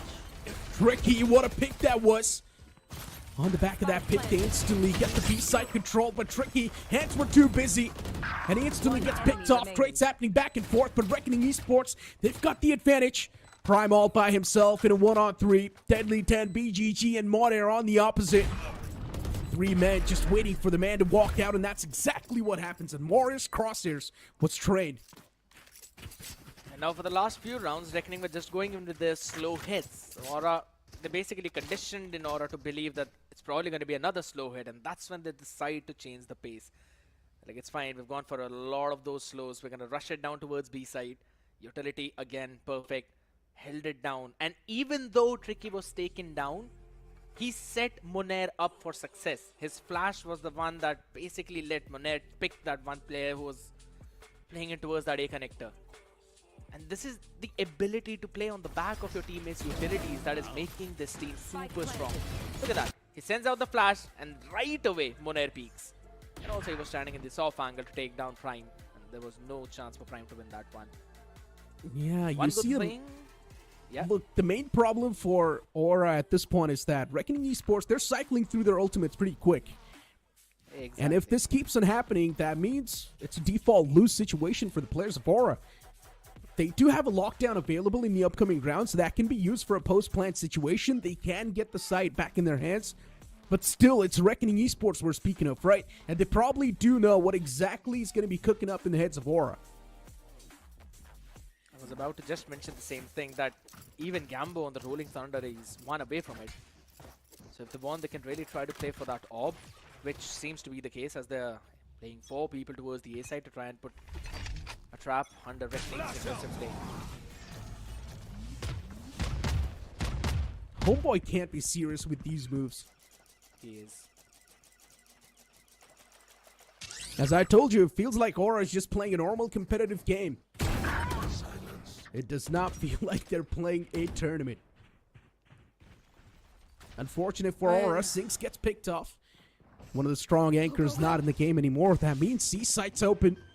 And that's exactly where Reckoning Esports, they're going to find themselves at home in the comfort zone. Aura playing it defensive now. As I mentioned, they did have the lockdown available, but since they've already funneled out Sinks, the lockdown is not there for the post plant. But they still do have Rolling Thunder. And as I mentioned, Aura... Okay, hold on. I just left speechless. Oh boy, what was that shot? But hold on, the Rolling Thunder, even though it was invested, this one way is not going to be in his favor. PGG, this man does not need a rifle. He's on with a ghost, probably the ghost of Tsushima, as Deadly catches Robo. What a round by Reckoning, and I must say, I love the adaptation from Reckoning. They do realize what their mistake was in the round which they lost, so they pushed out directly towards the waterfall as well as towards the spawn, just to take all of that space away. It was just Aura who was playing flank heavy in this round, where even after all of that, Reckoning had a perfect answer. The fact that Homeboy was able to pull that off in a tournament like this, it just boggled my mind. I just lost my words when I saw that Bucky shot come through. Just b-hopping his way straight up to the face, and the Bucky shot just nails him down. But yeah, in my opinion, they should not have used that Rolling Thunder, considering it was an eco round for them. They did not have the proper weaponries to go for the retake, but they still invested that. And now everything's going to rely on this lockdown. Reckoning Esports probably knows the lockdown's coming in soon. And they gotta leave someone on the lurk for that. Lockdown already invested. I think so that's a bit too preemptive out there. They haven't even too triggered the early. backstab wall. It's a bit too early. They want to funnel out the players in one direction. And Aura now finally towards Rubble as well. You can see the Omen. Things not looking fluid. Pride, what a pick that was. that maybe is going to open up the floodgates, and that's exactly what happens. Prime with a nice 2 pieces, able to open up the site, but still 3 players remain in the hands of Reckoning Esports, and these 3 can instantly turn the tides. Prime's good for 3, but no time on the defuse. He's losing out on the time, which is the most essential thing, and Reckoning Esports, on the back of that pressure, they close out the round. Prime had the ultimate available. He had Armageddon. He still went in to go for the peak. He could have just flushed out the players in the 3. Oh my goodness gracious. This was their round, Aura. Not in this way. They did everything perfectly. They sent out Robo with the TP so that the backstab wall of Muner was not triggered. Sheer was not triggered, and Homeboy was just waiting for the entire duration out there. Everything was perfect until it wasn't.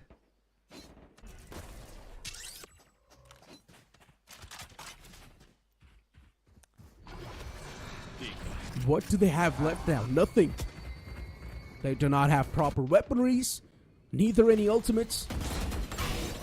They do, I guess, too. From which one of them is from the shadows. Can be utilized for a quick rotation, but let's be honest, I don't really see a proper usage of that. Beautiful shot from 6. That too with the Marshall. Able to get rid of that player, just deletes him out of the server. Monair still waiting for the man on the flank to peek out. From the shadows was utilized as well, and Roblox for Enemy remaining. even his position's now noticed. They know exactly where the man is. 29 HP. This clutch does not seem possible. And what a flick from Rio that was to get rid of Roblox for. And I'll tell you one more fun thing. You know, as soon as Sinks got that headshot with the Marshall on Tricky in A Heaven, Deadly quickly moved up forward and took that rifle away so that Sinks cannot pick it up. Yep, I saw that. That is such a small microplay, but it's so crucial, and it shows you the discipline that Reckoning Esports has right now. That it does not matter what the scoreline is, they're still going to do all the things that you're supposed to do to get the round in your own team's favor. And even if the odds are 75-25, you'll make sure that it turns to 76-24. And It's that's simple. why, yes, yeah. Reckoning Esports just wants to trap the opponents in an economical loop. Simple. That's pretty much what Reckoning Esports wants to do. They want to keep the opponents struggling. And as long as that happens, Reckoning Esports, of course, they will have the upper edge in every single fight they go for. But Homeboy, once again, aggressive towards the rubble, strikes down the man. Now the controller's not in the game anymore. That means Reckoning Esports, they need to be quick. And that's what they are. They instantly get the seaside in their hands. Now extending towards the backside might just be a little bit too much. But they're still doing it no matter what. All the way down, Homeboy. Just 10 HP. And it's a full-fledged flank heavy take.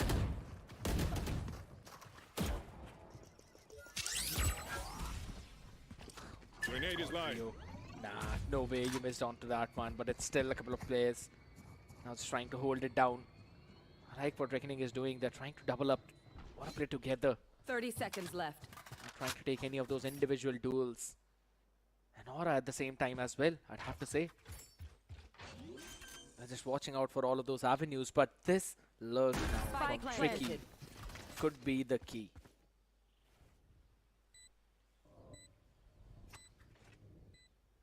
A 4-on-2 in the favor of Aura. Homeboy's dropped down pretty low. Just 10 HPs. And let's not forget, Homeboy is one of those players that's been taking risk. Look, blind center. Lovely. You blink it and you miss it, just like that. Aura, they squeeze in the second round of the first half. Such a pretty play. Aura went in yet again with a flank heavy retake, sending in 3 players. Rio had to go big. Got one, but could not catch anyone after that.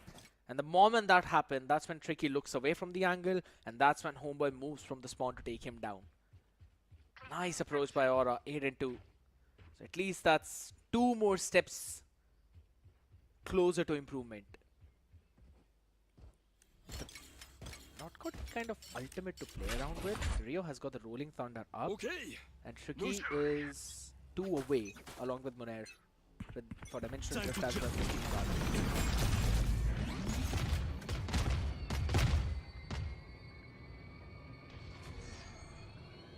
Reckoning Esports is done playing games now. They've realized if you let things a little bit too loose, Aura can catch up. And now it's time to take things a little bit more serious. Prime's been popping off this game. How can you forget that 3-piece earlier? Single-handedly just giving the site to his team. And that really just caught the players of Reckoning Esports off guard. Did not exactly knew how to counter Prime. They were stun-locked. And if these type of individual plays keep on catching Reckoning Esports off guard, the game gets tougher. But we cannot really forget Reckoning Esports. Even they're just trying to pull off some weird shenanigans. They're going for the risk they would not normally go for. Boy. Pushed out all the way, finds the first one. Are they expecting Tricky on the drop though? Rolling Thunder, it's dodged entirely. Prime sinks, they find one each and Prime goes in for 2. And with all of that, it's only Rio who finds something as Aura. Now, one more step closer for an 8-4 half. And I hope that what seemed lost is now being reignited in this team. Last round before the switch. Steel Garden. 8-3. Yep. Honestly, look, Aura, it's still winnable for them. Now, if it is going to be a 9-3 swap, then they would need to rely heavily on the pistol. If it's going to be an 8-4, maybe there can't be a bit of that room for error. But still, Aura, pistol round's going to be the most key thing in the second half when they move on. But if they're able to squeeze in this one, that can just be the sigh of relief they're looking for. Probably a trap setup play currently for Aura. This could very well work out for them. Yeah, but that's the Steel Garden now being invested. No more weaponries to work around with as Gambo finds one with the Aftershock.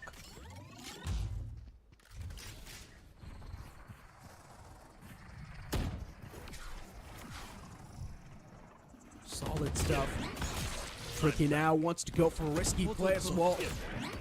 Prime one's going to be on the opposite side. And a beautiful flash from Gambo.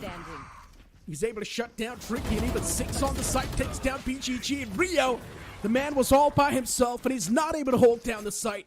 Aura, what's going on? Slowly and steadily, these guys are rising up from the ashes. Punishing the indiscipline of Reckoning. They wanted to push out way too fast towards the B side, but Aura learned from their mistake. They gave up on that site and then just doubled up over towards the connector. Their setup perfect. It was a trap. And even after the investment of Steel Garden, they found the perfect opener, picked off Monair, and then just allowed the members of Reckoning to flow in on site, fall in that trap, and then clench their fists. Even finding a pick with a Nano Swarm, the Aftershock was perfect as well. Lovely approach. Hopefully, they've got enough time because this map pick is of Reckoning. Starting with the 2-3 setup right now, heavy towards it. Oh, a Mount Pinch. Go, go, go. Oh, once again, the man's looking to be extra aggressive. Yeah. Oh boy. Just wanted to trip that wall over towards the B to create a question mark. Keep the opponents guessing. Tricky in a one-and-done angle. He's gonna get flushed out soon, but still it's able to get 2. Deadly tennis wall on the back is able to provide that cover fire. What was that play? From a one-and-done angle, he's good for 2. And now Tricky, there's no stopping him. He's going to make that push once again as he dopes down Prime as well. And pistol round, Reckoning Esports unmatched. And Monair, even though he had the HP disadvantage, he still strikes down Homeboy. Well, you think about the comeback, specifically from an 8-4 down, maybe a 9-3 down.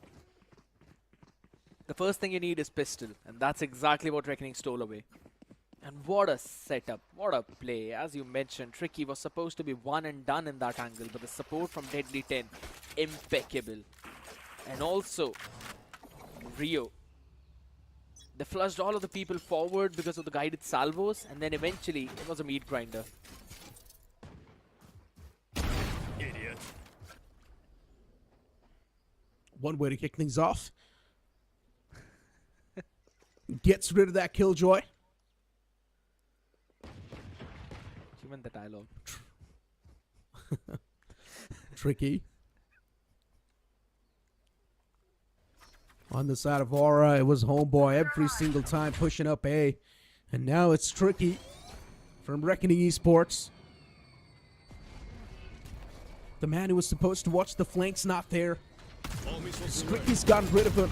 And here comes Homeboy once again. B-hopping his way through, but it's not going to work out this time. The man gets taken down to just 9 HP. One single shot connection. It's going to shut down Homeboy. And even more air when air replies back. Able to find a nice 2-piece on the back of that. And Revenant Esports, now it's just going to be their flood moving up and claiming this round. 8-4 was the half, which has now turned into a 10-4 because of the pistols. Great stuff from Reckoning. Again, even though they lost the momentum over towards the last few rounds, super solid to pick it up. Nothing much to talk about in the previous one because again, it was a save round for Aura. They didn't have anything. The outlaw aggressive play by Tricky towards Rubble.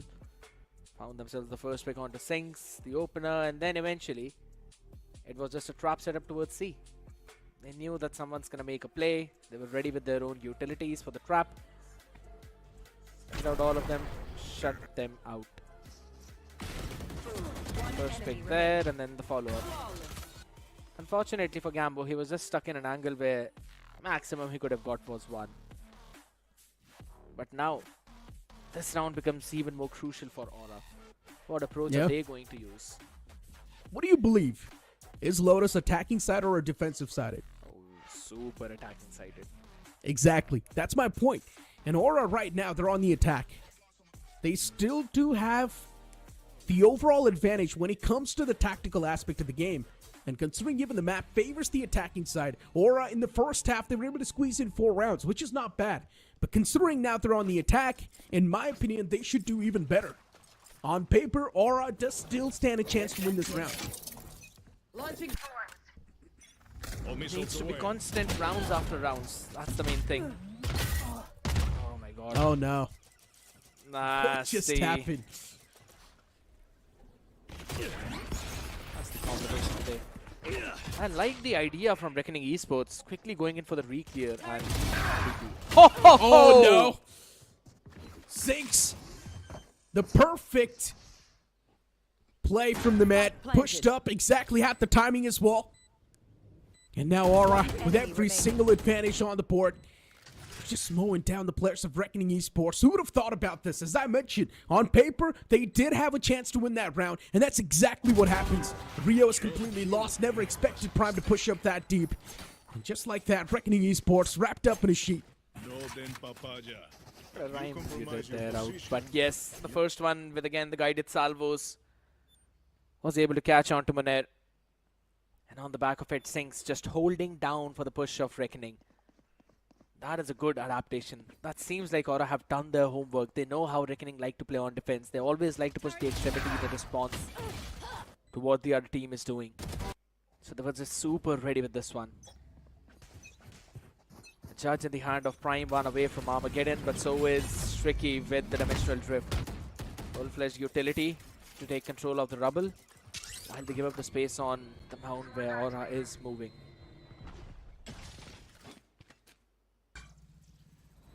My ultimate is ready. Deadly. Presence known. Homeboy once again looking to make that mad dash. He's got the judge for up close and personal combats. And Tricky tosses out a clone.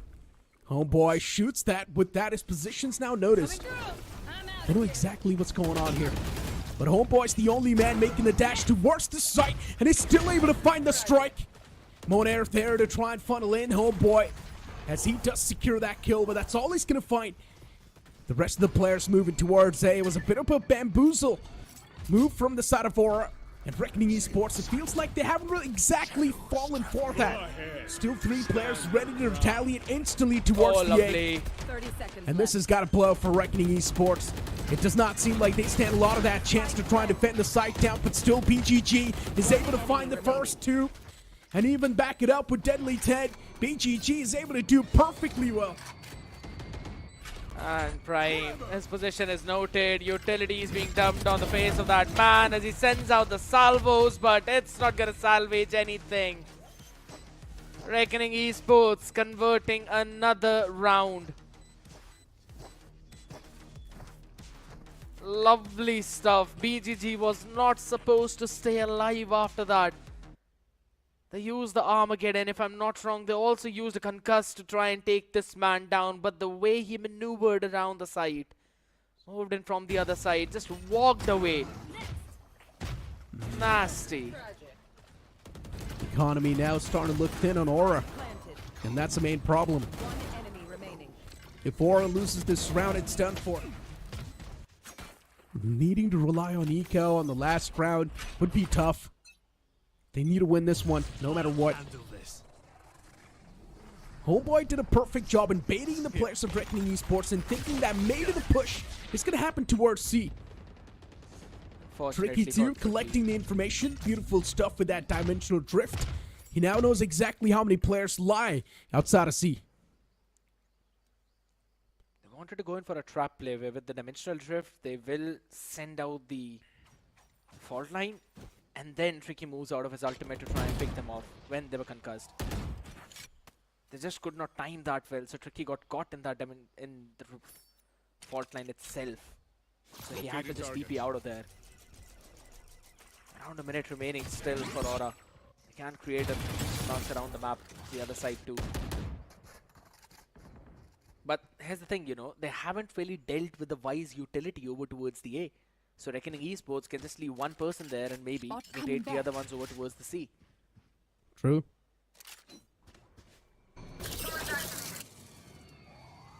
It does feel like Aura is quite confused. They do not exactly have a proper playing structure, and that's why Homeboy gets caught. And he's the only player that was isolated, by the way.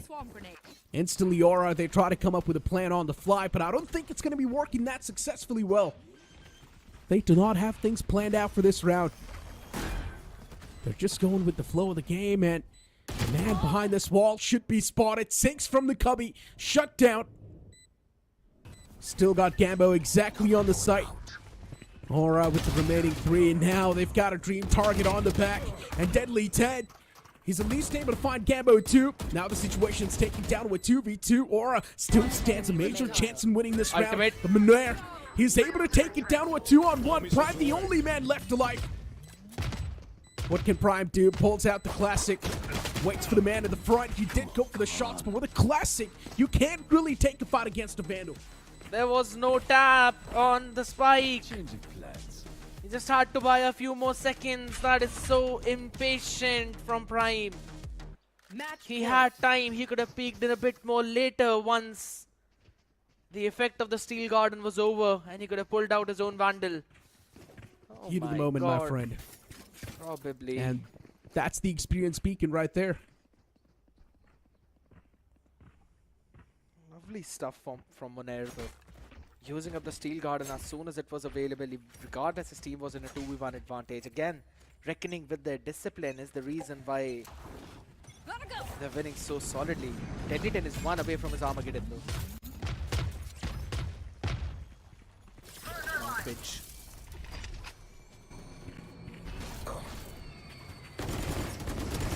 The pressure's now starting to build up on Aura. Still BGG gets caught. Aura's starting to make those mistakes that they're not supposed to. And these are normal mechanical mistakes that they're making. But at least they've managed to get the seaside in the hits. A beautiful bait and switch that was. Monair shut down with that bait of Homeboy. And now the push continues. Sinks He's a man with some good mechanical prowess and sinks. C still manages to shut down Rio. Even Gamble is able to find one of his own. A 1-on-4 cannot be converted. Deadly 10, he's got too much on the plate. A bit too presumptuous with that Armageddon as well. I think so he could have saved it for the next round though, but it's fine. He just wanted to use that. 6th round on board for Aura, as you mentioned. A good anticipation again towards the mound. They wanted to go for that pinch play. Opened up the door as well, but I did like the idea from Reckoning. They sent down that Razor Beam early on to try and help out BGG and hide him inside his own smoke. But good awareness of Aura, understanding that this might actually be the play. So able to take care of him, then took control of the site, and then that bait and switch to take down Monet. Now Reckoning play aggressive over towards the mound, but there's the lockdown over towards the B side. The rest of the team will probably move towards the A.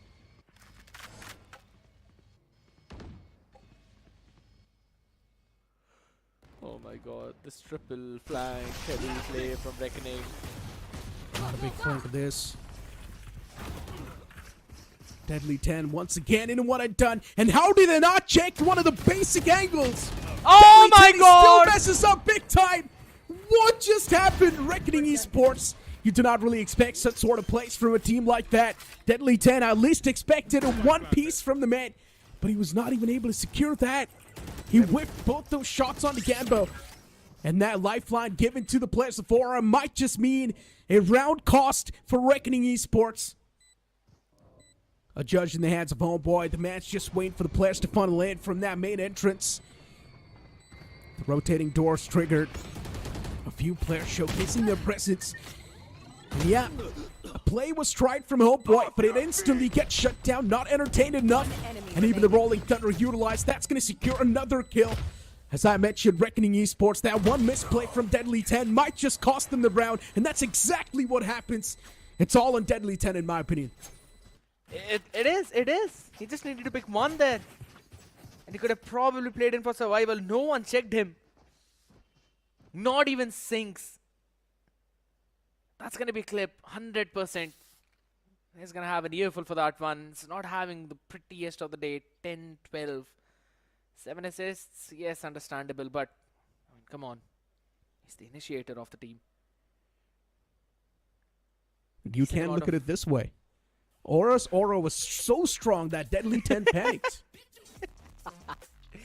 Conqueror's hockey, SC, huh? Alright. Fair enough.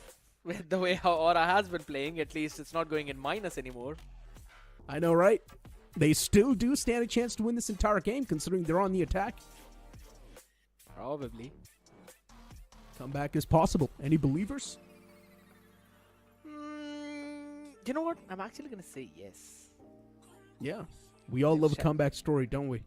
Everyone does. And what better than being 13-0 down, not just once, twice, consecutively in 2 maps. And then just making a comeback against a strong team like Reckoning Esports. Yeah, arguably one of the strongest out here. I'm totally down for it. And they have got the ultimates to do so. Prime with the Armageddon, Homeboy with also the Overdrive. That's why he's running with the Judge in the hand. He's going to probably go, or rather, I'll reframe that. He's probably going to go the entire map. The way Homeboy is playing, honestly, he seems like a troll. And now Homeboy. Oh, he's got the ultimate up. And with that, he's already able to find Tricky. Once again, on the man on the same angle, Rio. Can he pull off a value? BGG was able to shut down Homeboy eventually, but Rio's taken down at just 30 HP. Needs to back away once again towards the site. The man was too exposed. And Rio, luckily enough, he won't be chased. Oh my god. Armageddon used in all of that chaos so preemptively. Now that's a mistake though. A couple of players down low in HP, 41 and 31 for BGG and Rio. From the shadows invested by BGG to try and find some information as to where the players are. They're still going to keep the stack over towards the A and ask Monet to rotate. No noise being made over towards either B or towards C. They've got the full C mount control. That's why there's triple stack. This very well is winnable for Reckoning themselves. 30 seconds left. Not enough time, Aura. They need to fasten up the process. Rio almost lights up too. Reckoning Esports, they've got this round in the back unless they somehow mess things up. And it feels like they're almost on the verge of messing things up once again. 11 seconds will make that 10, and 6 is already going for the plant towards B. This is brilliant. But look at the man on the flank. The breach is just waiting for someone to step out in the open. And that's about to happen soon. Gambo, he's got the advantage. And also the first strike. And Gambo takes down the second one as well. Deadly 10 is starting to choke. It's not looking good. And now BGG left with some heavy lifting to do. He's got his backs turned towards Sinks, and Sinks will close it out. What a clutch that was from Aura. It was indeed the most important one, specifically for Gambo. My man just turned 90 degrees to the left to take down the second. Deadly 10 There's tried no his way. best. What's going on with Deadly 10? I mean, I don't know, man. Maybe he's the first one getting affected by the aura of Aura. Yeah, probably, I guess. Even he knows the possibilities and the odds are now starting to stack up with the players of Aura. And that's making him panic. Just look at this play once again from Deadly 10. He had the advantage since the man's back was turned. And still Deadly 10 whiffed every single shot from that Vandal. And look at Aura now. This seems like a complete rundown towards the site. Tricky still with the Sheriff, can be a bit more deadly, but a beautiful stun. That's going to catch the man instantly. Tricky taken down, even Gambo was able to back it up on him on air. Aura, what is going on? Now this seems like a stomp on Reckoning Esports in this round itself. Still BGG, a beautiful slap to the face. At least trying to humble the players, but Aura, for them, what matters is to take this game as close as possible. I love this. I love this from Aura. Now the momentum is in their favor. They're not letting Reckoning control the map at all. They do understand that they're playing heavy on those rotations. They're just trying to find the timings, running it down towards the A side. The set plays are working a bit. And with all that, now they want to start over towards the C. We'll probably see Tricky make some nasty aggressive play. There's an operator in the play as well by BGG though. And what a util dump. Fault line along with the guided salvos, 2 refreshable utility, and you force Tricky to burn up his gate crash already in the early 15 seconds of the round. I love this approach.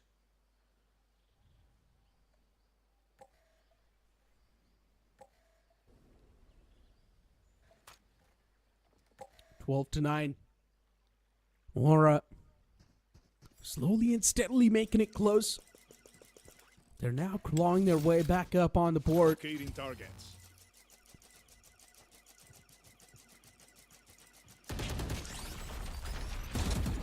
And look at Deadly Ted. An aggressive peek. Oh, the hands were busy. Things gonna be in real bad for Deadly. Luckily enough, he backs away in the nick of time, and Sinks almost missed out on the opportunity of cutting Deadly's lifeline away. It's gonna be safe for now. But still, Aura, they've got a lot to worry about. Dimensional drift. The room for error super low. And oh boy, is able to get the pick on him on air. Yeah, the dimensional drift was used, but what can Tricky do? The entire site has fallen in the hands of Aura. And now Tricky all by himself gets stunned too. Oh, Lovely. Sings, he's really activated himself big time in this game.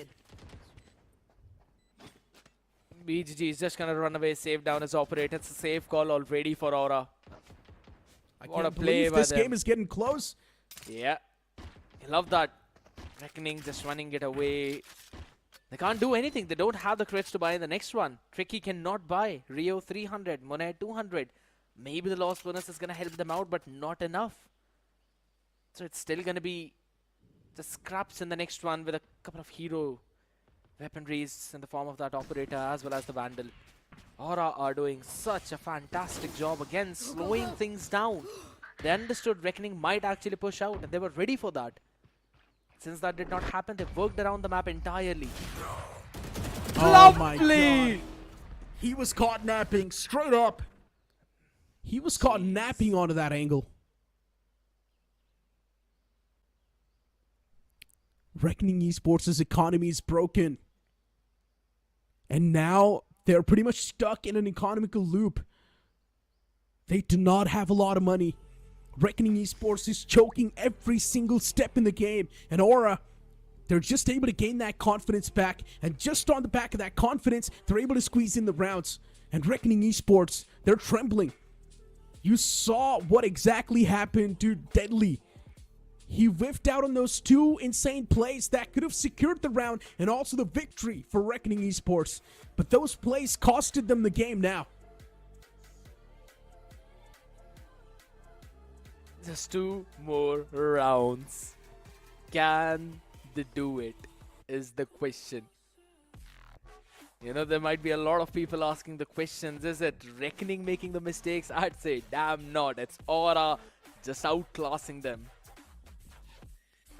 If you think about it, it's not like Aura is something pulling out. Aura is pulling out something that's completely new. Aura is pretty much just bringing in the textbook classic. And they're still able to take away the players of Reckoning Esports. It's because they're just able to win the duels. Simple. Yep. And right now, with all the sheriffs on the board, Aura should win this one out. They've got the lockdown up as well. Fast lanes, along with the guided salvo, pushing the entire team of Reckoning back down. Wow. I like this idea as well from Aura. Adding into another rifle with the Outlaw, so that they can catch in someone rotating, and then also keeping the rifle together, so that they can quickly change it up, work around. Placing swarm grenade. And after being a bit aggressive out there, they're now holding down this back angle. Robo should catch one. Oh my god, please, Robo, look at that, back in the same direction always. Oh no. Man was busy tossing out the smoke. Right next to him. Switches over instantly, and he also dodges the flash. Robo, he's done his job. Taking down the 2 players, especially in a position where he was only supposed to get 1. He's done more than enough. Situation in control of Aura. But they've got the advantage. They've also got the plant down. I do understand Reckoning Esports have retrieved some weapons, but it's not going to matter when you've got players like Sinks hitting shots like these. Enemy remaining. Phew. Alright. Damage control. Now it's fine.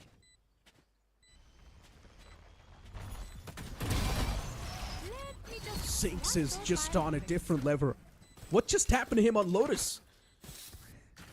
What happened to him in second half of Lotus? Even in the first half, Sinks was popping off. He had some crazy individual plays. In general, on this map, Sinks has just woken up from the slumber. And he's single-handedly just carrying his team on the back. Not exactly a carry. Yeah, I do understand it's a team effort, but he's doing more than anyone else.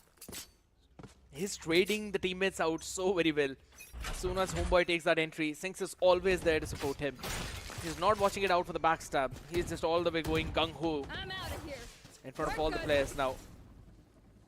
An aggressive C play being made, and with that, you can already see the rotation is being called. We are seeing Rio quickly run away from there. Move towards the B side. Now that's the stacked part. The question is, how much utility can they force the Reckoning to burn, which they are holding on down very well, apart from just a couple of gate crashes. Good question. 11 to 12. Aura just needs 1 to tie it up and send it to OT. You should run. Lockdown. Heavy investment. Oh wait, the salvos. It's gonna destroy the lockdown. Lovely play.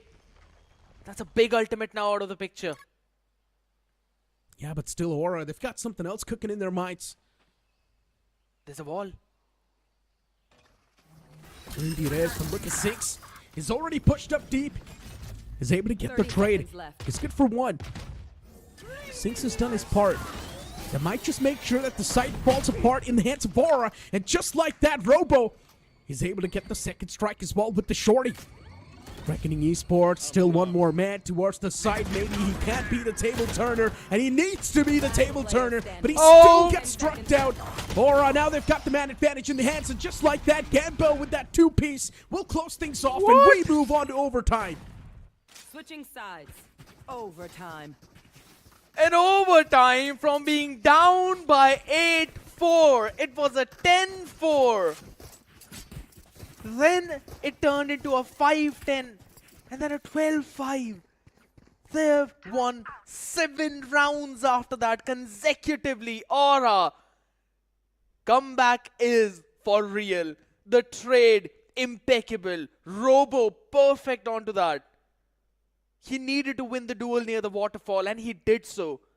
That is what gave rest of his teammate confidence to eventually turn around and take care of the players who are playing towards the lane. BGG only good for 1 with that operator and he is going for the glass cannon. He does not have the paranoia.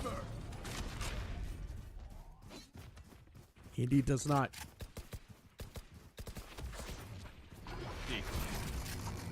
Portal closed. Quick moves from Reckoning. They've realized the more time they let loose, Aura is able to capitalize pretty quick. Homeboy. A lot of flashes on the side. Everyone's blind at this point. Reckoning Esports, still they haven't cleared the backside. And just like that, Aura, they once again get the advantage. Reckoning Esports, they're choking this majorly. Oh my god. At least they're able to win the major duels now once again. The situation's taken down with 3v3. A team which we thought does not stand a chance to convert even a single map. Now Aura is given a tough fight to Reckoning Esports. And Reckoning Esports left with no answers. Rio. But this Rolling Thunder, it will catch the players off guard. Aura, both the players just falling back. Sinks, he once again needs to pull off a big play. But everything on the one man's shoulder might just be too much for him to try and get anything done. Aura running loose on time, and eventually Monair will catch the last man sneak by. And just like that, Reckoning Esports, they make it 13. They found the opening picks, but it was eventual repositioning of Rio that won them the round. Catching a couple of players as well, and then going in for the Rolling Thunder. Most crucial ultimate in this one OT round. They did not check the backside. Yes, the punish was there by Sinks and Homeboy. But then this play towards the stairs. A double push out by Monair and Rio. Taking that space, eventually leading Rio to lurk towards the heaven. It set things up for Monair again so that he could reposition and play in for the spam. Aura, they have shown that they can run in this marathon. But can they push through that finish line? Can they take the first map in VCSA Split 1 2025?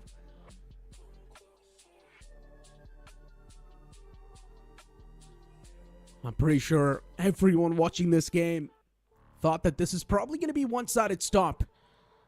But now watching this sort of an outcome, it's got to be a shock for everyone.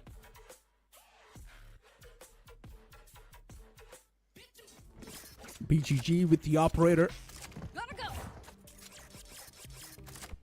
Reckoning on defense. They need to go for some heroic plays. But just make sure you cannot really make any sort of mistakes. Homeboy. Oh my god. And Deadly 10 is able to get that first pick just on the back of his utils. Even BGG squeezes in that kill with the operator. 2 picks off the rip. That's going to give a major advantage in the hands of Reckoning Esports. That is going to be the man advantage.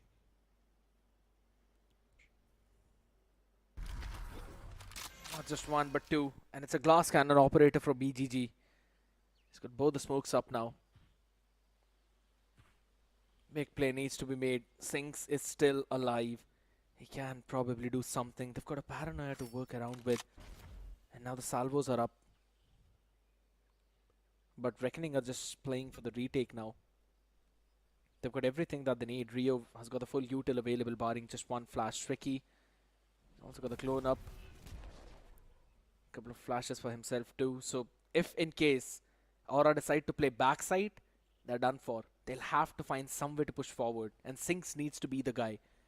It is a dry swing, but he needs to take it and he needs to win it.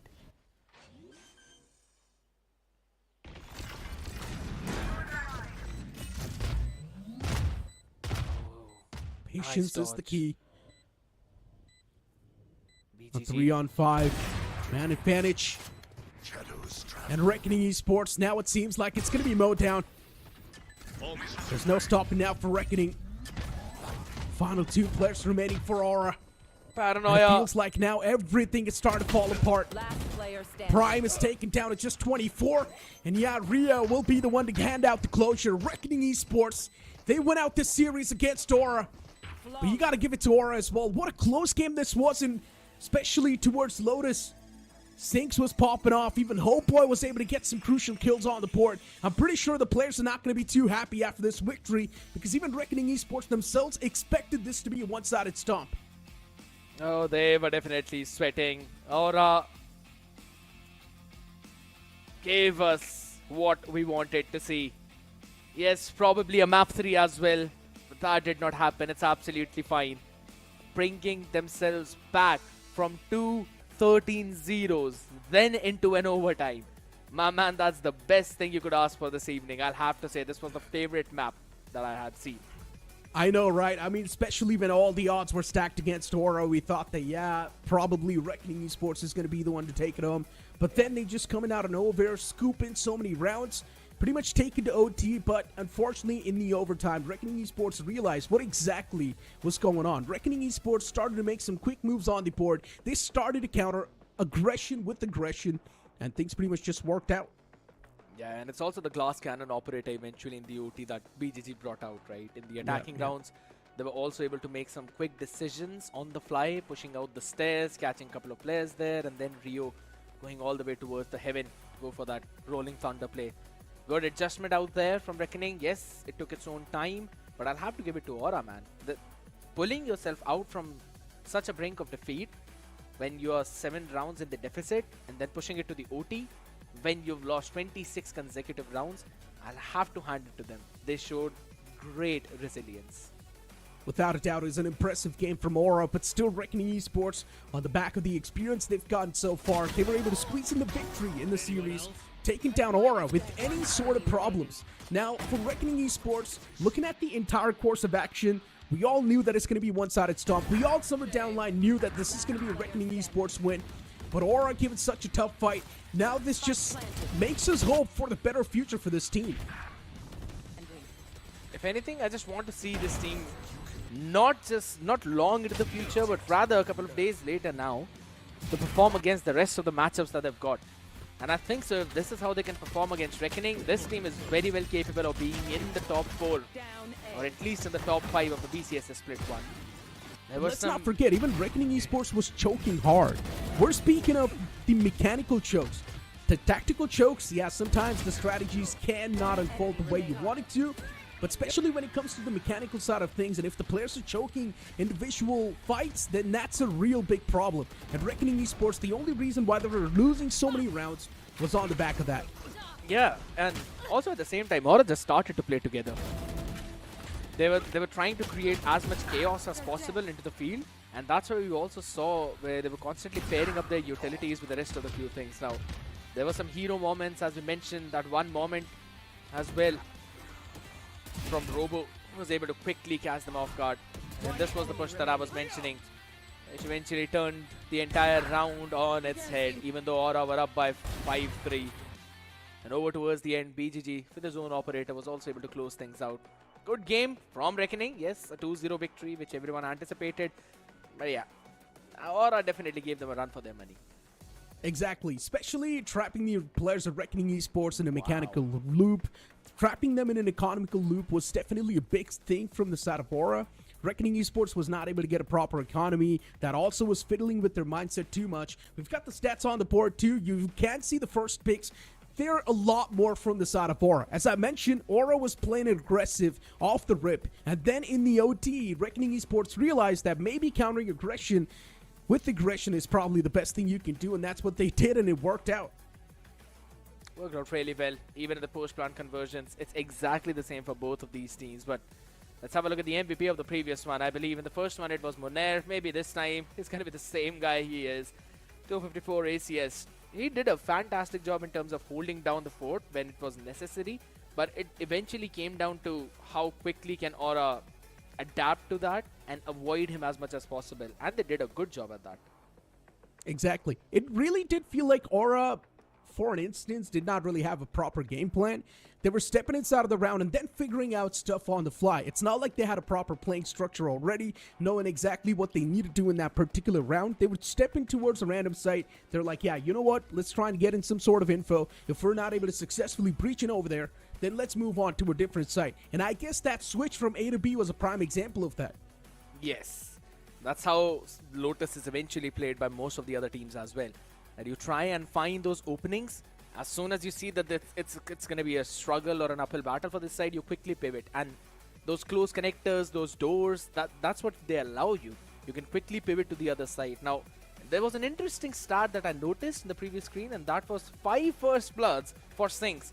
The man is playing on a killjoy, not on a duelist. Exactly. And that clearly shows you that he was always there stopping out any kind of backstab, and he was so very ready to take those fights. When you look at the stats, it feels like, yeah, Sinks is just doing okay. It's not like he's carrying the team.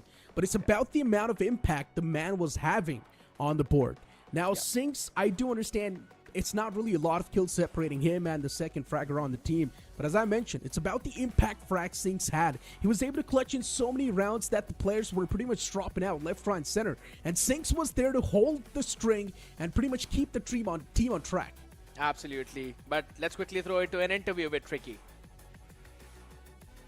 Hello मैं ठीक हूँ आप कैसे हो all good भाई okay पहला सवाल आपसे यही है कॉल्स क्या चल रहे थे जब लोटस वो 12-5 से लगातार स्लिप होता हुआ जा रहा था what was going on in the team right that time देखो लोटस पे ऑनेस्टली हम लोग का अच्छा चल रहा था बट देन धीरे धीरे छोटी छोटी मिस्टेक्स होती रही एंड देन वो बड़ी हो गई सो एंड हमको पता नहीं चला कब 12-5 से 12-12 हो गया एंड हम लोग ने इंडिविजुअली बहुत मिस्टेक्स करी और एज अ टीम भी मिस्टेक्स करी हम लोग ने बहुत ओवर कॉम्प्लिकेट करा चीज़ों को जो कि नहीं करना चाहिए था एंड अगली बार से नहीं होगा सो जो भी हुआ it's for the better of us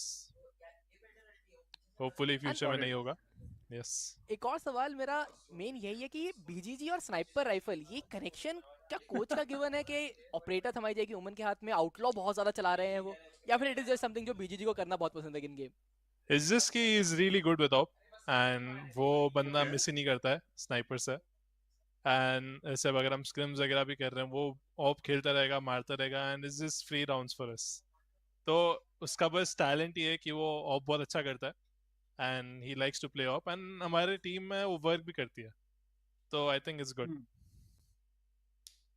that is true man वो ऑपरेटर काम तो करी थी खास करके फाइनल राउंड के अंदर बट एक चीज है यूजली जब मिड राउंड के अंदर जब कभी कभी कुछ प्लेयर चल नहीं रहे थे जैसे डेडली के शॉट मिस हुए थे उस टाइम पे कुछ कॉम्स थे या फिर सब बिल्कुल शांत ने like what was going on क्योंकि क्रूशियल राउंड आपके हाथ से निकले थे तब कॉम्स तो हो रहे थे कॉम्स का भी हमारे कम नहीं होता है अब वो इंडिविजुअल मिस्टेक हो रही है तो हम लोग लाइक कुछ होता नहीं हम लोग हमेशा ट्राई करते हैं कि जो इंडिविजुअल मिस्टेक है वो हमेशा इग्नोर मारे बिकॉज उसको उसके ऊपर पॉइंट आउट करना कुछ मतलब नहीं बनता है तो इंडिविजुअली अब हम सब विफ कर ही रहते हैं जो कि अब से नहीं होना चाहिए yes okay another question from my side lotus पे कहीं ना कहीं वो चीजें अच्छी हो रही थी बट अगेन लोटस एक ऐसा मैप बन चुका है जो हर एक टीम ही पिक कर रही है और सबके लिए क्लोज गेम जा रहे हैं तो क्या फ्यूचर में रेकनिंग लोटस बैन करने का कुछ पर्सपेक्टिव है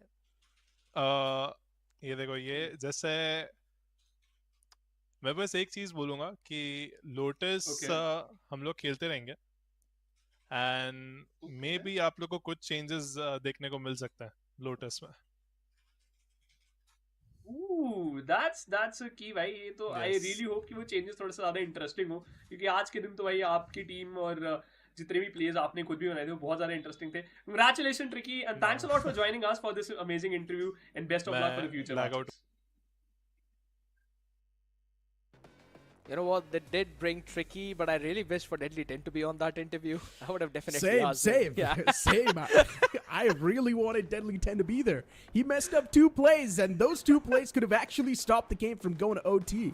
And let's not forget, especially in a 1-on-10 angle, he had all the 4 players in front of him with the sheriff in his hands. 2 taps could have sealed the deal onto a player, but still Deadly 10 whiffed those shots.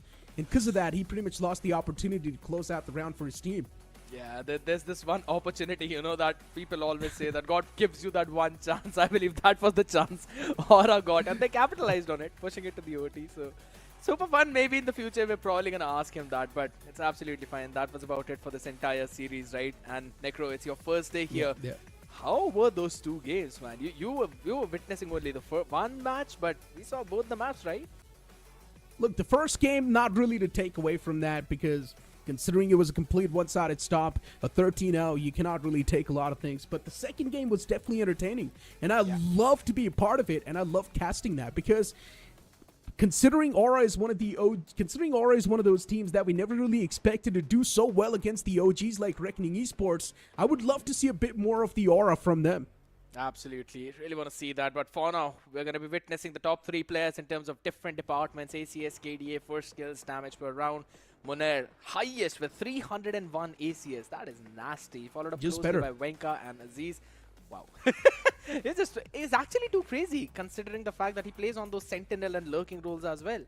So yeah, he's been doing a phenomenal job. But that's about it for this one. We're going to have a look at the overall standings in this entire event, where the first place now goes for Reckoning. Round difference plus 26, followed up closely by Velocity with a round difference of 24.